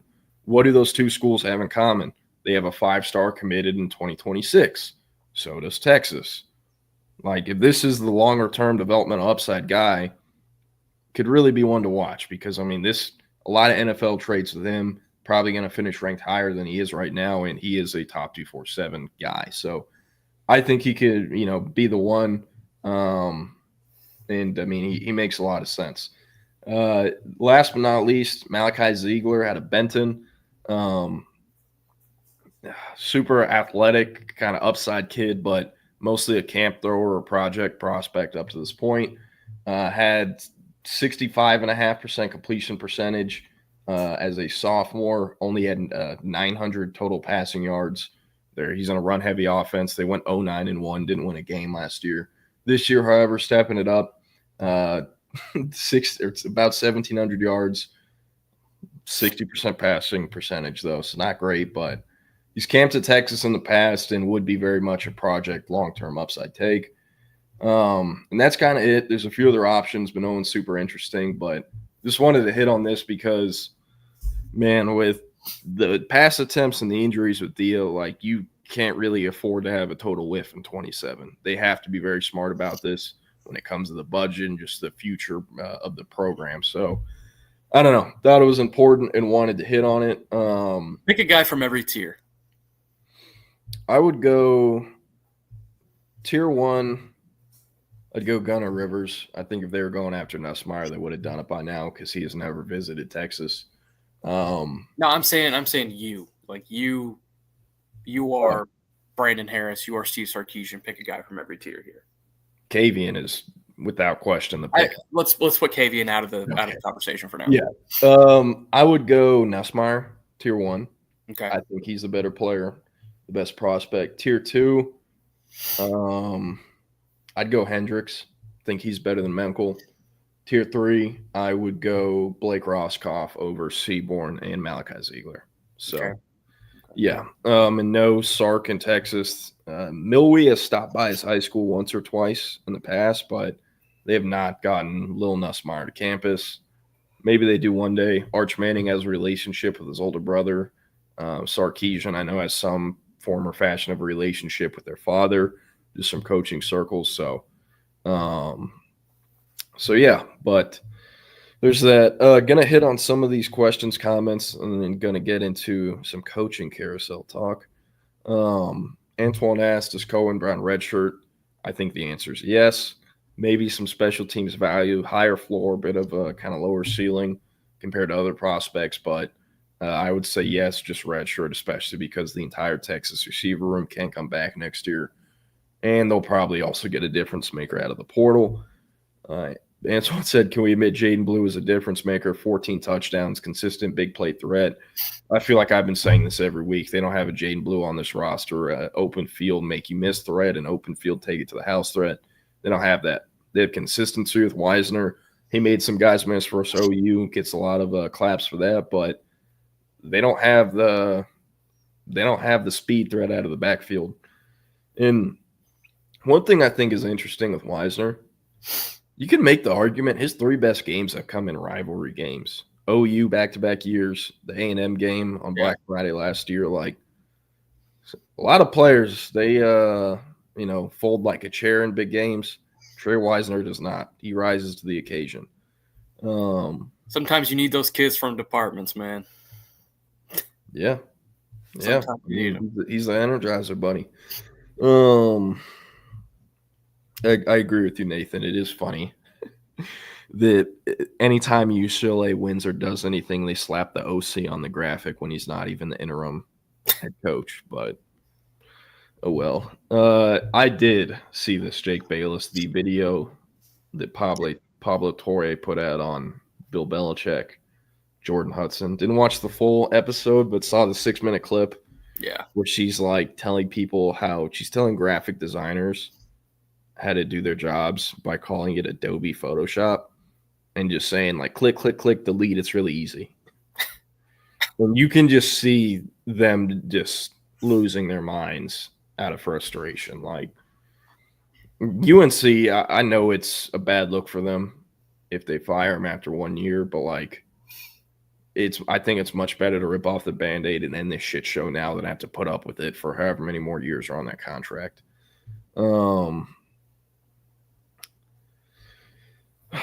I don't know when the Rayola Mahomes cosplaying deal started. But yeah, Antoine said, what's the path to playing time for Santana Wilson and Wardell Mack? It's a great question. Santana Wilson, he is, kind of a pure corner. I guess could play nickel, but they would rather have him at corner, not a safety. And the 2025 corners, Cade Phillips, Grayson Littleton, have passed him up. They have 2 really good ones coming in next cycle, Samari Matthews and Hayward Howard Jr. So Santana Wilson, I mean, if he's cool with being a reserve, he's cool with being a reserve. But that being said, I don't know how much longer he'll be at Texas. Guys want to play. And he will be in year 3 next year. He's in year 2 right now. Wardell Mack, I think his path to playing time would be if Grayson Littleton was moved from nickel to traditional corner next year. Wardell Mack, he's kind of the nickel number 2. He also can play corner as well, so maybe they keep Littleton at corner. Mack becomes the starter, but I think the path to playing time is much clearer for Wardell Mack than it is for Santana Wilson. You have any thoughts on what Tua Tagovailoa said Sunday? Talking Honestly, about I don't have a problem with it. He's the franchise QB. I don't have a problem with it. It was about him calling out players not showing up to meetings, right? Yeah. I don't have a problem with it. I really don't. I think that's a leader of the team trying to invoke some accountability on a team that definitely needs it. It has no leadership up top, and Tua was trying to be that. I might be on an island on that take, but I don't have a problem with it. I really don't. Your team is 1-5, and you have to figure out something. And when some of your leaders are not showing up to players only meetings, that's a bad look. And so, no, I honestly I don't even know why Tua apologized for it. I wouldn't have. Yeah. Hey, in other news, the car wreck that is North Carolina. How about this? Pablo Torres reported, multiple sources tell me that UNC general manager Mike Lombardi left the team in August, 2 weeks before the season opener, to fundraise in Saudi Arabia. That is crazy. On Inside Carolina, on 3's UNC site, someone said, look, if the Saudis want to wash their blood money in our football program, we should allow them, thank them, and ask no questions. Keep your morals out of here. I want to win. That's the spirit. I am very curious, like, if you were to poll college football fans, how many of them would be like, I do not care, bring that money in this program, Yeah. How many would say yes? But, yeah, man, it feels like every week there's something new out of Chapel Hill, and the something new is never a good thing for the Tar Heels. How How about Kirk Signetti getting paid, huh? Yeah. It's it's funny because I was having an argument with somebody on Wednesday, and they were saying, "Oh, Kurt Signetti, Penn State's going to hire Kurt Signetti, man, and it's going to be great for the Big Ten and blah blah blah." Or Florida could get Kurt Signetti. They're basically trying to pin Kurt Signetti in one of these jobs that's going to come open. And I'm like, I don't know, man. I think Indiana can back up the Brinks truck for him. Indiana has more resources than you think. And he's like, no. Indiana, come on now. Indiana's not keeping him. So I had to, between the legs, 360 dunk on him yesterday when that extension got announced. And I was like, Indiana can't keep Signetti, huh? But no, it's well-deserved. Are we trending toward a reality where Indiana is a consistent power in college football? I mean, I'm waiting for them to start money whipping kids. How about this? A lot of Penn State fans, what happens when he goes 8-4 next year? Build him a statue? Yeah. Look at this, man. Look at this. His 11-2 season in 2024 is the only time they have won 10 or more games since 1991. And really probably since like 1970. This thing only goes to 1991. Yeah. But just horrible, man. Like, it's a bad program. It's nuts. And I don't know where Penn State goes from here, but I'll tell you where they absolutely cannot go. You want to know where? Matt Rule. Love the guy. I think he's very likable. I think he's done remarkable things at Temple, Baylor especially, and Nebraska. But he ain't the guy. You're hiring James Franklin again. And let me tell you why. Corn Huskers off to a 5-1 start and ranked in the AP Top 25 for only the third week since the 2019 season. But we haven't seen him sustain that success. All right.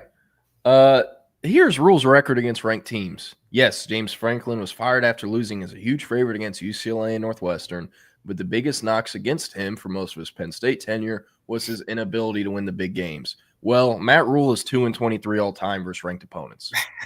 Yeah. You want to guess where those 2 wins came from? Baylor. Temple. Oh man, that's they bad. Beat a ranked. They never beat a ranked team at Baylor. No. And bro, the year 3 at Baylor that everyone celebrates, 10-2 or 10-3. They didn't have a single win versus a ranked opponent. And I'm not talking about an opponent who was ranked in that game or finished the season ranked. Yeah. Not a single one. Wow. Their 3 losses, 2 of them were to Oklahoma, who was ranked both games. And I forget the third, but it was to a ranked team. He has not beat a ranked program since he was at Temple. Wow. You know what's crazy, too? The ranked wins at Temple were Memphis and Navy. You look at this Nebraska schedule, and you could very well see them finish 10-2 or 11-1 because it's a cakewalk. Yeah, and Matt Rule's going to be up for every job in America as a result. I'm with you. Whoever hires Matt Rule is hiring the wrong guy. And he's 0-7 at Nebraska versus ranked opponents, with 3 of those losses coming by 20 points or more. Like, come on, man. Yeah, Nathan with the shout out here. James Franklin going on College Game Day tomorrow. I'm excited about that. That's going to be fascinating. No, it won't. He's going to be, I'm so grateful for my time in Happy Valley and you're right. Looking forward to getting a coaching job. It's going to be a total jerk off piece where he looks amazing and says, I can't wait to continue coaching. It's like an open audition for, hey, Florida, holler at me. Yeah. On your check, I'm open. That's That's what the game day segment's going to be. Now, if James Franklin goes haywire and just starts mother effing Pat Kraft and Penn State, then we got great TV, but highly doubtful from Big Game James. James Franklin, Stanford, calling it now. Man. Calling it now. Man. How many games then do you think it'd take him to complain about the travel? Yeah, not long at all. Not long at all. Man, every time I hear a Big Ten or ACC coach complain about travel, it makes me think about Harry Furio would go to state and lose, and their head coach would spend like literally the entire press conference after losing talking about how they lost because of travel. Yeah. Like there's not teams from the Panhandle that drive down there every year and put a can of whoop ass on some random team from East Texas. Yeah, and man, he did that in 2022, and I think they lost by like 4 scores. And it's like, brother, like you having one less day to practice this week and having to spend this much time in a bus does not correlate in you not losing by 4 touchdowns, you know? I don't know. It was not a great look, but yeah, that's what Big Ten and ACC coaches remind me of. Man, him at North Carolina, like, that's a huge win. Anything better than Bill Belichick. I did see yesterday Caden Stearns announced his retirement. He has not played football, I think, in 1.5 or 2 seasons. But yeah, kind of a cool post. Pretty long. I'd read it, but it's like 2 pages of a book. So. Fuck you, Jordan. I don't know. Hey, shout out Caden Stearns, though. Shout out Caden Stearns. Saw him play in high school. Couldn't beat the Lake Travis Cavaliers, though. Damn. Cameron Dicker walked him off. Fun fact. It was an awesome time. It was my freshman year. Garrett Wilson also went bonkers that game. Matthew Bolden. I saw Matt Stepp in the press box last night. We were talking 6A Division I. He thinks Lake Travis might have a shot too. I mentioned it a few weeks ago. I mentioned it early in the year. I was like, I think Lake Travis might have a shot at this thing. But you know what's very unfortunate for Lake Travis is a certain team is going to be potentially going Division I. The Rockwall Heath Hawks at 5-1, baby, number 18 in the state, fresh off a win over the North Forney Falcons and leading District 10-6A right now. How many D1? Does Rockwall Heath have any D1 kids? Not that I'm aware of, but they have a really good quarterback in Prosper Neal. He's fun. Last time they had a really good quarterback, a really good senior quarterback in 2022, or 2021. Yep. Lost in the 3rd round. They had a running back who went to Minnesota. They had Josh Hoover, who's at TCU at QB. They had Jay Fair, who went to Auburn, is now at USC at receiver. They had Jordan Neighbors, who went to Baylor, is now at SFA at receiver as well. Yeah. And these dudes couldn't beat a tomball team that was just running the slot T. They also had a corner that went to South Carolina. Yeah, it is the furry QB. Nick's favorite. But yeah, I know Rockwall Heath. You also realize for them to play Lake Travis, they have to make it to AT&T. Yeah, I'm aware. Have they ever done that? Have they ever played at AT&T? Yeah, they have. In the state championship game? No. They made it to the 4th round in 2021, and or excuse me, that was 3rd round. That was Thanksgiving. 2020. That was 2020. They made it to the 4th round, lost in overtime to the Caden Salter Cedar Hill Longhorns, and then Cedar Hill made it to state and got their teeth kicked in by Katy. But that was the closest they've ever gotten. But you know, I say all that to say 6A Division I is still really wide open this year, and there's going to be a lot of weird teams in the mix. But hey, let me tell y'all, if y'all are in the Dallas area, y'all want to go see a good high school football game at some point here in the next few weeks. Halloween night, October 31st, Rockwall versus Rockwall Heath. It's truthfully, bias aside, one of the best rivalries in Texas high school football. The entire town shows up. It's 20,000 deep, and it's always a good time. And this year, 2 really good teams. It's going to be one of the better I-30 classics we've seen since probably like 2019. Yeah, man, I love to make fun of Nick's Rockwall Yellow Jackets and Rockwall Heath hyphens, but man, I have been to that game. It is a banger. One in 2021. That game went into 7 overtimes. Yeah. 7. Banger. I think the final was like 72-70. Yeah. I mean, it was awesome. And that was before the UIL changed the rules to the 2-point shootout. Because don't they do that now like college? Yeah. So, man, that was an awesome game. Josh Hoover was great, and then it was like he got space jammed when I saw him in that playoff game versus Tomball. He was bad. Like, I couldn't believe TCU took him. He was so bad versus Tomball in that playoff game. But he's proved me wrong. All right, we're going to get out of here soon, but going to speed through this college football slate unless you got to run. Speed. Let's speed through it. All right, Louisville at number 2, Miami tonight. Miami. That's a fun one, though. Yeah, they're favored 13.5. Big game, Matt Rule, number 25, Nebraska plays at Minnesota. Nebraska 7.5 favorites. Nebraska, although Minnesota has a weird history of showing up on Friday nights, but go ahead. Hey, very unpopular, and their fan base would be very upset. I think PJ Fleck would be a decent hire at Penn State. He has no resources at Minnesota, and That's fair. Like, that's fair. I don't know. They can be all right. North Carolina and the Chapel Bills play the 4-2 California Woke Agenda tonight at 9:30 in Berkeley. The JKS agenda continues, Cal. Yeah, the Woke Agenda is favored by 7.5. Totals 46.5. We're going Cal. Yeah. All right, Saturday games. Number 10, LSU at number 7, Vandy. First time Vanderbilt has been favored versus a ranked SEC opponent in program history. Wow. Give me LSU. I don't feel confident, though. Vandy's good.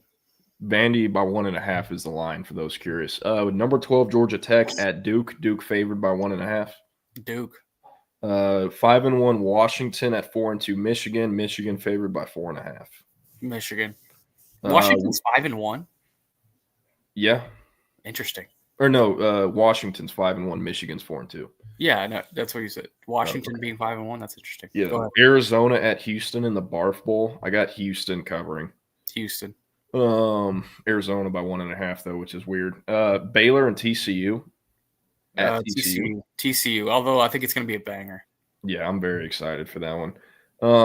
Oklahoma at South Carolina. It is their 6th to last game, but their final game of the year versus an unranked opponent. All the other 5 opponents are ranked in the top 16. And they're at South Carolina. OU's favored by 4.5 though. Give me South Carolina. Yeah, I think I took South Carolina money line on like Tuesday. Number 4, A&M at 2-4 Arkansas. A&M's favored by 7.5 versus the Petrinos. Yeah, give me A&M. All right. Arguably the biggest game of the week. Number 5, Ole Miss between the hedges at number 9, Georgia. Georgia's favored by 7.5. Really? Yeah. What do they know? Well, Georgia has lost 1 game at home since 2019, and it was versus Bama a couple weeks ago. Georgia, I guess. Yeah. SMU, who's 4-2 at Clemson, who's 3-3. Clemson is 5.5 favorites, but apparently someone told me yesterday it was reported that Cade Klubnik is questionable to play. Ooh, who are they playing? SMU, you said? Yeah, in Clemson.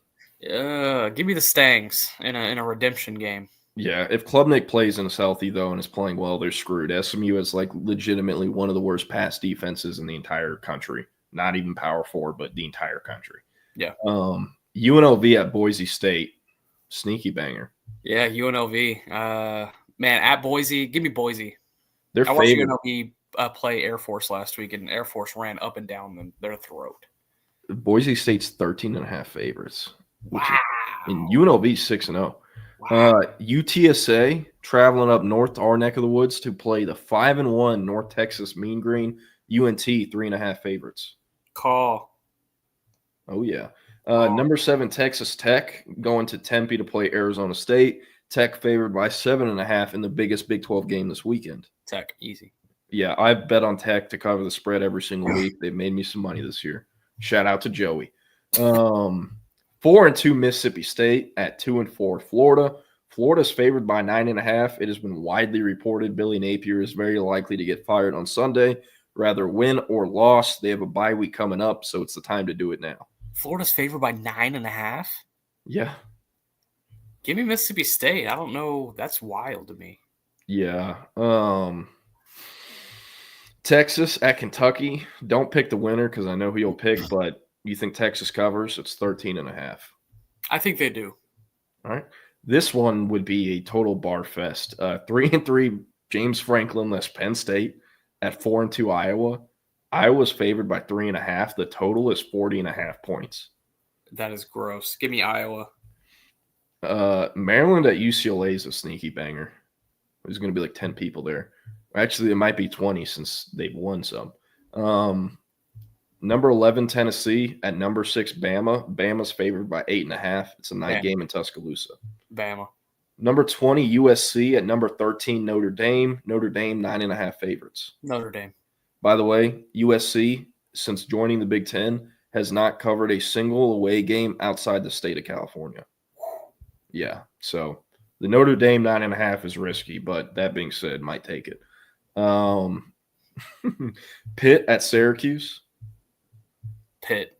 Number 16 Mizzou at Auburn. Mizzou's favored by 1.5. Give me Auburn. I think Auburn finally gets one. Number 23, Utah. At number 15, BYU. Utah, 3.5 favorites in the Holy War. BYU. Yeah, that's – I'm not going to ask you about Cincy, Oklahoma State, or Florida State, Stanford. But anyways, we're going to get out of here. We appreciate everyone who tuned in. Thanks. Jake Bayless. We even got a Sooner in the chat today. Appreciate that. CB, Nathan, whole crew, Rob Latendre. We appreciate it. Those on podcast platforms appreciate it as well. Up next, our friends at SEC Unfiltered preview every game of the upcoming SEC weekend, including Texas, Kentucky. We will see you on Monday, hopefully after a Cowboys and Longhorns win. Y'all have a great weekend, and peace. Signing out. Thanks.